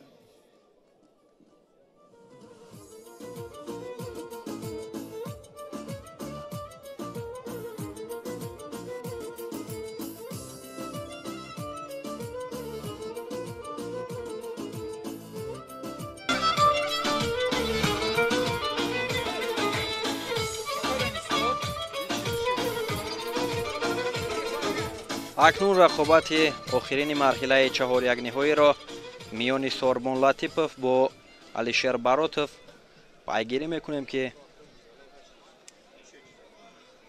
кадоме аз ин паҳлавонон ба марҳилаи ниманиҳоӣ роҳ меёбанд. ғолиби ин ҷуфтро Хайрандеш Муродзода интизор аст ва сабқат миёни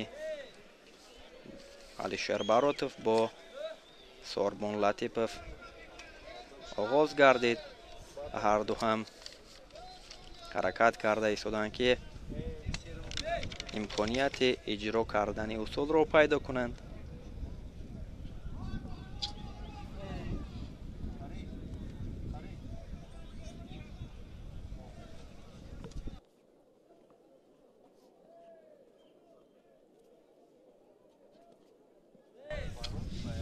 ҳаракат аз ҷониби Алишер Баротов баъд аст. аз ин вохӯрӣ дар гилеми рақами 1 вохӯриҳои вазни ба изофаи 86 килограмм сурат мегиранд. тайёрӣ бинад Муҳсин Ҳисомиддинов намояндаи ҷумҳурии Ӯзбекистон бо намояндаи Федератсияи гӯштигирии Тоҷикистон Парвиз Абдураҳмонов. ҳаракат аз ҷониби Сорбон Латипов буд ва аз анамон рақобати қаблие ки Алишер Баротов дар баробари Идибеки Амиршо дошт он қадар ҳолати хуби қувозмоӣ карданро надошт ва дар ин марҳила ҳам эҳсос мешавад ки ӯ барои идома додани нерӯсанҷӣ ҳолати хуб надорад ва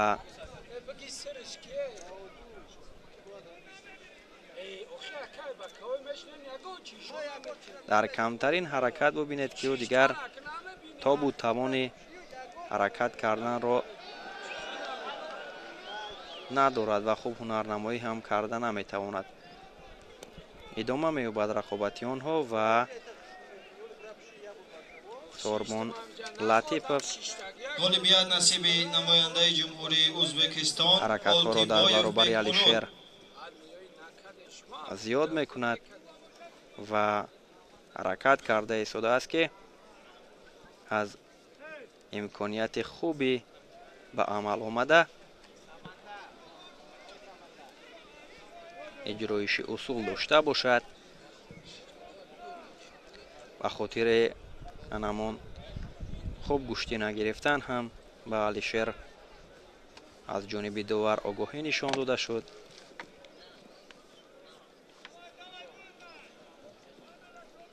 пойзаниҳо аз ҷониби Алишер, ҳаракатҳояш ҳам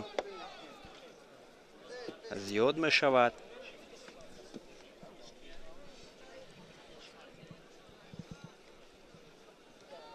як пойзани дигар аз ҷониби Сорбон Латипов.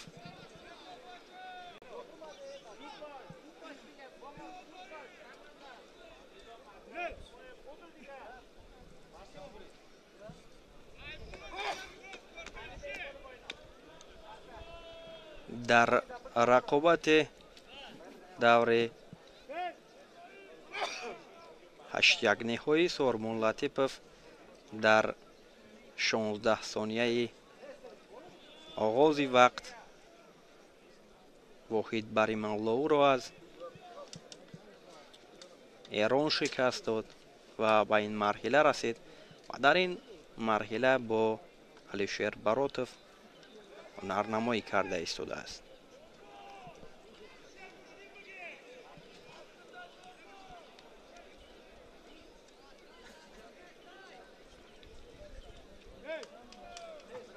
рақобат идома меёбад ва дар сабқатҳои пушти сар кардааш Алишер дар ду марҳила ду рақиби бисёр ҳам арзандаро шикаст дод. Дар давраи аввал Акбарали Кенҷаев ва дар марҳилаи баъдӣ ӯ бо Идибеки Амиршоне рӯсанҷӣ кард ва бо ду имтиёзи бадан ғалаба карду ба ин марҳила омад ва рақобаташ дар баробари Сормон Латипов ҳаракатҳояш он қадар хуб эҳсос намешавад, вале озмоияш бад нест ба ҳар сурат. намояндаи Федератсияи Россия Антон Брачев бо намояндаи ҷумҳурии Тоҷикистон Раҳимов Муҳаммад. ҳолати хуби гӯштингирӣ надорад Алишер Баротов.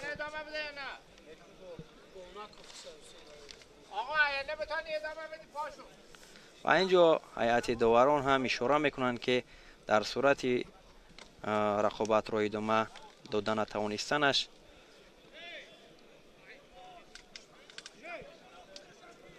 ғалабаро бар Сормон Латипов идиҳанд ва ин ҷо бархест Алишер ва ишора кард ки сабқатро идома медиҳад.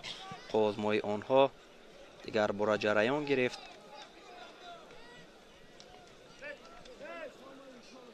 ва ҳамин тавр огоҳии навбатӣ ба Алишер дода мешавад.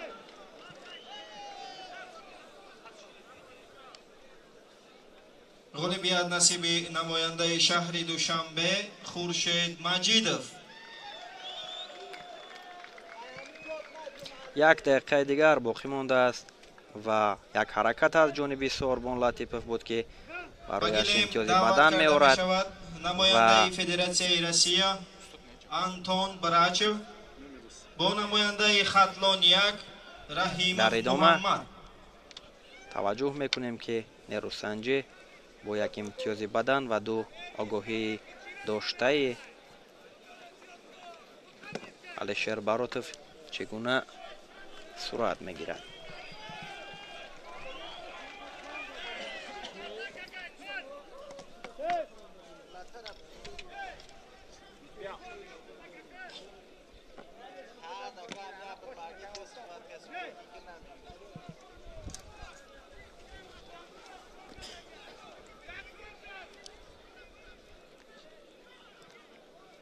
як рақобати бисёр ҳам гӯем ки хастакунанда инҷо ин ҷуфт нишон доданд.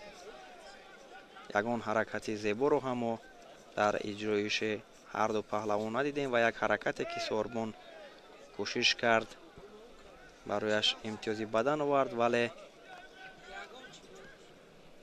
он қадар ҳунарнамоӣ зебо ба чашм нарасид ҳунарнамоии ин ҷуфт ва ҳамин тавр вақт ба анҷом мерасад ва бо имтиёзи як бадан Сормон Латипов ба марҳилаи ниманиҳоӣ меравад ва дар рақобати ниманиҳоӣ бо Хайрандеш Муродзода ҳунарнамоӣ мекунад.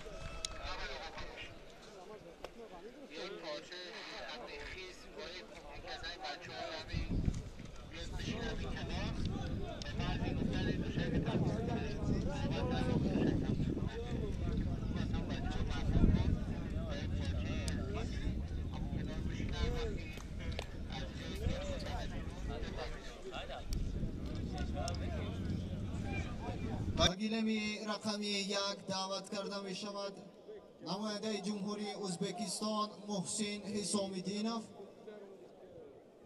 бо намояндаи федератсияи гӯштингирии тоҷикистон парвиз абдураҳмонов.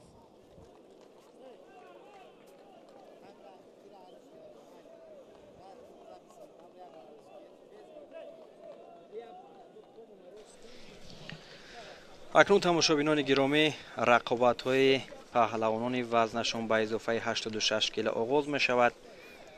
муҳсин ҳисомиддинов, паҳлавони ҳамсояи кишвари ӯзбекистон, бо парвиз абдураҳмонов рақобатро оғоз мекунанд.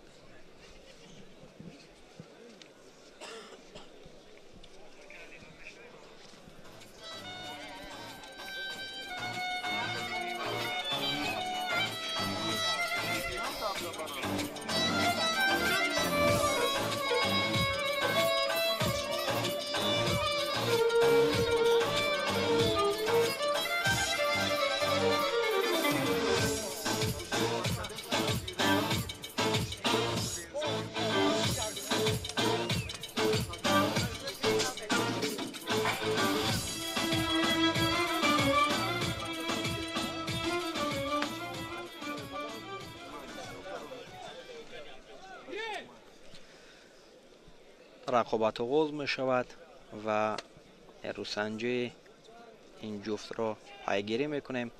муҳсин ҳисомиддинов бо либосҳои сафед ва парвиз абдураҳмонов бо либосҳои сабз рақобатро оғоз карданд. паҳлавони кишвари ӯзбекистон муҳсин ҳисомиддинов яке аз чеҳраҳои саршинос дар гӯштини кураш ва гӯштини миллӣ ба ҳисоб меравад. қаҳрамони ҷаҳон оид ба кураш аст.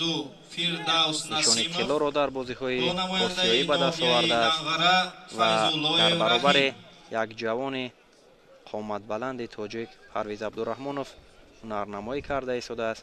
парвиз ҳам як ҷавони серталош аст ва дар мусобиқаҳои сайри ҷаҳонии ҷудо мо ҳунарнамоии ӯро дида истодаем, ки қадамҳои худро дар мусобиқаҳои бонуфузи сатҳи ҷаҳонӣ ниҳода истодааст ва имрӯз дар мусобиқоти имрӯза дар рақобати аввалинаш бо муҳсин ҳунарнамоӣ карда истодааст ва пайгири ҳунарнамоии ин ҷуфт ҳастем, ки чӣ гуна рақобатро нишон медиҳанд. ва рӯзи 9 май ҳам дар ҷамоати деҳоти кангурти ноҳияи темурмалик муҳсин ҳисомиддинов як ҳунарнамои арзанда нишон дод ва баъди 2 ғолибият ба марҳилаи асосӣ, яъне дар рақобат барои шоҳҷоиза бо хуршед маҷидов бо озмоӣ кард, ки дар ба даст овардани шоҳҷоиза аз хуршед маҷидов шикаст хӯрда буд ва ин ҷо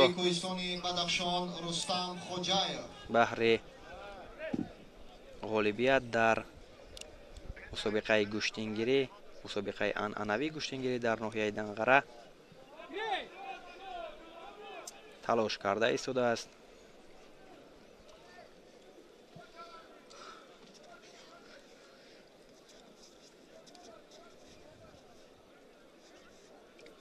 як ҳаракат аз ҷониби муҳсин.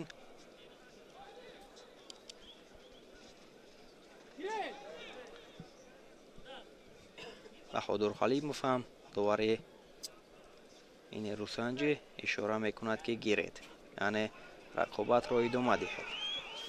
ҳаракат аз ҷониби парвиз ва ҳамин тавр як ҳаракати дигар. хуб ҳунарнамоӣ карда истодааст парвиз абдураҳмонов дар баробари ин чеҳра ва ҳаракатҳои ҷолиби ӯ шӯру шавқи мухлисонро ба по мехезонад.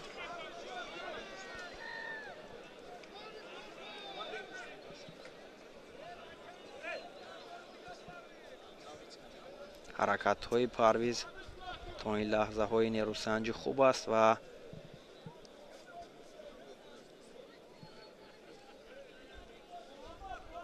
фаъолона муборизаро идома дода истодааст.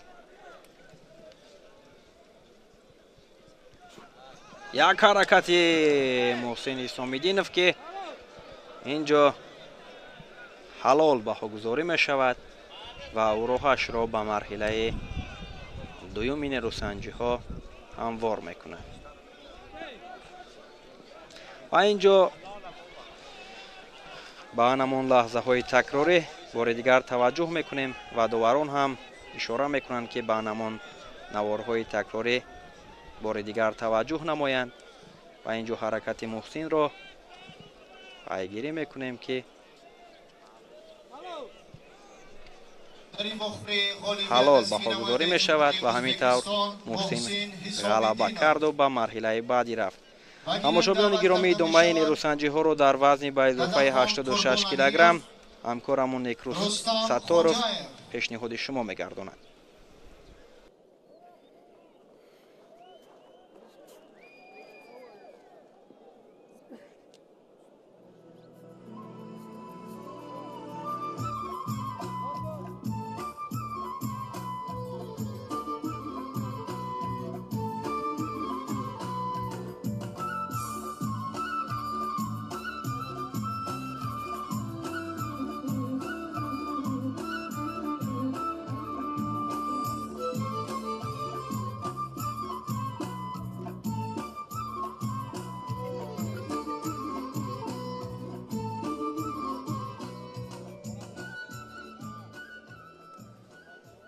ғолибият насиби намояндаи Федератсияи Россия Антон Брачев.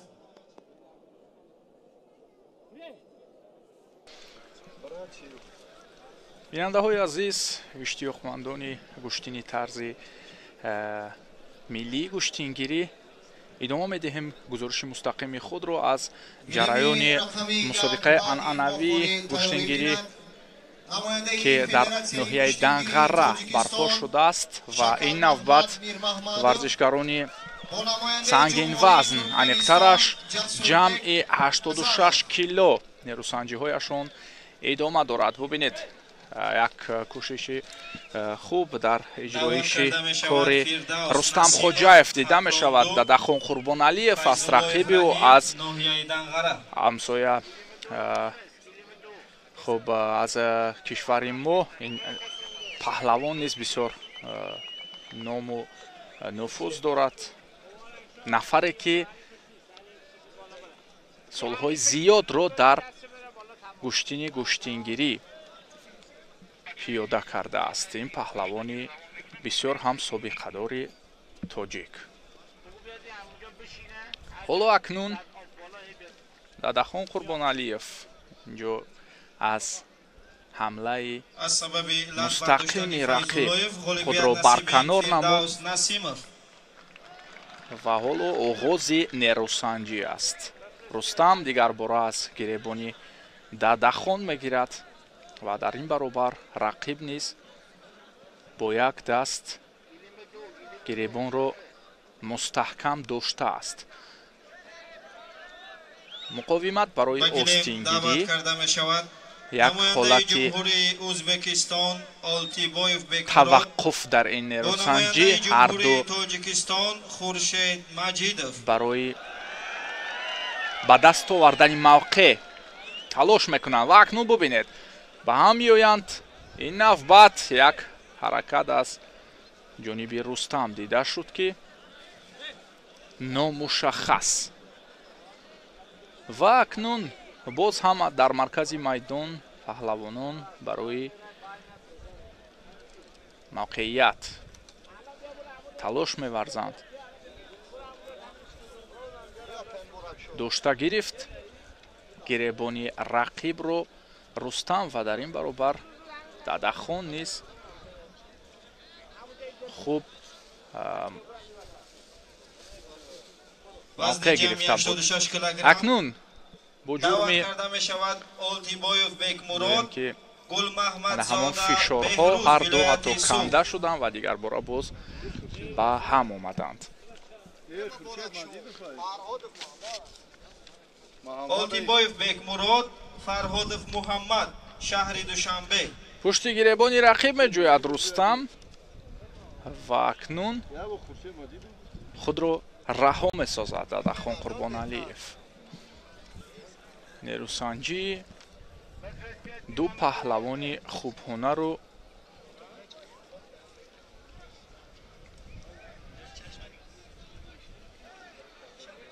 хушмалакка. акнун боз ҳам ҳамон ҳолати пештара, яъне мавқеият аз гиребон мегиранд ва идома бубинед ки ҳамоно хомӯшӣ аст. ҳоло фурсат меҷӯянд ки як лаҳзае ҳам бошад аз ана ҳамон фурсати муносиб истифода карда баъдан ба ҳамла бираванд. акнун Дадахон Қурбоналиев бубинед ки дигар фурсатҷӯӣ накард, дигар аҳамият надод ва худ дарҳол ба ҳамла гузашт ки ин ҳоло як огоҳӣ барои Хоҷаев, барои Рустам Хоҷаев бахшидааст. камфаъолии Рустам яъне. гилеми рақами 2 бо як таксабет намояндаи ҷумҳурии Ӯзбекистон. дигар бора бубинед ки паҳлавонон боз ҳам талош меварзанд ва акнун ин навбат Рустам Хоҷаев каме ба бозӣ ворид мешавад ба қавле. Хуршед Маҷидов, Оламафрӯз Абдураҳмонов.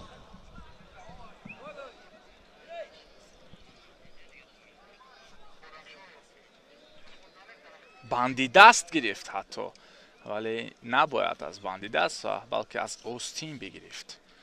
Дадахон акнун талоши дигари Рустам Хоҷаевро бубинед.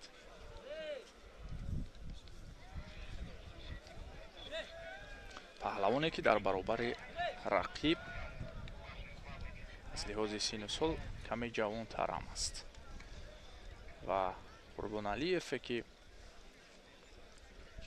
дар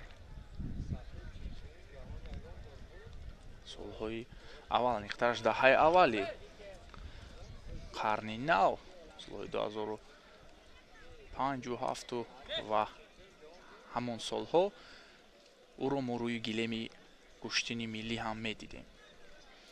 дигар бора ҳарду боз ҳам ҳамон мавқеияти аввала ва ин ба оҳистагӣ интиҳои вақт аст. паҳлавони ӯзбекистонӣ Бекмурод Олтибоев иштирокчии бозиҳои олимпии.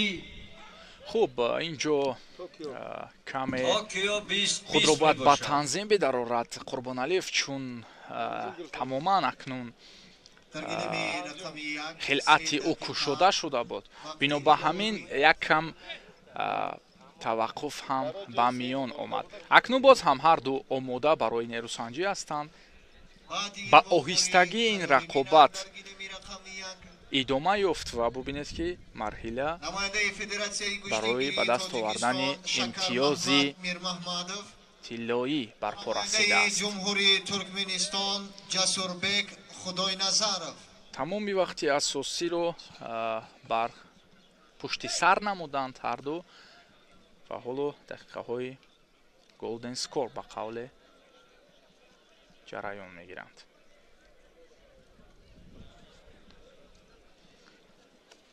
як ҳолате ки барои камфаъолӣ Рустам Хоҷаевро огоҳӣ доданд, ҳамоно натиҷа бо ҳамин огоҳӣ идома меёбад.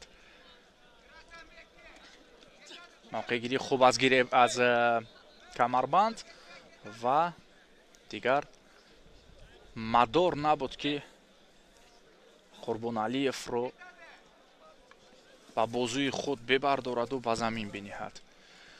акнун ҳамоно идома ба мисли қаблтар ба ҳамоӣ, аниқтараш мавқеъгирӣ аз гиребон идома меёбад.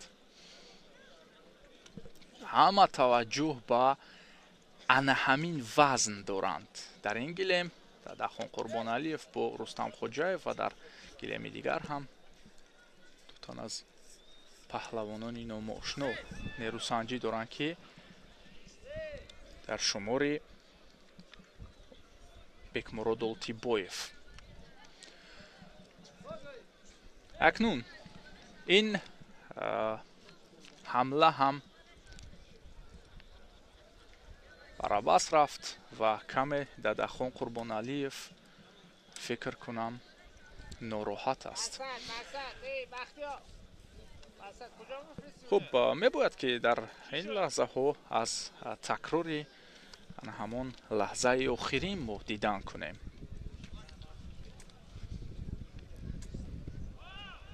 ҳамкасби мо Шоҳрух Саидмуродов ин лаҳзаҳо барои такрори он амал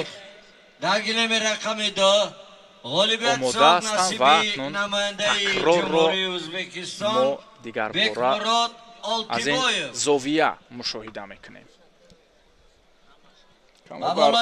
бархурд бо рӯй буд. аз ин лиҳоз Дадахон Қурбоналиев фикр кунам ҳамон қисмати рӯяш сахтар ба замин зад ва ҳоло ӯ назди пезишкон асту онҷо худро ба тартиб медарорад. ҳоло акнун Дадахонро мо рӯи гилем мебинем. ин нерӯсанҷӣ идома меёбад дӯстон.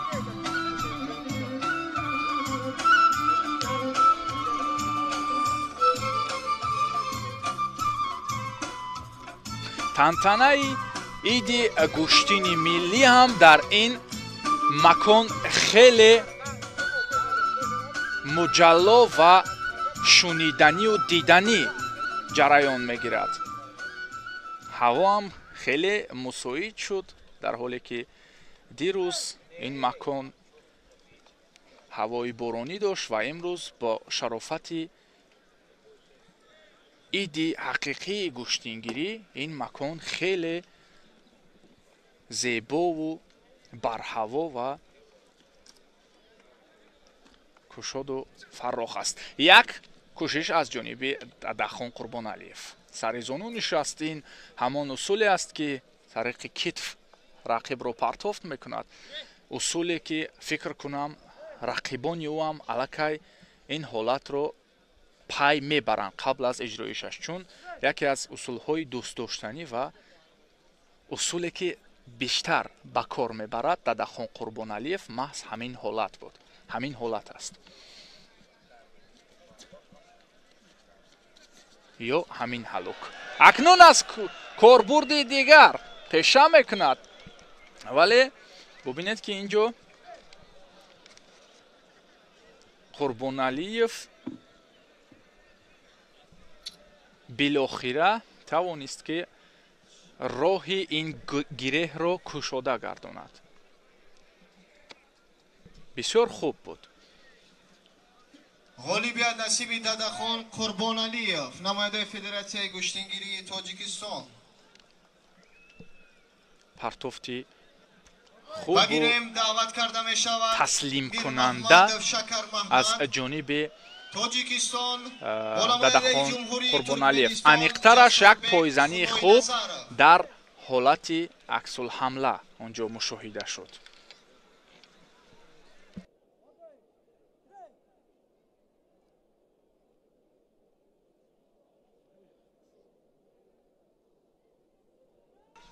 ҳамин ҳолатро кунон дигар бора мо мушоҳида кардем дар саҳнаи такрорӣ.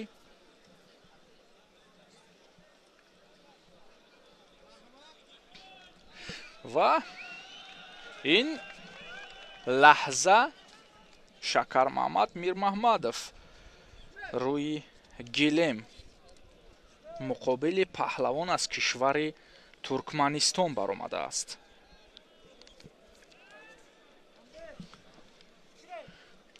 Мирмаҳмадов низ яке аз паҳлавонони шинохта, номошино ва хубҳунару хушҳунари мо аст ки ин навбат дар мусобиқаи Данғара ҳунарнамоӣ дорад ва рақобати аввалини худро дар ҳамин гилем барпо мекунад.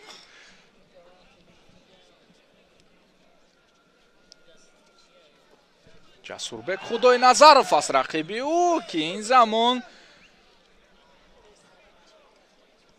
ӯ ба бадан уфтод. имтиёзи баъдан арзёбӣ мешавад ва Шакармамад Мирмамадов ҳоло бо ин бартарӣ як қадам пеш мегузорад. Дигар бора мавқеияти бисёр устувор ва бошад ки инҷо як партофти бисёр муҷалло бубинем. Лек дар корбурди Шакармамад Неву дар иҷрои рақиб идомаи он ҳамла анҷом ёфт ва ҳоло боз ҳам аз маркази майдон паҳлавонон ба нерӯсанҷӣ меоянд.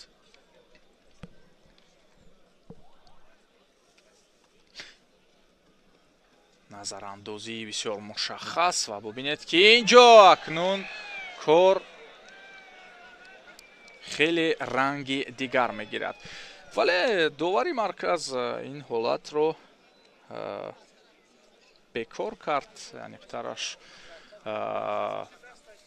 имтиёзро насиби Шакармамад надид. дигар бора мо таваҷҷӯҳ мекунем ки ин ҳолат дар як фурсати бисёр кӯтоҳ барпо шуд. хуб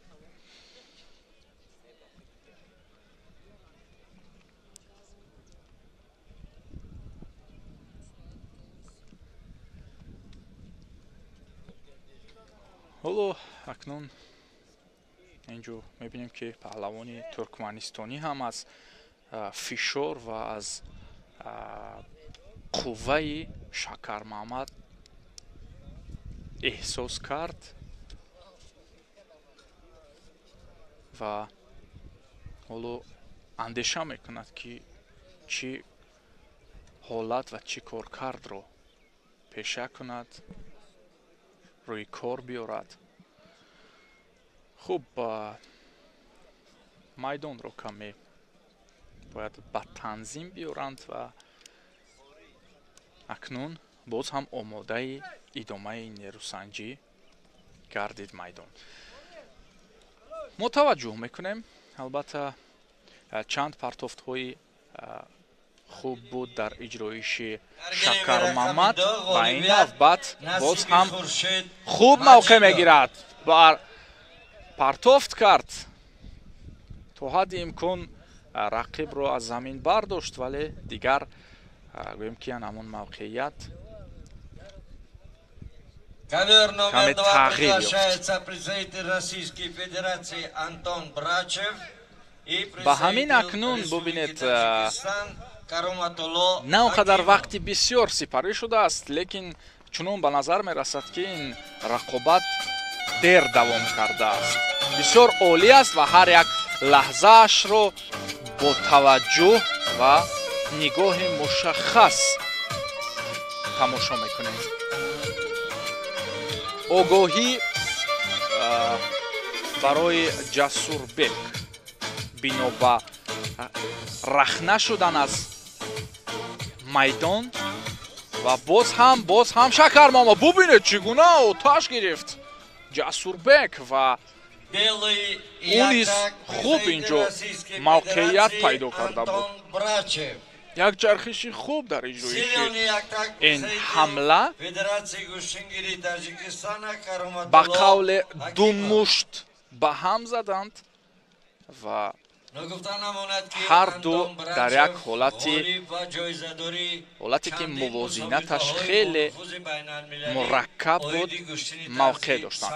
акнун боз ҳам таваҷҷӯҳ мекунем Шакармамад боз ҳам фишор меорад, тарафи худ мекашад ба оҳистагӣ ва онҷо ҳолат барои сари зону нишастан омода мегардид дар намон ҳамлаи Шакармамад.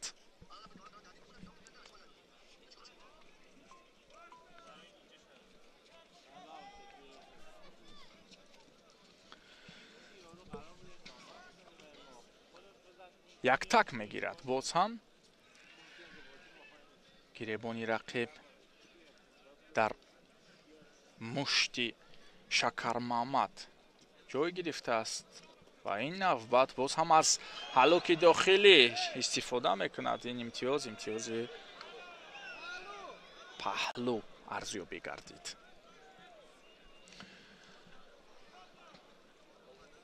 андак пеш мешавад Шакар Мамад Мирмамадов низ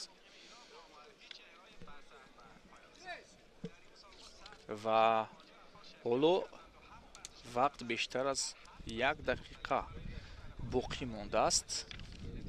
ин дар ҳоли ҳозир пешсафӣ ва бурди Шакар Мамад мебошад. танҳо вақти асосиро бояд ҳадақал бо ҳамин натиҷа ба анҷом расонид, вале фикр кунам ҳоло то интиҳо 1 дақиқаи дигар ки ҳаст, мо боз ҳам шоҳиди як партофти дигарро мебинем. дар сурати як паҳлӯи дигар ҳадақал гирифтан Шакар Мамад пирӯзӣ ба даст меорад. инҷо огоҳӣ барои Шакар Мамад аст. акнун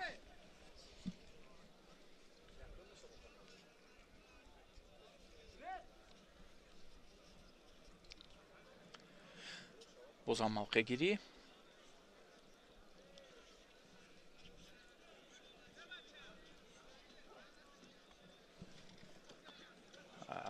таваккал кунон Ҷасурбек Худойназаров инҷо як ҳалоки даруниро хост рӯи кор бигирад.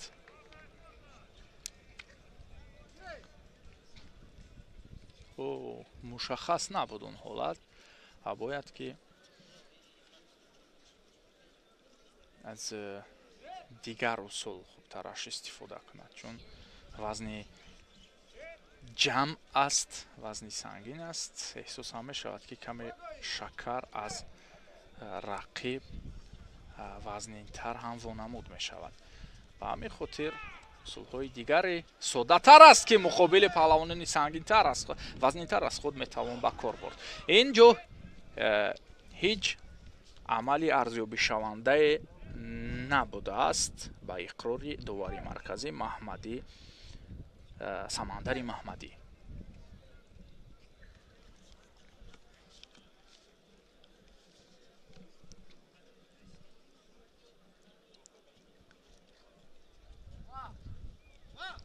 хеле хуб истодагарӣ кард Ҷасурбек, аҳсан албатта, вале ин бохти ӯ аст.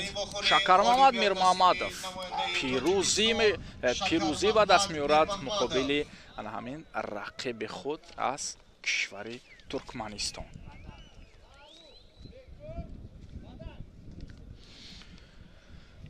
ва интизори саҳнаҳои такрорӣ мешавем дӯстон. баъдан нерӯсанҷии дигарро мо шоҳида мекунем ки интизор меравад Улуғбек Раҳимов ва Хурсанмурод Алиевро бубинем рӯи ин гилем. марҳабо.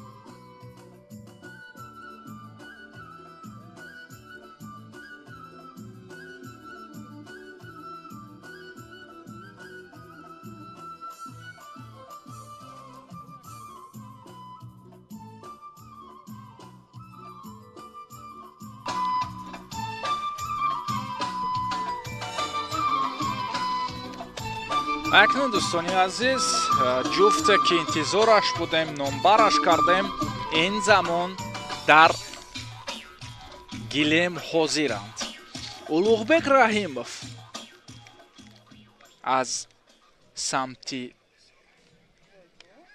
сафед, аниқтараш бо хилъати сафед, ва дар муқобили ӯ Хурсанмурод Алиев паҳлавон бо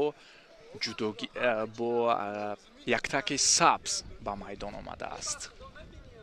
Победу одержал представитель Российской Федерации ҳар дуро Антон Иброҳим Брачев. Каримов довари марказ ба рақобат даъват кард ва бо истилоҳи гиред аз ҷониби довар ин нерӯсанҷӣ оғоз гардид. таваҷҷӯҳ мекунем кашмакашиҳои зиёд аз ҷониби рақиби Улуғбек. Хурсанд Муродалиев хеле инҷо мавқеият устувор мекунад ва Улуғбек бошад оло акнун худ низ пайваст мегардад.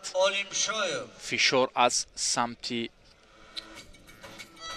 Улуғбек Раҳимов ва ин навбат бубинед ки барои аз майдон берун кардани Раҳимов Хурсанд Муродалиев кӯшиш намуд ва албатта ки инҷо он ҳолат барои ҳолати муҷозотӣ дидан нашуд, чун фишор каме аз рӯи қоида набуд. Muhsin Hisomidinov, Uzbekistan. Bobojon Boboyev, Tojikiston. Улуғбек Раҳимов низ дар мусобиқоти гӯштингирӣ сабқатҳои бонуфуз хеле ҳунари хуб нишон медиҳад ва дар кураш низ ӯ паҳлавонии худро ба хубӣ нишон дода буд ва ин ҷониб нишон медиҳад. ҳоло бубинем ки дар мусобиқаи гӯштини данғара чӣ гуна ҳунарнамоӣ мекунад. дар баробари ӯ рақиб улу хеле истодагарии хуб дорад.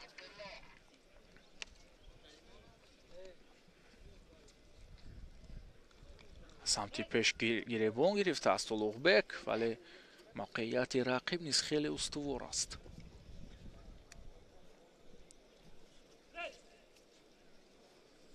худро раҳо кард аз панҷаи Улуғбек ва сари зону нишаста. акнун ин навбат дигар ӯ ҷустуҷӯи фурсати муносиб накарду дарҳол ба талоши партофт рафт. Хурсанд Муродалиев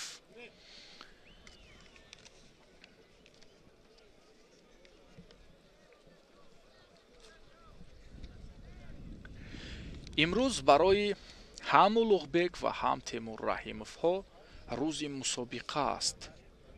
яке дар гӯштини миллӣ нерӯсанҷӣ дорад, дигаре дар кишвари Қазоқистон барои унвони қаҳрамонии Гранд-слам.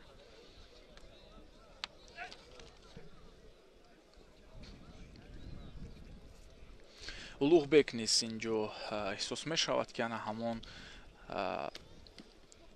садо ва маслиҳатҳои Темур Раҳимов ба ӯ намерасад, чун бародар дар ҳамаи мусобиқаҳо ҳаракат мекард ки канори бародар бошаду ӯро дастгирӣ кунад. ҳоло мавқеъгирӣ боз ҳам дар маркази майдон. ҳар ду мубориз дар ҳолати бисёр хуб куштин мегиранд. оҳой, бибинед ки чӣ гуна партофти хуб ҳам кард Алиев ва инҷо мутаассифона кор аввал аз ҷониби Улуғбек дида шуд. сараввал ӯ ҳаракатро оғоз кард ва рақибро ба пушт зад. баъдан саҳлу сода Улуғбекро аз болои худ тараф партофт. дигар бора аз лаҳзаҳои такрорӣ, нектараш аз лаҳзаҳои партофтноки ин нерӯсанҷӣ мо дидан мекунем ва фурсат фаро расидааст ки дигар бора яке аз паҳлавонони машҳури кишвари ҳамсоя ӯзбекистонро рӯи гилеми майдондорӣ бубинем.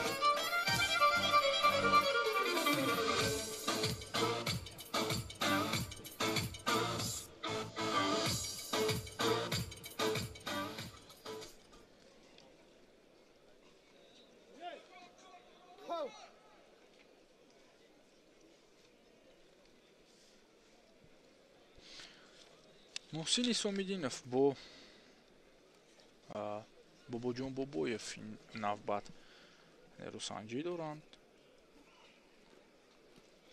дар рақобати аввал муҳсин исомиддинов бо парвиз абдураҳмонов майдондорӣ карда буд ки ӯро аз садди роҳ барканор намуд ва баъдан муҳсин бо бобоҷон рақобат дорад. ҳоло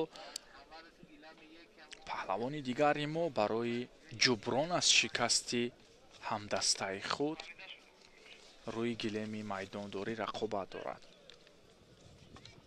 муҳсин ҳоло панҷаҳои худро васеъ мекунад ва аз гиребони рақиб мавқеъ мегирад.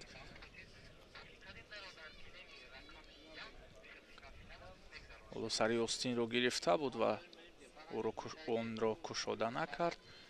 дигарбора фишорҳо маҳз тариқи ҳамон остин ва ҳисомиддинов инҷо чӣ нақша дошта бошад.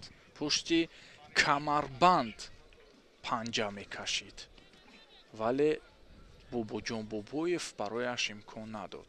ҳоло акнун ҳолати қабле ки нашуд аз сари гиребони рақиб гирифтааст. ҳисомиддинов пойзаниҳои найрангомези худро равона кард ва як навбат кӯшиш барои анҷом додани партофт равона намуд. лек ҳоло мавқеи устувор ва коркарди мушаххасро касб накардааст. ба ҳамин хотир барои ҳамла намеравад.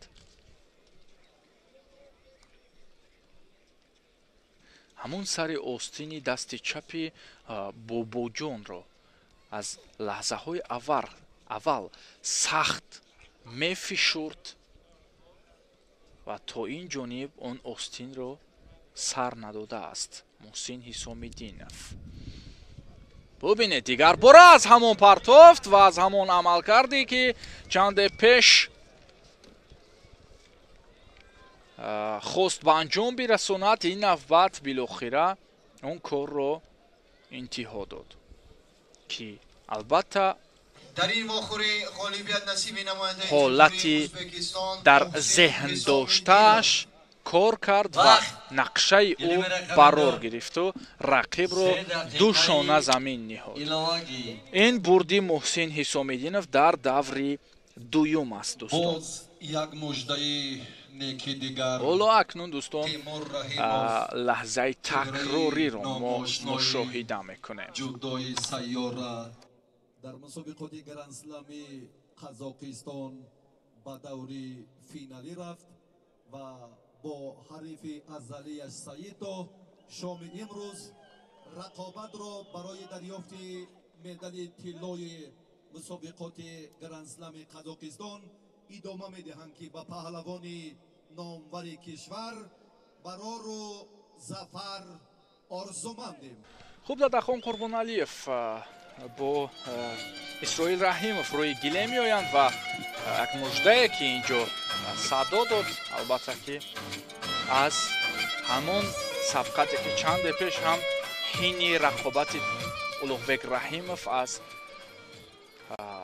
рақобатҳои Темур мо яке ёдовар шудем ки дар Қазоқистон дар Гранд-слам айни ҳол ширкат меварзад ва бубинед ки ҳоло муждаине ки расид ва Темурро ин бегоҳ дар финали Гранд-слами Қазоқистон мунтазир мешавем. алон бармегардем ба майдони гӯштини миллӣ ки дар Данғара бисёр ҳам тантанаи хуб дорад. Дадахон Қурбоналиев бо Исроил Раҳимов даст ба гиребон шуданд дар ин майдон дар ин қисмати майдон ва ҳоло барои аз майдон берун кардан Раҳимов кӯшиш мекунад. Дигар бора Қурбоналиев худро пеш мекунад, ҳоло ба маркази майдон наздик мешавад. ду тан аз паҳлавонони бисёр ҳам номошно ва қудратманди вазни сангини гӯштини миллӣ, ду тан аз паҳлавонони шинохтаи Тоҷикистон алон зери ана ҳамин навои хуш сабқат мекунанд ки иштиёқи дидани ин нерӯсанҷӣ албатта боз ҳам фораму хубтар мешавад. байни намояндаи ҷумҳурии Ӯзбекистон як тобиши гиребон аз сӯи Раҳимов бо яктаки сафед ва намояндаи ҷумҳурии Тоҷикистон бо яктаки сабз Хуршед Маҷидов. дар гилеми дигар ҳам тантана мешавад.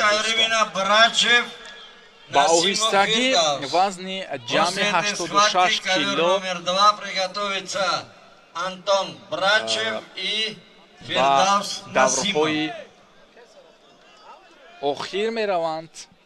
ҳоло як даври вазн паси сар шуд ва даври дуюмашро акнун мо якзайл дар ду гилем мебинем ва айни ҳол дар ин пахш мо гилеми рақами якро таваҷҷӯҳ дорем ки Қурбоналиев бо Раҳимов нерӯсанҷӣ дорад.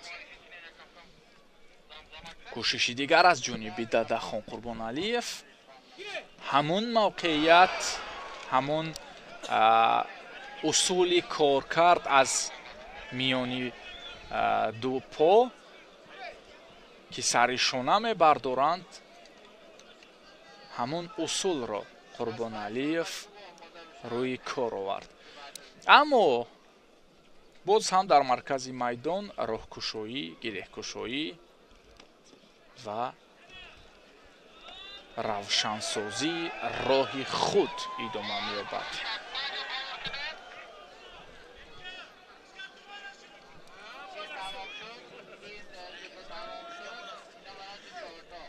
ба мисли рақобати қаблии Дадахон Қурбоналиев ин нерӯсанҷӣ низ каме ҷараёни сусттар дорад ва ин як ҳаракат аз ҷониби Исроил Раҳимов дида шуд. огоҳӣ барои Қурбоналиев бино ба камфаъолӣ, ин ҳам ба маврид буд. акнун фаъол мешавад Қурбоналиев. фишорҳо, вале дарҳол Исроил низ мавқеияти худро устувортар мегардонад.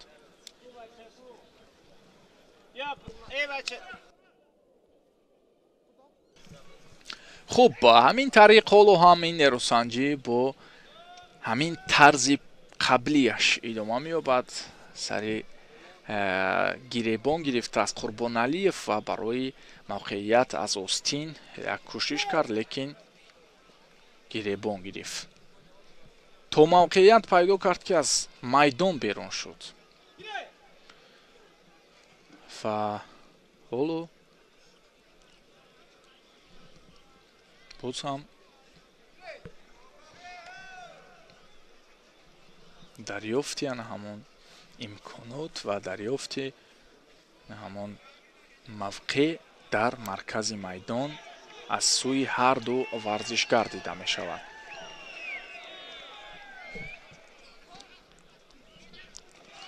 як кӯшиши дигар Исроилро мо мебинем, вале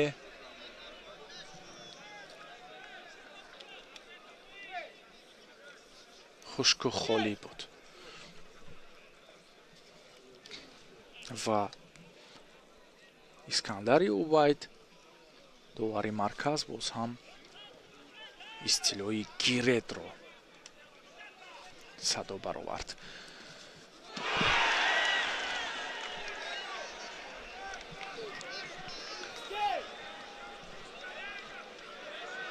Дадахон аз майдон берун мешавад. ва ин огоҳӣ навбатӣ ки танбеҳ аст ба Дадахон Қурбоналиев. бахшида мешавад.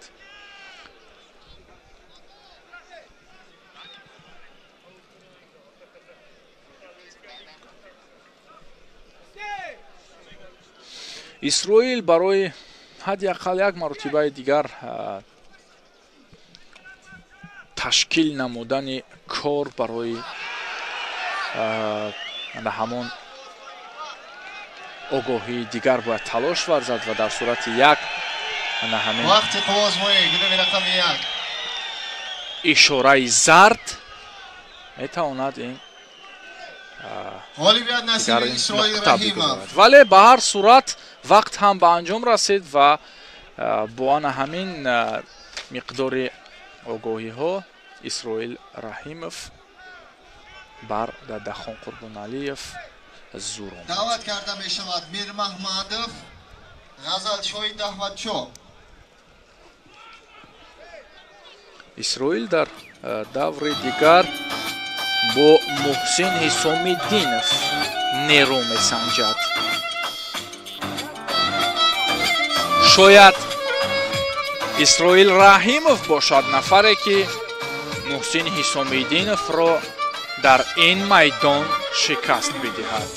ҳоло Муҳсин дар майдони гӯштини Данғара ду тан аз паҳлавонони моро шикаст дод.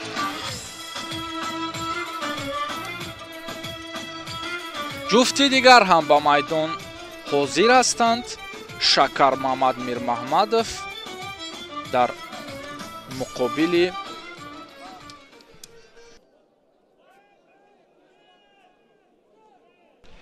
ғазалшои Давлатшо баромадааст. ситоди доварон низ иваз мешаванд. се тан аз доварони дигар ба майдон меоянд. аниқтараш довари кунҷӣ Азизи Бахтиёр, довари марказ Зокир Солиев ва аз ин кунҷи дигар довар Искандари Убайд. бале. ва акнун Зокир Солиев ҷуфти номбаршуда ин ду таҳамтанро рӯи гилем мехонад ва дар маркази майдон бо истилоҳи садобаровардаи довар яъне гиред нерӯсанҷӣ оғоз гардид. таваҷҷӯҳ мекунем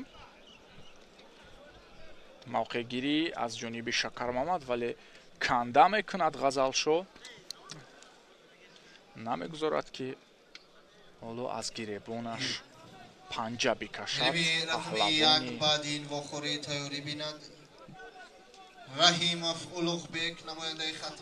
рақиб Шакар Маҳмад Федератсияи гӯштигирии Тоҷикистон Ҷаҳонгир Бобоев.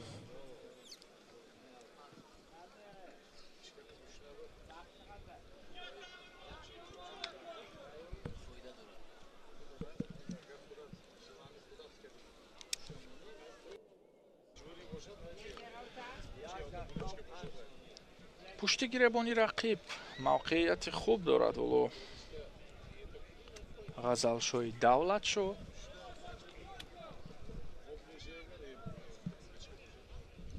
ва мавқеият аз даст рафт. ҳоло боз ҳам кӯшиш барои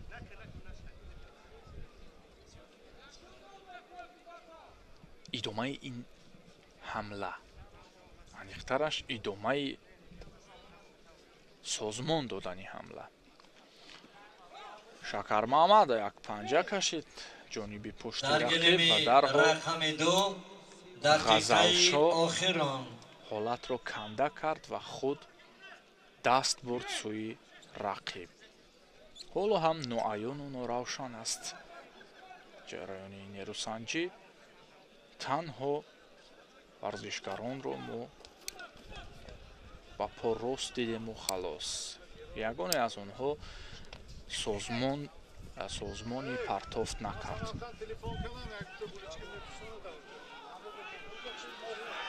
аз гиребон ду гиребон гирифт Шакар Маҳмад ва ин замон чӣ ҳолат бояд мушоҳида шавад, ин муаммо аст акнун. дар ҳамаш дар дасти غالبیت صاحب نصیبی نماینده جمهوری ازبکستان بکمراد آلتیبایف.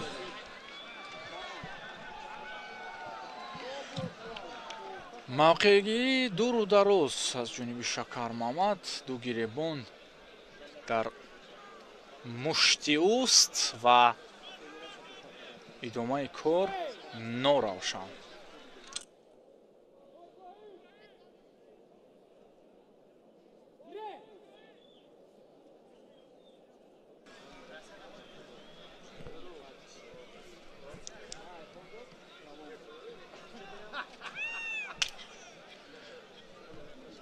боз ҳам паҳлавонон ва мисли пештара мавқеъ меҷӯянд.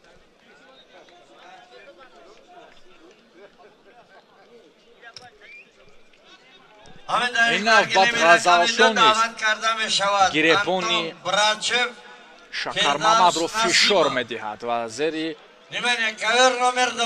дастҳои зери панҷаи дасти худ мустаҳкам доштааст. таваҷҷӯҳ мекунем акнун хеле ҷараёни суст ин нерӯсанҷӣ. ин аз қавӣ будани ҳар ду паҳлавон дарак медиҳад. яке ба дигаре гӯем ки таслим намешавад ҳатто дар лаҳзаи ҳамла. пойзаниҳои ночиз бозам ҳоло акнун ғазалшо танҳо пойзанӣ мекунад ва дигар идомаи он лаҳзаи пойзаниро ошкор намекунад. сари зону нишаст як кӯшиш аз ҷониби ғазалшо билохира. Шакармамад Мирмамадов ҳоло дар ин навбати мавқеъгирӣ ҳамла накард.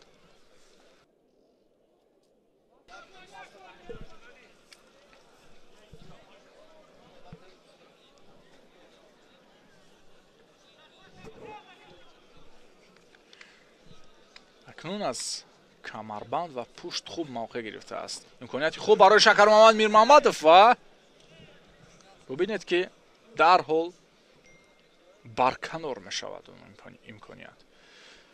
ҳоло як огоҳӣ барои ғазалшои давлатшо.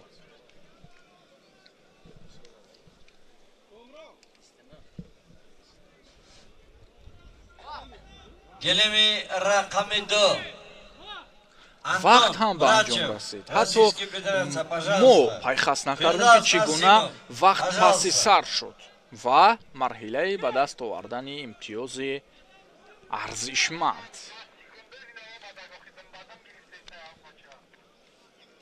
фарорасии голден скор аст ва сонияҳо акнун рақам мезананд. аз пушти гиребон мустаҳкам доштааст ғазалшо. имконияти хуб барои ҳарду такрори амал аз ҷониби Шакармамад ҳам дида мешавад. яке пушти гиребон гирифтааст, дигаре аз пушт яктак мустаҳкам доштааст. мавқеъияти хуб, як кӯшиш ба назар расид аз ҷониби Шакармамад ва ҳамин ҳоло барои боз ҳам хубтар ҷараён гирифтани нерӯсанҷӣ навои шукӯҳбахшу ангеза диҳанда танинандоз мегардад ва машварати доварон низ ин ҷо роҷеъ ба ҳолате ки қаблтар муайян шуда буд ба назар мерасад. ҳама акнун ба ҷо меоянд, аниқтараш доварон ва акнун боз ҳам довари марказ Зокир Солиев гиред мегӯяд. оғоз меёбад баъд аз машварати доварони нерӯсанҷӣ ва бубинед як کورگاردی غزل شد دیگر برا خود رو کمی تو بیش داد حرکت کرد قدم با پیش ولی представитель Республики Таджикистан Фирдавс Насимов. باز هم نوعیان و نوبیان و نوآشکار و اینجا ببینید که تنبیه و یک گویم که آگاهی دیگر برای باختی غزلشوی давлатшо таъмин мекунад. ин бурди Шакармамад Мирмамадов аст дӯстон. Шакармамад дар даври дигар акнун нерӯсанҷӣ мекунад. боз ҳам меравем ба саҳнаи такрорӣ ки ин нерӯсанҷӣ чанде аз ҳолатҳои партофнок ва кӯшиш дошта дошт.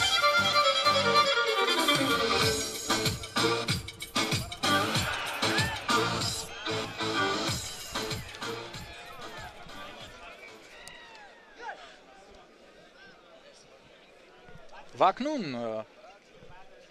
در حالی که تکرار عملها دیدنی بودیم ولی باز ما خلاصه کردیم که جفتی نوبتی رو خوبترش مشاهده کنیم که اینجا اولوغبک رحیمов و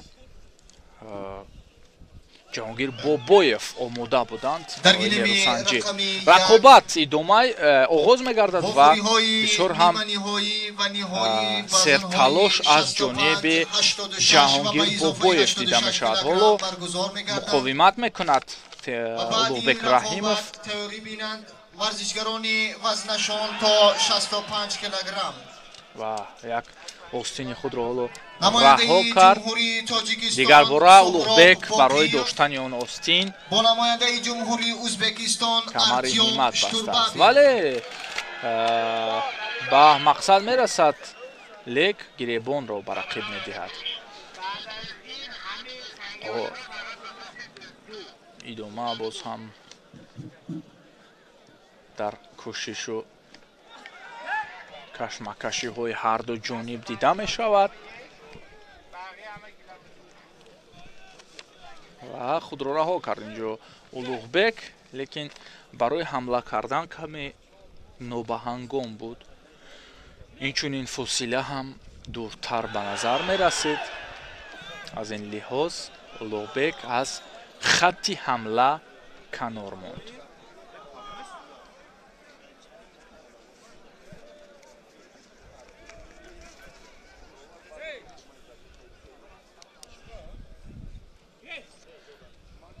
боз ҳам мавқеъ ҷӯӣ ва боз ҳам фишороварӣ ҳарду ҷониб.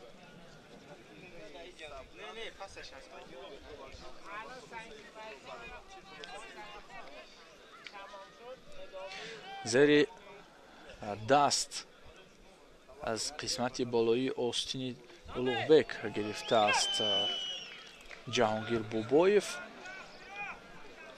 ва ин навбат боз ҳам сари зону нишаст. дар гилеми рақами 2 тайёрӣ бинад вазни ҷамъи 86 килограмм Муҳсин Ҳисомиддинов Исроил Раҳимов.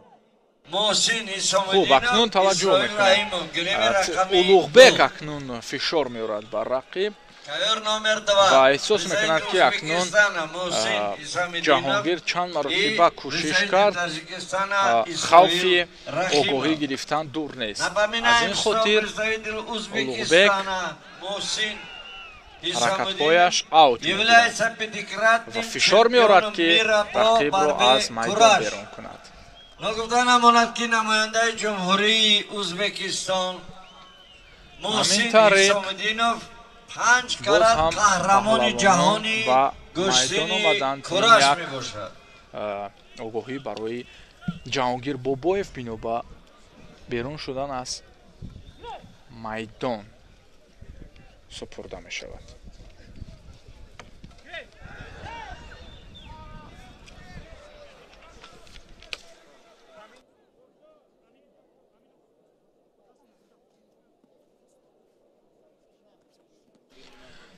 акнун як мавқеияти хуб, як по гӯем ки дар печиши пои Темур мавқеъ гирифта буд, вале Бобоҷон дигар бора ду по рост истодааст.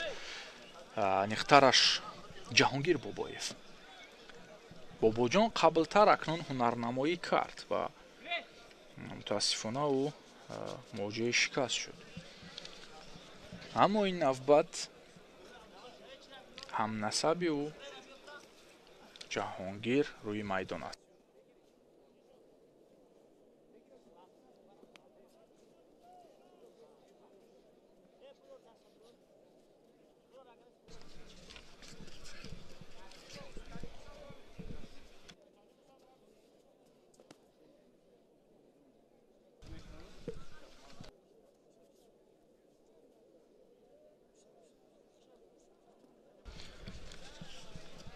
идома ҳамоно ҷараёнаш мисли пештар аст, аниқтараш қаблтар ва инҷо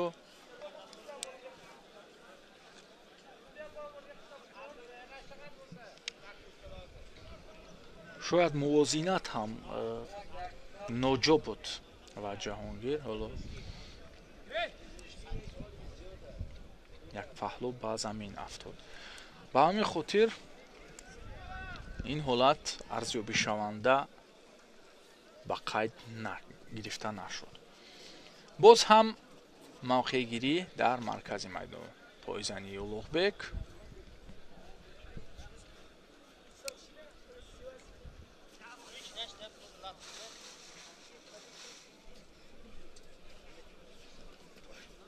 дигар бора аз ин ҷониб пешпо додани шуд рақибро, самти дигари пойро нишон гирифт ва акнун боз ҳам бе ягон натиҷа. камтар аз 10 сония камтар аз 10 сония то интиҳо ва бубинед ки ба оҳистагии рақобат вақти асосияш ба анҷом расид. ба анҷом мерасад аниқтараш. кӯшиши дигари Улуғбек Раҳимов буд, вале вақт ба анҷом расидааст. Golden score рақам мезанад 3 дақиқаи дигар ба ҳар ду варзишгар имкон аст ва аз ин имконот бояд хуб истифода кунад. ин ҳолате аст ки хеле мураккаб барои ҳар ду варзишгар, лаҳзаи ҳассос, чун метавонад ки бо як имтиёз нафари ғолибро муайян кунад. аз ин лиҳоз дар ин ҳолат бояд хеле чолок бошӣ. хуб, огоҳии дигар аниқтараш танбеҳ ба паҳлавон Ҷаҳонгир Бобоев дода шуд ва ба ҳамин тартиб ҳоло Улуғбек Раҳимов ба марҳилаи дигар меравад. вохӯри ниманиҳои вазни то 65 килограмм намояндаи ҷумҳурии Тоҷикистон Соҳроб Боқиев бо намояндаи ҷумҳурии Ӯзбекистон Артём Штурбабин. вақт ҳамин тариқ дар гилеми рақами 2 ғолибият насиби Антон Брачев.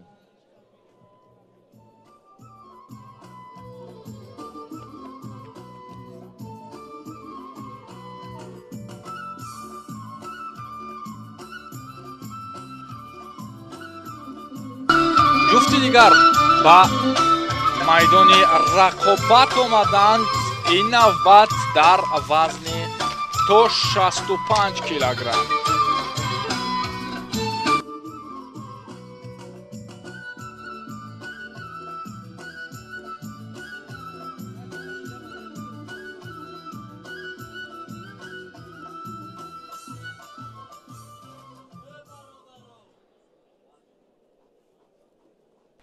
хуб, дӯстони азиз, вазни то 65 кило дар ҳоле ки оғоз шуд ва ин марҳилаи нимфинал аст.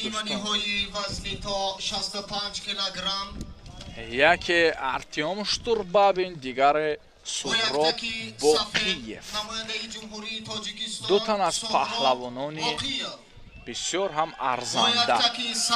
намояндаи ҷумҳурии Ӯзбекистон Артем Штурбабин.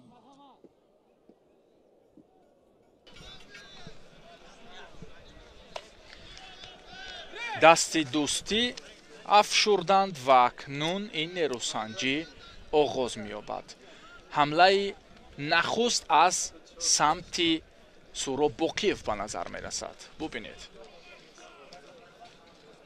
гиребонро қавӣ дошта гирифт ва фишорҳои иловагӣ барои ин доштан боис гардонид ки як ҳамларо пеша кунад. вале аз хати ҳамла Артем Штурбабин дуртар монд. ба ҳамин тартиб ҳоло нақшаи аввалини Сухроб Боқиев натиҷа надод.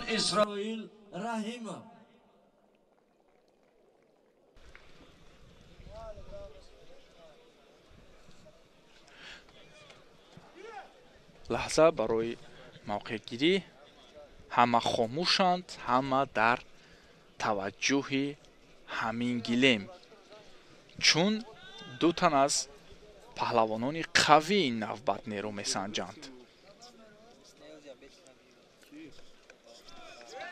мавқеъияти дигар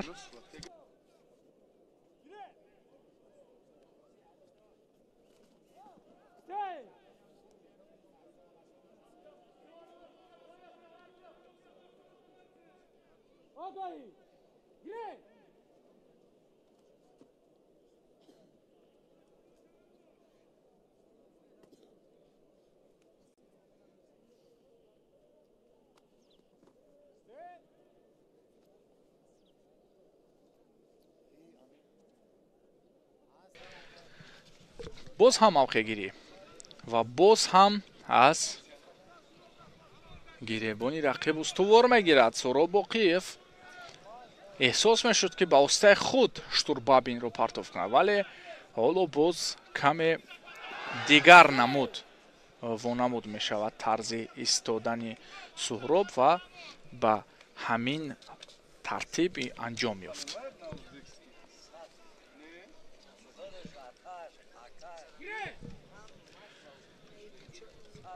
довари марказ Зокир Солиев ҳоло гирет мегӯяд. вай бубинед чӣ гуна ҳолати диданӣ ва дигарбора бинандаҳоро низ дар майдон боз ҳам ҳушёртар кард. ду по самти ҳаво хест ва қариб буд ки Штурбабин ба замин душона биғалтад. боз ҳам Сухроб Боқиев инҷо кӯшиш мекунад.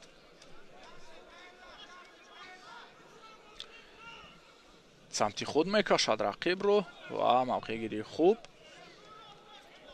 тариқи китф як ташкили партофт кард, вале ҳоло он мавқеъият барои анҷом додани он оғоз номуносиб буд. вале инҷо арзёбӣ намегардад партофт, дар ҳоле ки каме наздик буд ба бадан ё аз самти мо ҳамин гуна намуд. ба ҳар хотир идома меёбад.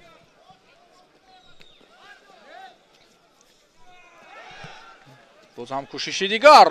бубинед ки бисёр хавфнок аст. Штурбабин низ дар як ҳолати заъф метавонад ки аксулҳамла кунад. аз ин лиҳоз бояд ки хуб ҳушёр бошӣ дар муқобили ин паҳлавон. ҳоло акнун ангеза мегирад ва ба ҳамла меравад Штурбабин. танҳо ақибравӣ кард Сухроб ва танҳо مقاومت و ضدیت نشان داد.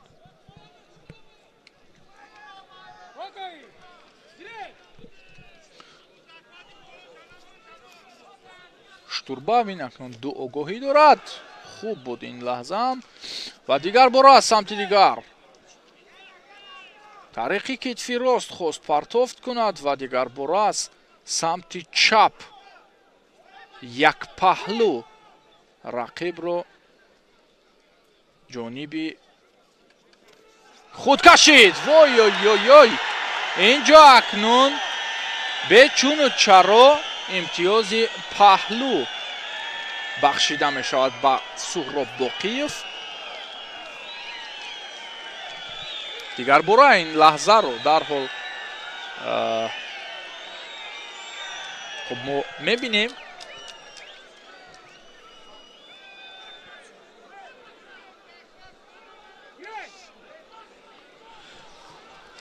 خب همین گونه بود این پرتافت و البته که ارزیابی میگردد.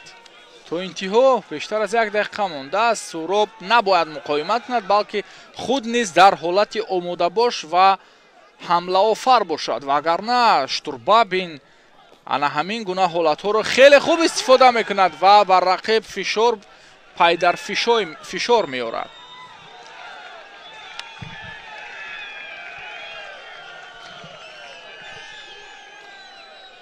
ازدحام زیادی مخلصان در نشست جایگاه این میدان به نظر می رسد.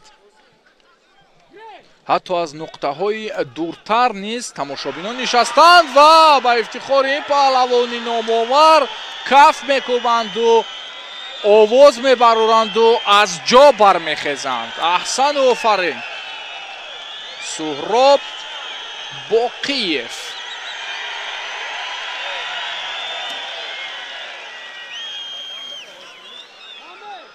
و به همین خاطر همه رو به شور و شوق خیزاند سهراب باقیف و یک تنبیه هم گرفت. ببینید حالت بسیار مرکب برای سهراب باقیف فرا رسید و در حال وقت حالا کافی است سهراب باید هوشیارتر باشد چون تنتنه از برد و استقبال از غالبیت پس چند ثانیه دیگر است و ببینید دیگر بار رقیب رو به زمین می نهد. داور مرکز بدن ارزیابی کرد و دیگر بار با مشورت همکسبانش که از دو زاویه دیگر داوران این نیروسنجی رو حکمی میکنند اون بدن برکنار شد. ثانیه های آخر و اکنون سهراب میتواند استقبال از غالبیت بکند و این چرخش بسیار هم عالی همگی را به پا خیزاند. احسن و آفرین سهراب باقیف توانست که این نوبت یک شو برپا نماید در مکان برگزاری مسابقه با شکوه گشتینگیری دنغره. او به آخری نهایی برآمد و نماینده جمهوری ازبکستان ارتیوم شتوربابین اکنون برای رقیب خود در فینال سهراب به کناری میدان می رود. این نوبت برای راه یافتن به فینال و رقیب شدند با سهراب باقیف جفت دیگر روی گلیم آمدند. ببینید دیگر بار حالت تکراری رو بسیار با مورد بود. اینجا کاری همکاری ما هم از صحنه تکراری نشان داد. عالی بود البته. تو رفت این چورابینی شکوهی بیشتر کسب میکند. وزن تا 65 جفتی دیگر برای به دست آوردن راهخط به فینال این مسابقه. سوربان لطیپوف خلعت سبز پوشیده است. در برابر او خیراندش مرادزاده با یک تک سفید روی گلیم است. این شروع شوق سهراب باقی بود که این همه تماشابینان و اشتیاقمندان گوشتین را به پا خیزاند. اکنون ما توجه میکنیم به نیروسنجی خیراندیش مرادزاده و سوربون لطیپوف. سوربونی که در مرحله های گذشته رقیبانی خیلی قوی رو گذشته کرد و این نوبت در نیم فینال با یک گویم رقیب ارزنده دیگر که او را نام خیراندیش مرادزاده است روی گلیم آمده است.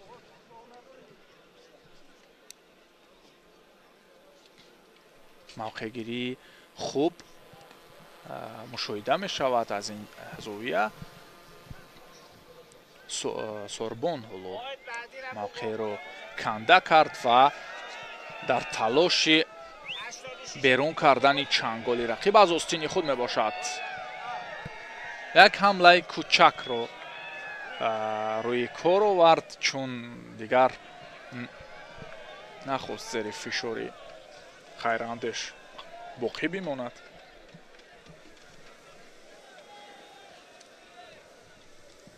گلمی رقمی یک بعدین وخوری تیاری بینند. حالا اکنون باز هم موقعیت برای هر دو پهلوان بیشتر خیراندیش قوی داشته است از گریبان و سوربون نیز در حال قسمتی پیشی یک تکی خیراندیش رو چنگال زد و موقع گرفت. خیلی سرعتناک موقعیت رو عوض میکنند پهلوانان و این بعد یک کوشش دیگر باز هم از جانب سوربون به نظر می رسید.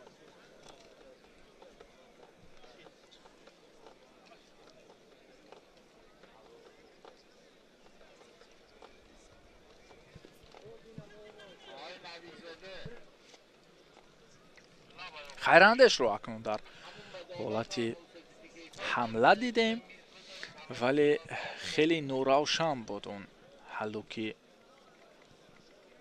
کار کرده خیراندیش.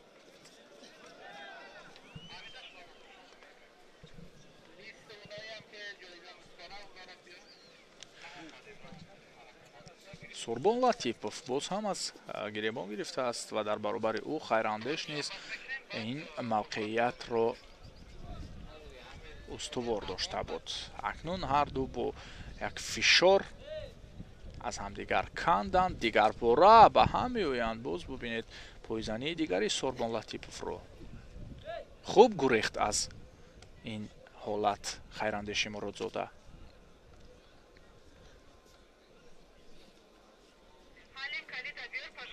چونون فشار میارن، چونون دست میکنن که خیلی یکدیگر حتی تکان هم مییابند.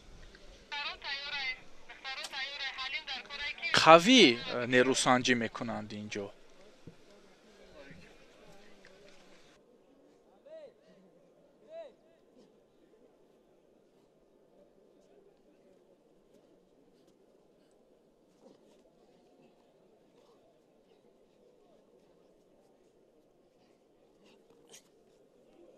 خوب موقعیتی خوب بود اینجا و خوب استفاده هم کرد. دو داوری کنجی حلال میگویند ولی داوری مرکز پهلو ارزیابی نمود و دیگر باره اون بهاگذاری خود رو تغییر داد. خیراندیش مرادزاده با سهراب باقیف چند پس برای عنوان قهرمانی مبارزه میبرند. بگیریم دعوت کرده می شود احرار زیاداللهیف نماینده جمهوری ترکمنستان با نماینده جمهوری تاجیکستان میزراب شاه لایقов. صحنه تکراری اینجا همکاری ما شاروخ سعید مرادov هم بر محل ин наворро пешкашӣ могардонид ва аз ду зовия мо партофти хайрандешро такроран дидем.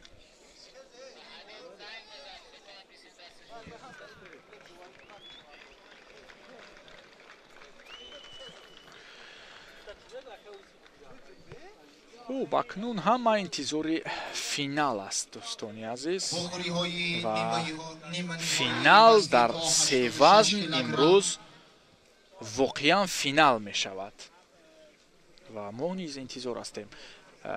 ҷуфти вазни то 65 кило дар марҳилаи ниҳоӣ муайян шуд ва ин навбат варзишгарон дар вазни 86 кило меоянд.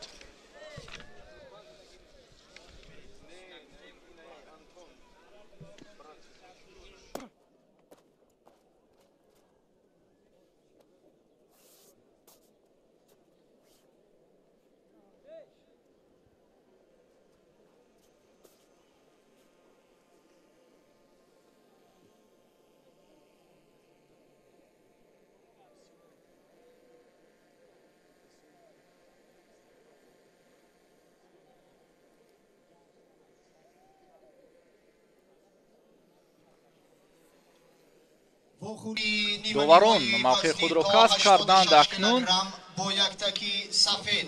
намояндаи ҷумҳурии Туркменистон мебинем ки бояктаки сабз намояндаи ҷумҳурии Тоҷикистон Мизробшоҳ Лоиқов ниҳоӣ барои рақобат ба ҳам меоянд. ин нимфинали аввал дар вазни то 86 кило аст.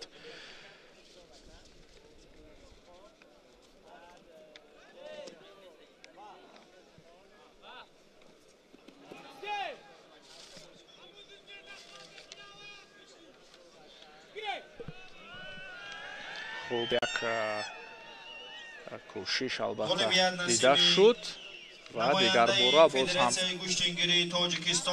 мавқеият бубинед бисёр олӣ ва бисёр суръатнок буд ин корбурд аз сӯи паҳлавони туркманистонӣ. дигар бора дарҳол саривақтӣ ин ҳолат нишон дода мешавад, вале боз бояд барбигардем. инҷо боз ҳам аланга мегиранд паҳлавонон, чун акнун Мизробшоҳ Лоиқов дарҳол ҷуброн аз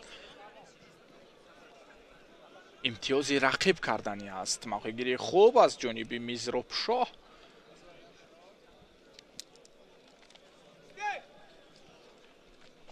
вале ҳадди ақал тавонист рақибро аз майдон берун созад.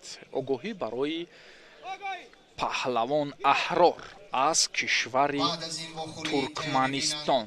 варзишгарони вазнашон то 86 килограмм вохӯриҳои ниманиҳоӣ. намояндаи ҷумҳурии Ӯзбекистон Самандарбек Садиров бо намояндаи дигари ҷумҳурии Ӯзбекистон Умар Бозоров. акнун мутаваҷҷеҳ мешавем. пушти гиребон гирифт Лоиқов ва дар мавқеъгирии пойҳо бибинед ки чӣ гуна хуб ҳунарнамоӣ мекунад ва дарҳол ин ҷуброн барои паҳлӯи рақиб аст. паҳлӯ болои паҳлӯ мешавад. ҳар ду як имтиёз доранд. ҳоло бубинед чӣ гуна мушаххас ва саривақтӣ мо аз такрори он ҳолат тамошо мекунем. ва Шамсиддин Раҳматов низ дигар бора гиред мегӯяд. паҳлавонон акнун хуб ба ҳам омаданд ва инҷо як кӯшиши Аҳрор ба назар расед. дигар бора аз ҳамон мавқеияти қаблӣ истифода мекунад. бисёр наздик буд барои ба воситаи худ партофт кардан, вале камтарин ҳолат ва камтарин муддат буд ки худро раҳо бисозад Лоиқов. вагарна Мизробшоҳ каме дар ҳолати мураккаб метавонист қарор бигирад.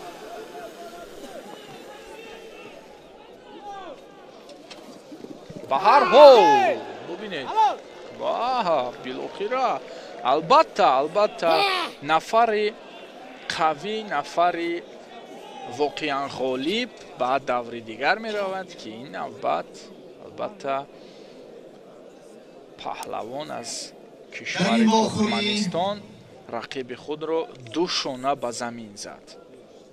غالبیت نصیب نماینده جمهوری ترکمنستان احرار زیاداللهیف احرار جفتی финалиро аниқтараш нафари аввал барои ташкил намудани ҷуфти финалӣ мешавад.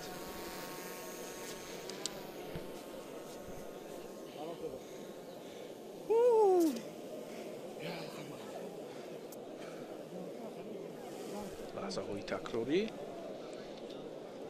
ҳолате буд ки сараввал паҳлӯ гирифт аҳрор зиёдуллоев ва баъдан боз ҳам аз ин зовия паҳлӯро дидем ва баъдан паҳлавони мо ҷуброн аз имтиёзи паҳлӯ кард ва мувозинат баробар шуд. ҳамин тариқ дар партофти нуқта гузоранда аҳрор зиёдуллоев ғолибиятро ба даст овард. نماینده جمهوری ازبکستان سمندربek Sadirov با یک تکی سبز نماینده جمهوری ازبکستان عمر بازارov. خуб ду тан аз паҳлавонони узбекистонӣ рӯи гилем барои ба даст овардани роҳхат ба финал ки инҷо ҳоло аҳрор зиёдуллоев аввалин шуда дар финал мавқеъ мегирад.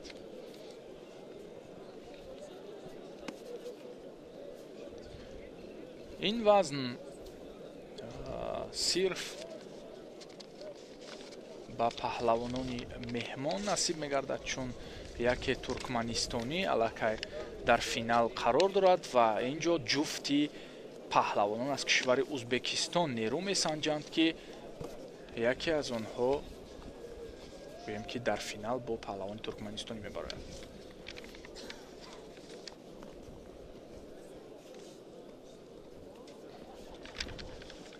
вале дар вазни 65 мо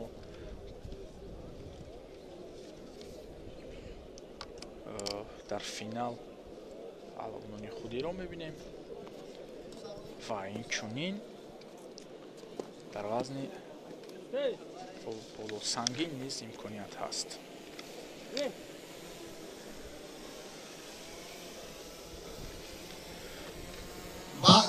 ҳоло бозоров инҷо боз ҳам мавқеъ меҷӯяд. мардук бозоров вохӯриҳои ниманиҳоӣ намояндаи ҷумҳурии ӯзбекистон муҳсин ҳисомиддинов низ хеле кӯшиш дорад ки ба финал равад. мирмаҳмад шакармаҳмадов зинаи сеюм қаноаткунанда нест барои нафароне ки албатта як қадам аз финал дур ҳастанд. то ҳадди имкон ва то имкони ба дастомадаашону қудрати доштаашон нерӯ месанҷанд. Садиров инҷо самти худ мекашад рақибро ва дар ҳол Бозоров аз ин ҳолати мураккаб тасмим гирифт ҳамла кунад.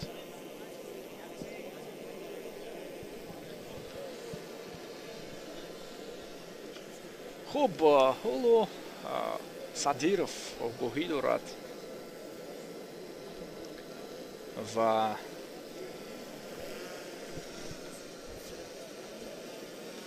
нагузорад ки огоҳиҳо пайҳам шаванд.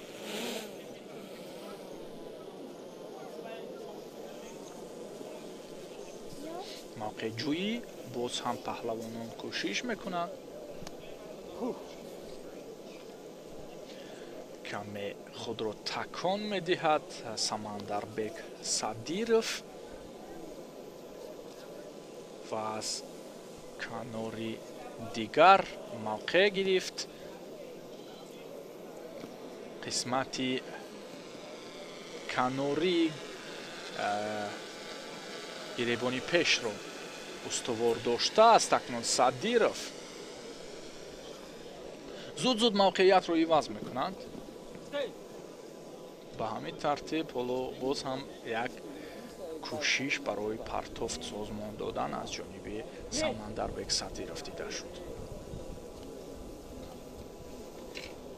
Бозоров талош мекунад ки камарбанд бигирад, вале рақиби ӯ чолоктар намуд дар ин ҳолат. барвақттар аз камарбанд устувор гирифт ва ин ҳолат арзёбӣ гардид.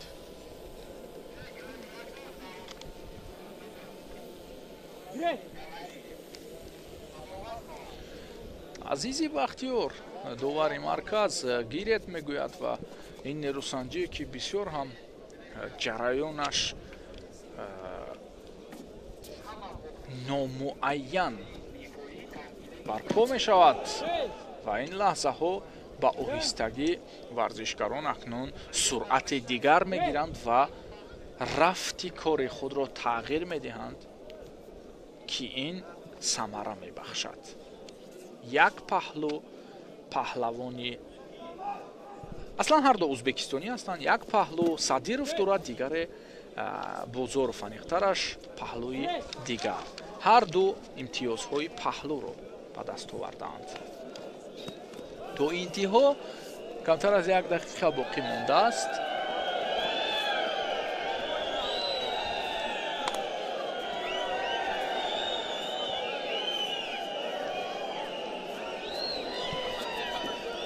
акнун оҳиста оҳиста тамошобинон низ ба гӯем ки ҳаводории ин ду ҳамтан меоянд, чун бояд ки суръат тезтар бигардад ва ҳамагӣ интизори дидани паҳлавонони худӣ ҳастанд.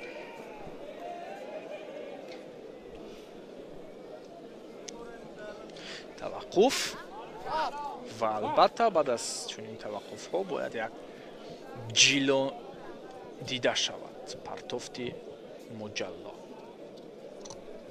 дар ин вохӯрӣ ғолибият насиби намояндаи ҷумҳурии Ӯзбекистон Умар Бозоров ӯ ба даври ғолиб меояд ва Садиров Самандарбек ҷои сеюм мегирад. ӯ ба даври ниҳоӣ баромад ва рақиби ӯ Умар Бозоров мақоми севум.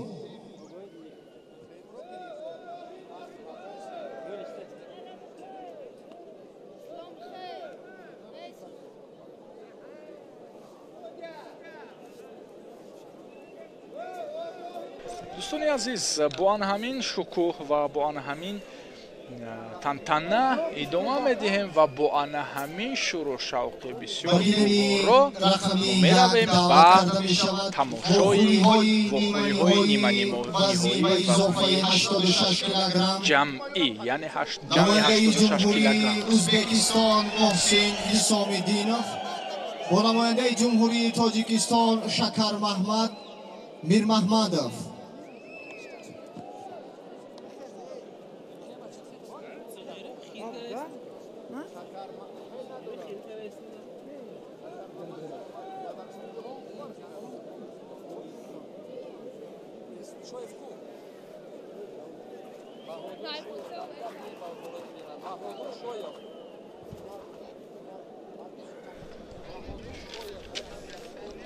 тамошобинони азиз, таваҷҷӯҳ мекунем ба гилеми якум ки инҷо ҳамагӣ ду ҷуфти дигар барои роҳ ёфтан ба финал нерӯ месанҷанд. ҷуфти аввал дар майдон ҳозир аст. яке аз кишвари Ӯзбекистон бо исми Муҳсин Ҳисомиддинов, дигаре Шакармамад Мирмамадов, паҳлавони танӯманду бузургҷуссаи Тоҷикистон. доварон низ ба майдони рақобат ворид мегарданд ва ин ду мубориз, ин ду таҳамтанро барои рақобат ба ҳам меоранд.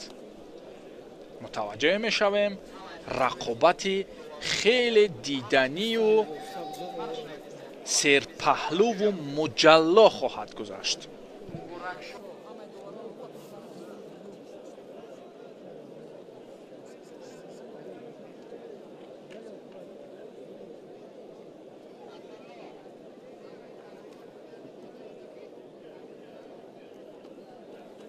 довари болои гилем, довари дараҷаи байналмилалӣ, намояндаи ҷумҳурии Тоҷикистон Баҳодур Ҳалимов.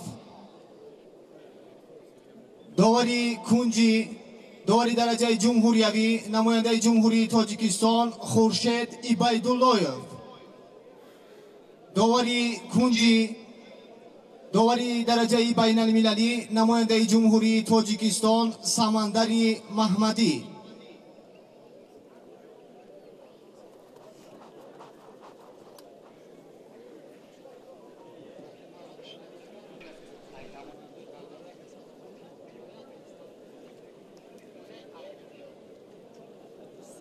вохӯри ниманиҳоӣ вазни ба изофаи 86 килограмм бо яктаки сафед, намояндаи ҷумҳурии Узбекистон Муҳсин Ҳисомиддинов.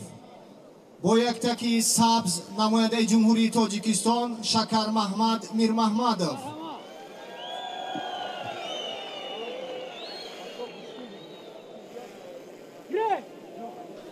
хуб, дӯстони азиз, идомаи нерӯсанҷиро дар пешниҳоди ҳамкорам Собон Амонуллозода бишнавед ва таваҷҷӯҳ мекунем ба гилеме ки тантанаи бисёр бошукӯҳ барпо мешавад.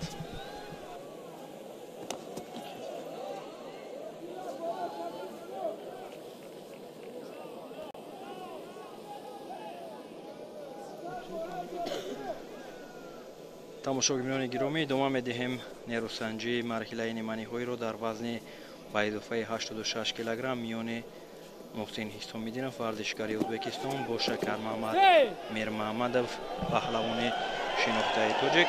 инҷо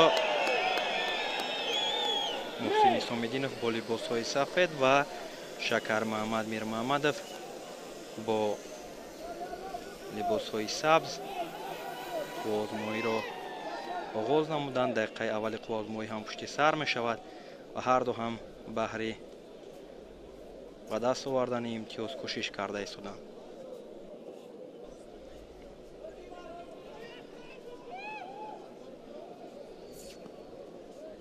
ҳарду ҳам хуб доштанд аз гиребони якдигар ва баҳри иҷрои усул инҷо имконият ҷуста истоданд.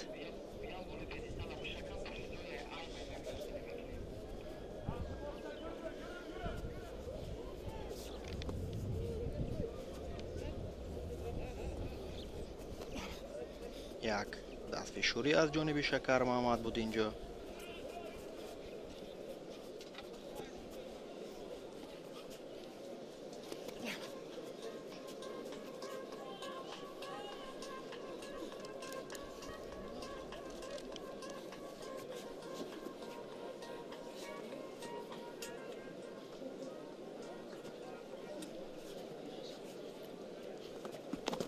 як ҳаракат аз ҷониби Муҳсин Ҳисомиддинов ки афсӯс инҷо Шакармаҳмад шикаст хӯрд ва интизор ҳам надоштем ки бо чунин шакл шикаст мехӯрад. Шакармаҳмад Мирмаҳмадов ва Муҳсин Ҳисомиддинов як ҳалуки берунаи бисёр зеборо дар ин ҷо истифода кард ки Шакармаҳмадро ба душона замин овард ва ба марҳилаи ниҳоӣ роҳашро ҳамвор намуд. ва Шакармаҳмад Мирмаҳмадов мақоми сеюмро ишғол мекунад ва Муҳсин дар финал бо ғолиби ҷуфти Антон Брачев ва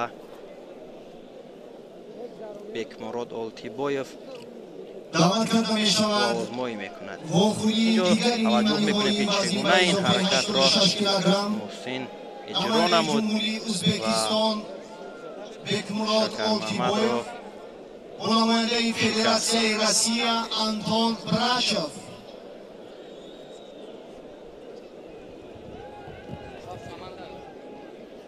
مخلصان هم انتظار برگزار شوی رقابت‌های نهایی هستند و منتظرند که در این سه وزنه که رقابت‌ها صورت گرفته ایستاده است که ها غالب و جایزه دار می‌گردند. درجه بین المللی نماینده جمهوری تاجیکستان سمندری محمدی. دوار مرکز سمندری محمدی دوار درجه بین المللی از رشته گشتنگیری است و پهلوانان وزن به اضافه 86 کیلوگرم جفتی نوبتی در مرحله نیمه نهایی روی گلیم آمدند. بکمراد آلتیبایف با لباس‌های سفید نماینده کشور ازبکستان اشتراکچی بازی‌های المپیک توکیو با آنتون براچف ورزشکار کشور روسیه رقابت را آغاز نمودند و یک حرکت یک پایزنی از جانب براچف بود. اینجا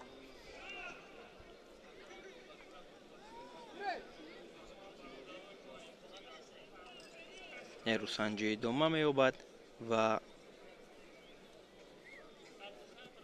توجه میکنیم که چگونه هنرنمایی را این دو پهلوان نشان میدهند. غالب این جفت را در مرحله نهایی وزن به اضافه 86 کیلو محسن حسام‌الدینوف انتظار است و غالب در رقابت فینالی با 5 کرته چمپیون جهانی کورش محسن با آزمایی میکند.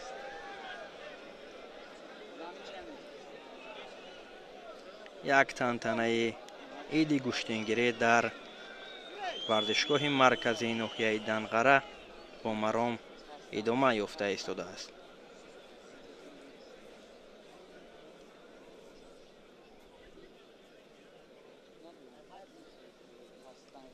با آلتیبایف دوار مرکز آگاهی نشان داد و یک حرکت از جانب آنتون براچف بود که میخواست که سر زانو نشسته پرتافت انجام بدهد.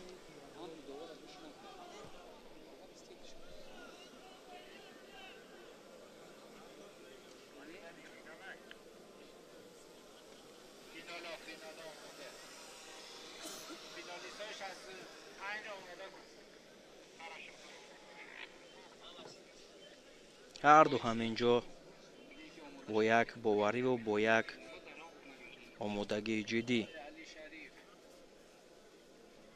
رقابت کرده ایستادند.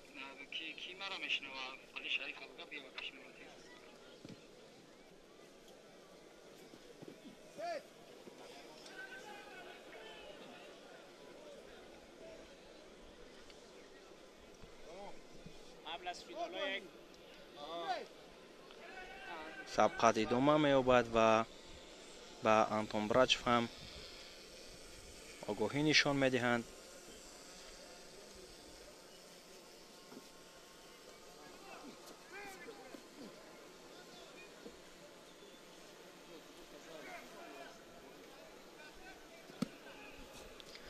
و باید قید نماییم که و اینجا یک پرتافتی زیبایی که آلتیبایف بکمراد سر زانو نشسته پرتافت کرد و غلبه را بر سود خود انجام می‌دهد. همینطور به مرحله نهایی میرسد. الیمپیاد نصیب نماینده جمهوری ازبکستان بکمراد آلتیبایف او به دور نهایی برآمد و رقیب او آنتون براچف قصد باخته که در جمهوریت شهر دوشنبه اوید به گشتنگیری بکمراد آلتیبایف از آنتون براچف داشت. در اینجا گویم که حساب را برابر کرد و غلبه را بر سود خود انجام داد در اینجا و راهش را به مرحله نهایی وزن به اضافه 86 کیلو هموار نمود. یک پرتافتی عالی داشت، یک حرکت بسیار جالب را در اینجا نشان داد بکمراد آلتیبایف.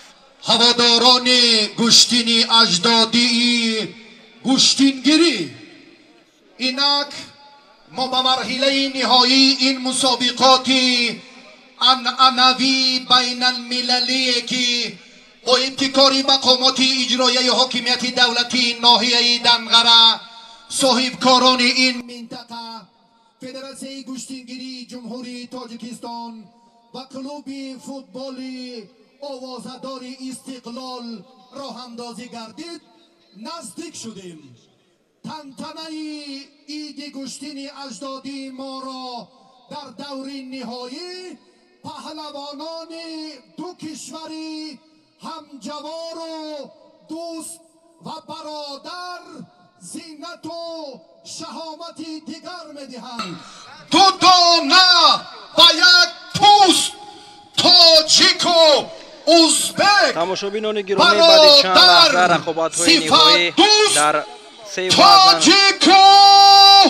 آغاز می شود و ما پیگیر نیروسنجی های مرحله های نهایی وزن 65 کیلو 86 کیلو و بایدوفه 86 کیلو می شویم که در نیروسنجی ها که ها هنر شایسته نشان می دهند و غالب وزن ها می گردند. در همه سمت های خواجگی خلق مملکت خیلی نظر رسند و همه پهلوانان بخت و ظفر در میدانی شکوهمندی دنغره آرزومندم سر رقابت مرحله نهایی در وزنهای 65 86 و جمعی 86 کیلو بعدی چند لحظه سرعت خواهند گرفت و شما استراحت خوب و با فراغت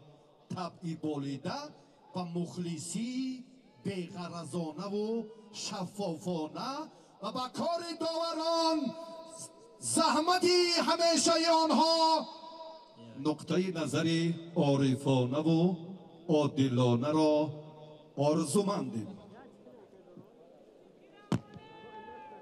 داوری بالای گلم نماینده جمهوری ازبکستان داوری درجه بین المللی ابراهیم کریمov داوری کنجی داوری درجه جمهوری نماینده جمهوری تاجیکستان عزیزی بختیار داوری کنجی نماینده جمهوری تاجیکستان داوری درجه جمهوری دلاوری صبریدین.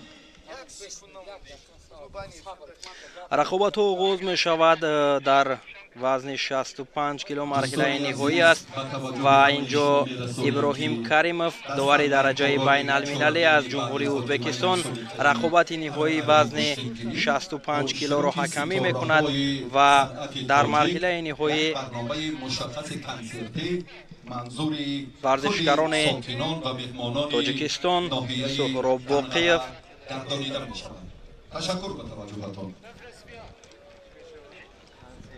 با خیراندش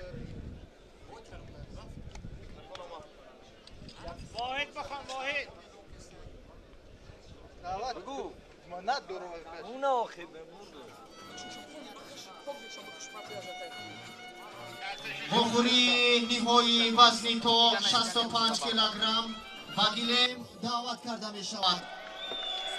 با گلیم دعوت کرده می شود سهراب باقیف با خیراندش مرادزاده دو نفر ارزنده وزن 65 کیلو که در مسابقات امروزه مسابقه گوشتینگیری در ناحیه دنغره هنرنمایی شایسته نشان دادند و به مرحله نهایی راهشان را هموار نمودند. اکنون در اینجا رقابت نهایی صورت میگیرد و سهراب با خیراندش در اینجا توجه میکنیم که چگونه هنرنمایی را پیشکش مخلصان گوشتین سنتی میگرداند.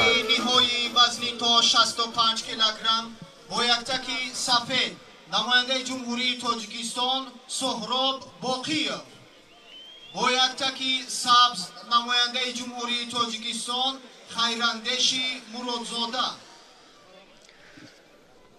سهراب باقیوف با لباس‌های سفید و خیراندیش مرادزاده با لباس‌های سبز هنرنمایی میکنند. ابراهیم کریمов هم داور ازبکستانی اشاره میکند که گیرد و سبقت همین طور آغاز میشود. رقابت نهایی و اینجا در اولین رسیشه که پهلوانان داشتند خیراندیش میخواست یک پرتافت را انجام بدهد و هر دو هم تا رسیدن به این مرحله هنرنمایی شایسته نشان دادند.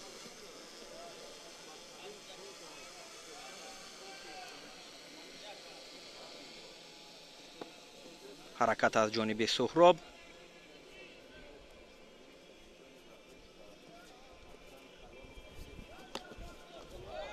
اینجا یک پرتافته از جانب سهراب، حرکتی زیبا انجام داد اینجا و نزدیک بود که برایش امتیاز هم بیارد.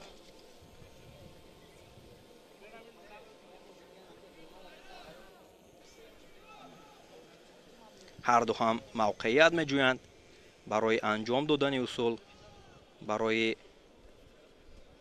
حرکتی با ثمر انجام دادن.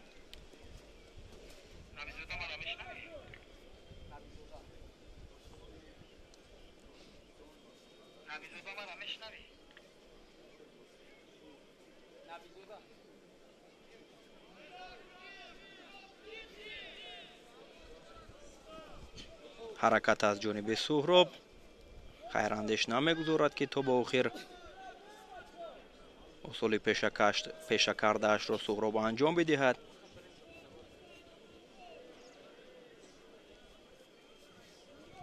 یک دست فشوری از جانب سهراب بود و پایزنی هم اینجا داشت. حرکت از جانب سهراب که بسیار حرکت های زیبا دارد. به خاطر کمکاری به خیراندیش اینجا آگاهی اول رو داور نشان میدهد و تا این دم حرکت ها و فعالناکی در رقابت سهراب اینجا مشاهده می شود. یک حرکت دیگر،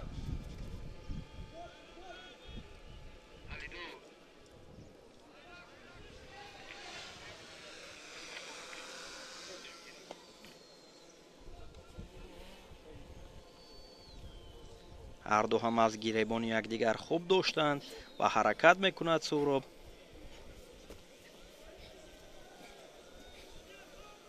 هنرنمایی این جفت بسیار جالب است و همه انتظار است یک قسمت سهراب را دستگیری میکنند، یک قسمت خیراندیش را مخلصی دارند و اینجا نفر ارزنده غالب میآید و همین طور حرکت از جانب هر دو و یک پرتافته که سهراب انجام میدهد.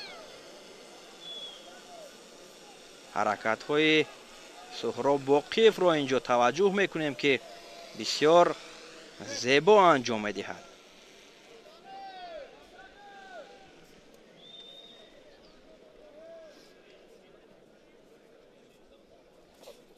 یک حرکت دیگر،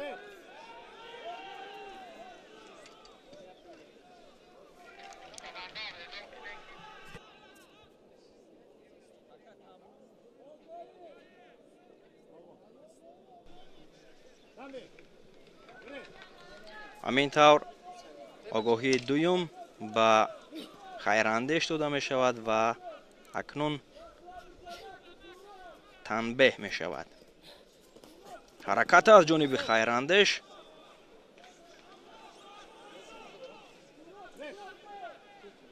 ادامه نیروسنجی،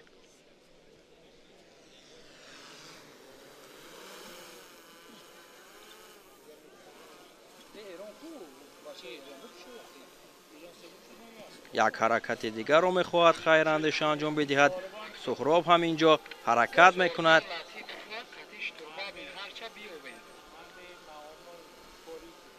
یک دقیقه و 11 ثانیه تا انجام باقی مانده است و یک حرکت دیگر را سهراب انجام دادن میخواهد.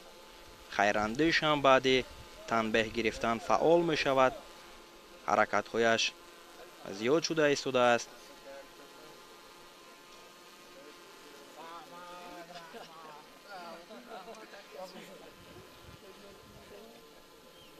گریبان سهراب را خیراندیش خوب داشته است و سهراب هم از گریبان او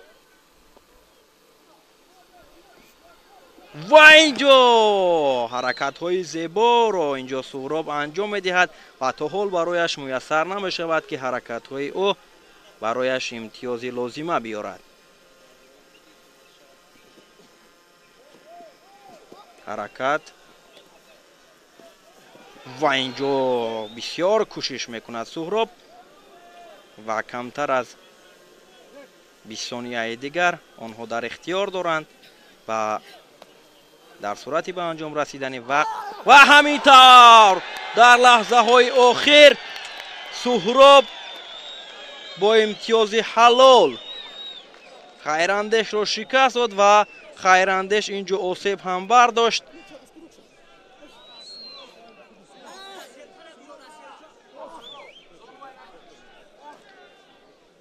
اینجا مخلصان هم به خاطر انمان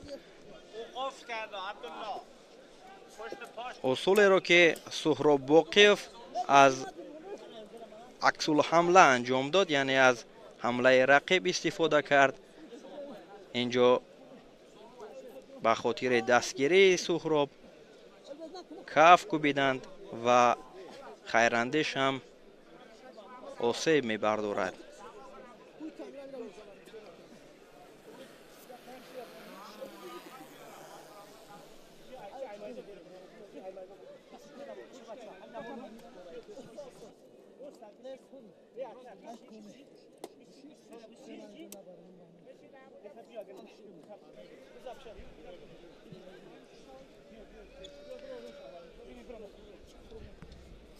از آغاز نیروسنجی در قوازمای نهایی وزن 65 کیلو حرکت‌های سهراب بسیار زیبا بود، بسیار عالی بود. همینطور او غالب می شود و نشان طلا را در مسابقه امروزه عنعنوی ناحیه دنغره بر سود خود انجام می دهد. نشان طلا را به دست می آورد. خیراندیش باشد سزاوار نشان نقره می گردد و اینجا نوارهای تکراری را از رفت رقابت این جفت تماشا میکنیم که چگونه هنرنمایی شایسته را نشان دادند. حرکت های سهراب را اینجا میبینیم که از آغاز تا به انجام بسیار حرکت های جالب داشت و انمان حرکت و تلاش هایش ثمر داد و در لحظه های آخر خیراندیش را اینجا شکست داد و سزاوار مقام اول گردید.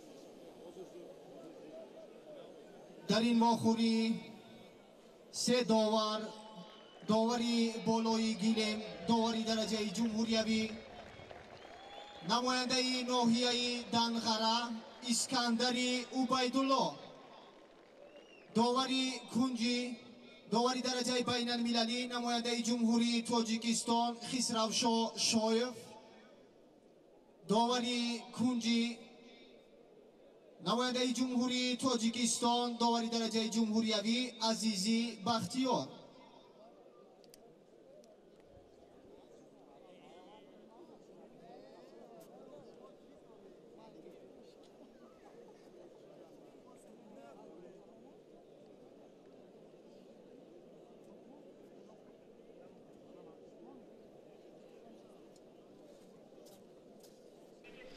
اکنون با رقابت وزن تا 86 کیلو توجه میکنیم که در اینجا نماینده کشور ازبکستان، دو نماینده کشور ازبکستان اینجا با هم نیروسنجی میکنند.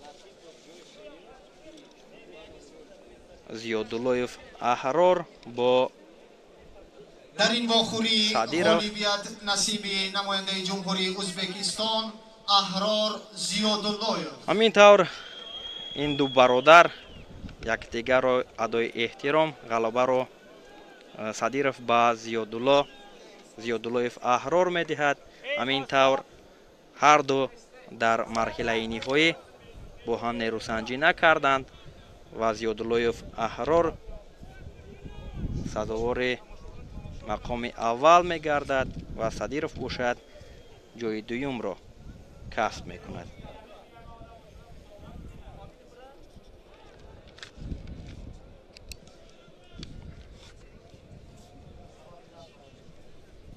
از سبب آسیب برداشتن نماینده دیگری جمهوری ازبکستان صدیرов غالبیت با نماینده جمهوری ازبکستان احرار زیاداللهیف داده می شود. اینجا صدیرов سمندربک به سبب بیانمان که آسیب برداشته است در مرحله نهایی با هموطنش رقابت نکرد و غالبیت را به زیاداللهیف احرار سپارید و هدیه کرد گوییم و یکی نشان طلا و دیگر نشان نقره را در وزن تا 86 کیلو به دست آوردند و دو نماینده دیگر کشور ازبکستان در وزن به اضافه 86 کیلو محسن حسامدینов با بکمراد آلتیبایف در رقابت نهایی وزن به اضافه 86 کیلو برای مقام اول بعد چند لحظه رقابت میکنند.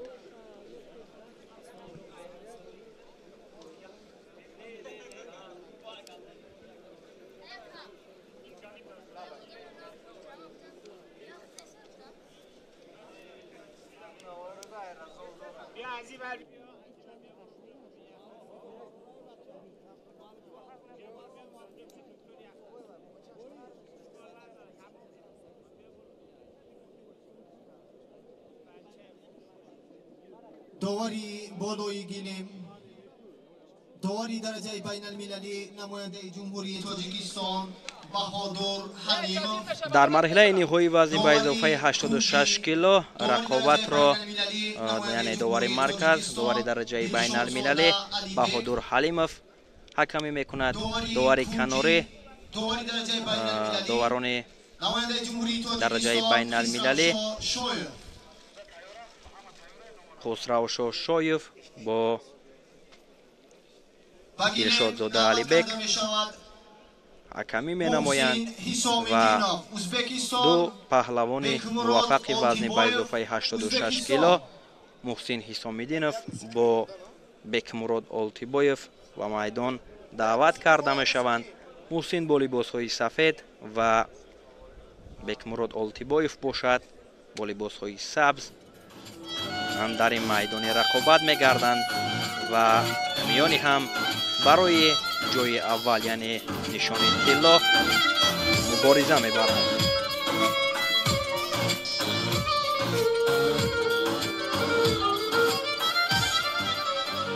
با یک تکی سفید نماینده جمهوری ازبکستان محسن حسامدینov با یک تکی سبز نماینده جمهوری ازبکستان بکمراد آلتیبایف.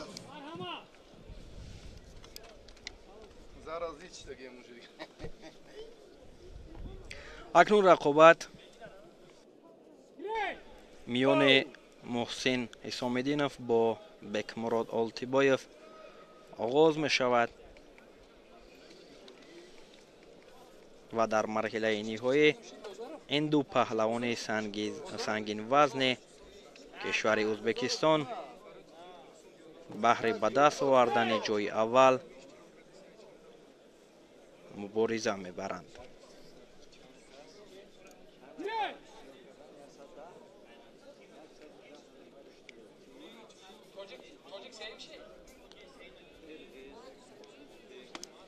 дар ин вазн Шакармуҳаммад Мирмуҳаммадов бо Антон Брачев мақомҳои сеюмро ба даст оварданд ва ба хотири нодуруст доштан аз остини ҳариф ба Бекмурод Олтибоев огоҳи аввал нишон дода шуд ва муборизаро идома медиҳанд. ин ҷуфте ки ва инҷо чӣ гуна партофте ки касе интизор надошт ва Бекмурод Олтибоев бо як усули зебо бо сари зону нишастан партофт кард ва Муҳсин Ҳисомиддиновро шикаст доду нишони тиллоро соҳиб шуд. воқеан як усули зебо, як партофти олиро анҷом дод ки касе ҳам интизор надошт ки бо чунин шакл Муҳсин аз ҳамватанаш шикаст мехӯрад ва инҷо бо партофти олӣ бо ҳунарнамоии арзандаи Бекмурод Олтибоев Муҳсин шикаст хӯрд аз ӯ ва инҷо таваҷҷӯҳ мекунем ки чӣ гуна анҷом дод ин усулро Олтибоев.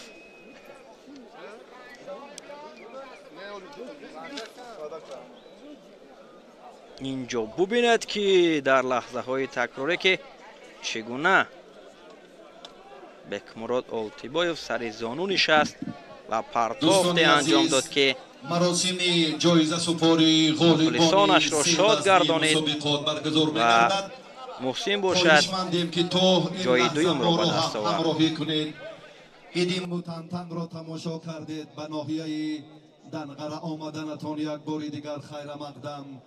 арзи сипосу ташаккур ба он шахсоне ки имрӯз барои мо фазои мутантани идона оростанд. мақомоти иҷроии ҳокимияти давлати ноҳия, соҳибкорони ноҳия, роҳбарияти клуби овозадор ва маъруфи Истиқлол, федератсияи гӯштингирии ҷумҳурии Тоҷикистон ки барои беҳтарин нафарон имрӯз ҳам инъому тӯҳфаҳо таъсис доданд ки дар маҷмӯъ $60,000 амрикоиро дар бар мегирад. маросими бо тантана супоридани ҷоизаҳои ифтихорӣ фаро мерасад. аз ғолибони ибтидо вазни то 65 кило хоҳиш мекунем ки омода бошанд. аз раиси ноҳияи Данғара Саломзода Сиҷовуддин хоҳиш мекунем ки ба назди суфраи зафар оянд ва ба ғолибон инъому тӯҳфаҳоро тақдим намоянд. ва ҳоло бо фазои ҷолиб дар фазои мутантани идона мо ғолибони се вазнро ибтидо вазни то 65 килоро назди суфраи зафар даъват менамоем.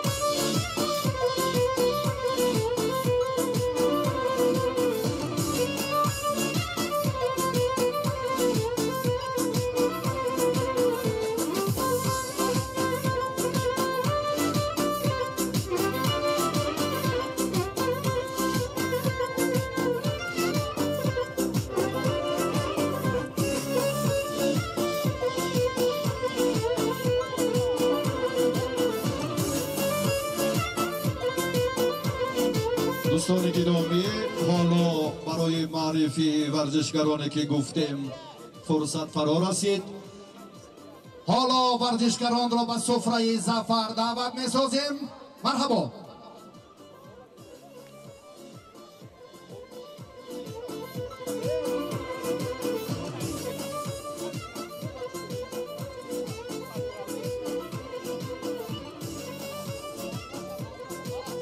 مقام سیوم افتخاری به دو ورزشکاری کشورهای همجوار ارتیوم شتوربابین و سوربون لطیپوف، یکی از ازبکستان دیگری از تاجیکستان نصیب گردید.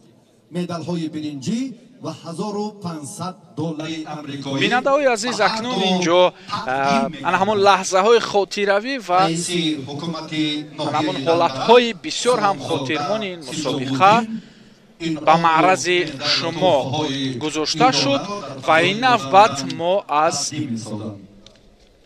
مراسم جایزه سپاری توجه میکنیم. خیراندیش مرادزاده نصیب‌جو ورزشکار به مقام دوم مدال برنجی و $3000 آمریکایی سرفراز می‌گردد. زینه اول افتخاری و سهراب باقیوف. خوب، اکنون قهرمانی وزن تو 65 کیلوگرم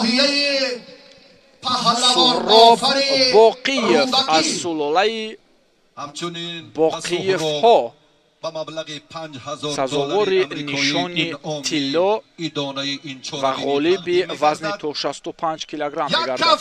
اینجا شهادتنامه برای جایزه که $5000 رو به ترکیب دارد به سهراب باقیف سپریده می‌شود.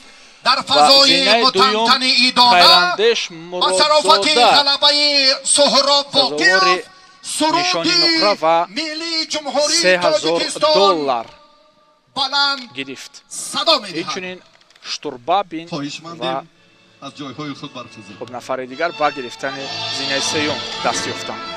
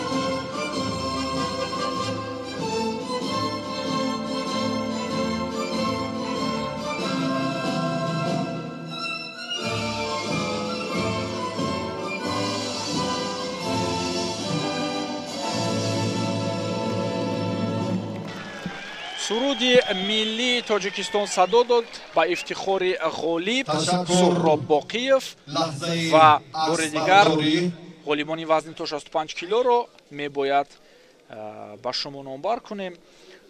سوربون لطیپوف سزاوار نشانی برنجی، ارتیوم شتوربابین از ازبکستان سزاوار نشانی برنجی، خیراندیش مرادزاده از تاجیکستان نشانی نقره و قهرمانی این وزن سهراب باقیف برنده مدال طلای مسابقه عنعنوی اوید به گشتینگیری در ناحیه دنغره.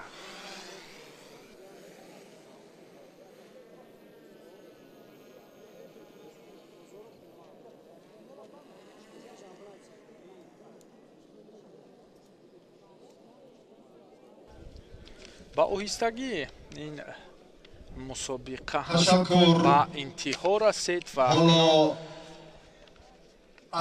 ноҳияи зебоманзари Данғара аз ин зовия ба мо нишон дода мешавад, ки хеле фазои мутантан ва ҳолу ҳавои зебо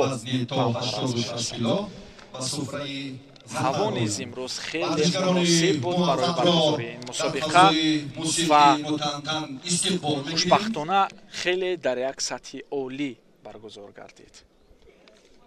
ҳоло вазни то 86 килограмм низ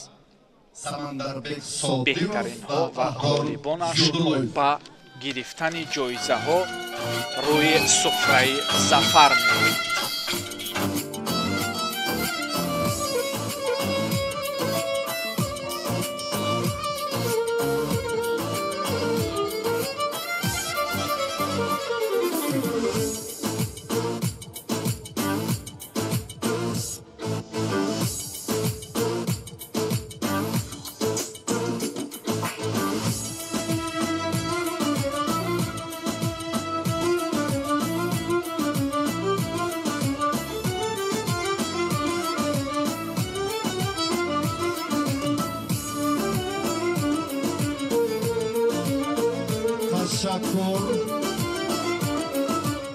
мизроб лоиқзода ва умар бозоров аз ҷумҳуриҳои тоҷикистону узбекистон барандагони медалҳои биринҷӣ муаррифӣ мешаванд.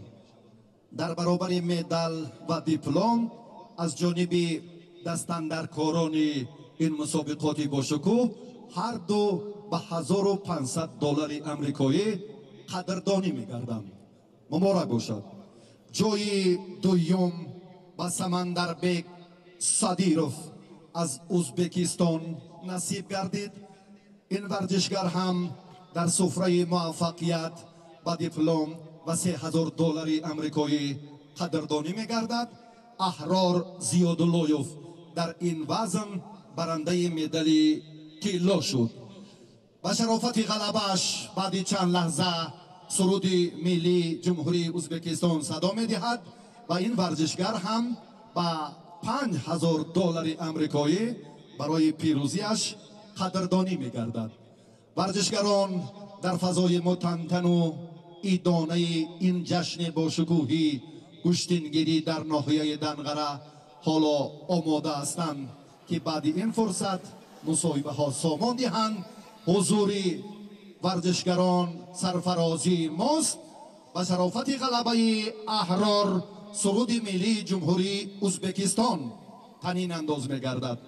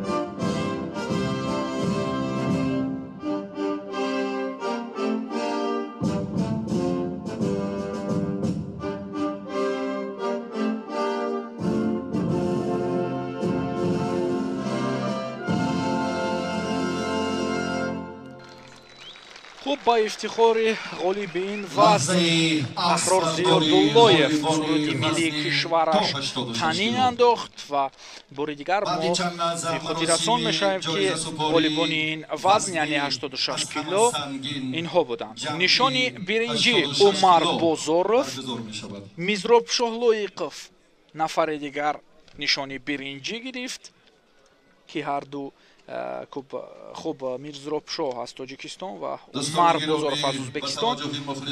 جای دوم را самандарбек садиров گرفت و مقام اول نصیب احرار زیاداللهیف گردید. به همین غالبان وزن تا 86 کیلو هم جایزه و تحفه خود را گرفتند. خواهشمندیم ما را تا فرصت آخر همراه باشید. تشکر به غالبان وزن تا 86 کیلو از دسته گشتینگیری تاجیکستان و میزراب لایقزاده یاریبک و پهلوانان ارجمند ازبکستان. حالا ورزشگران گران وزن میدان را استقبال میگیریم و برای سپاریدن انعام و تحفه های این وزن رئیس ریاست کارخانه واحد دولتی بانک صنعتی و صادراتی تاجیکستان بابازاده حاکمشاه جورخان را به سفره ظفر دعوت می‌سازیم. با موسیقی متنتن ورزشگران را استقبال می‌گیریم.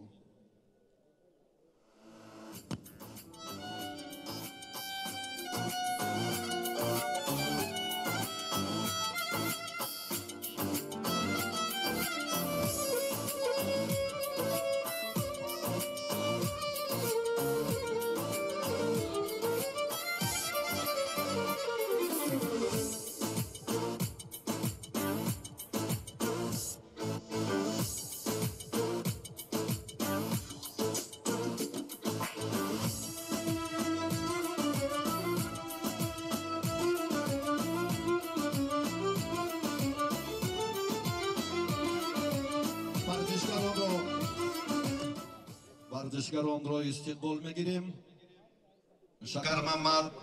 اکنون غالبان وزن جمعی 86 کیلوگرم انتون براچف از فدراسیون روسیه،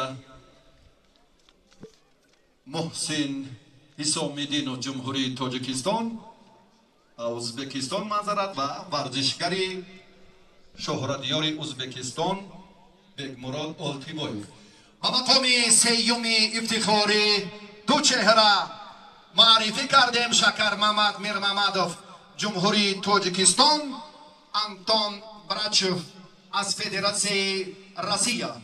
اینها هم به مدال، دیپلم و $1500 امریکایی سرفراز گردانیده می شوند. محسن حسامدینov غالبی 5 کرته قهرمانی جهان در کورش سزاوار مدال نقره و $3000 امریکایی و در این وزن برنده مقام اول بکمراد آلتیبایف معرفی شد. و غالبی هر یک وزن $5000 امریکایی هم تحفه پولی سرفراز گردانیده می شود. از حضور مهمانان ارجمند افتخارمندیم. حالا به شرافت پیروزی بگمراد آلتیبایف دیگر باره سرود ملی جمهوری ازبکستان تنین انداز می گردد.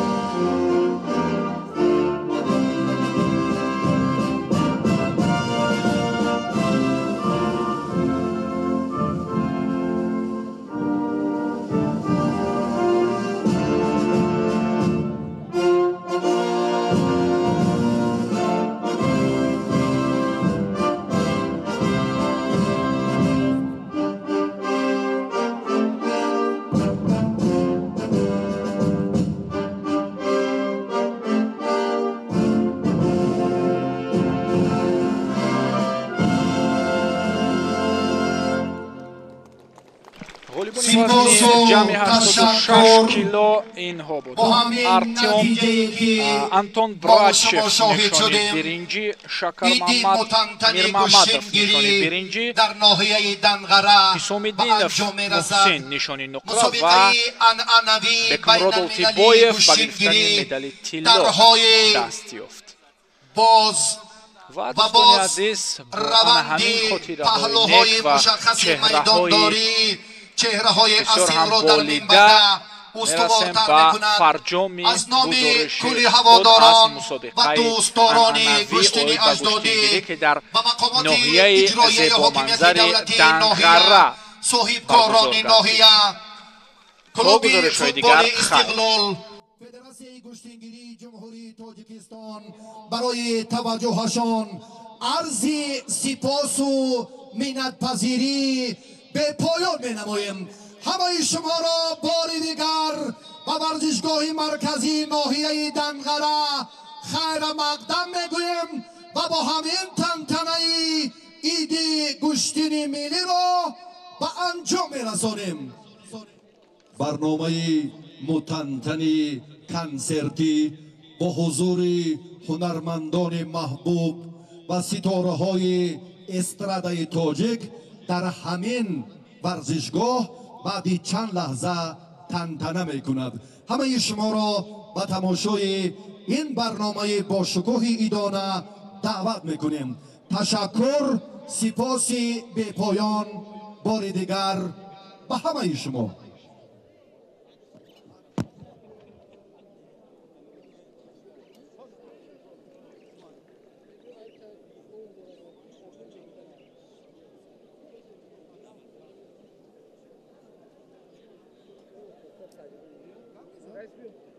بگو کی برنده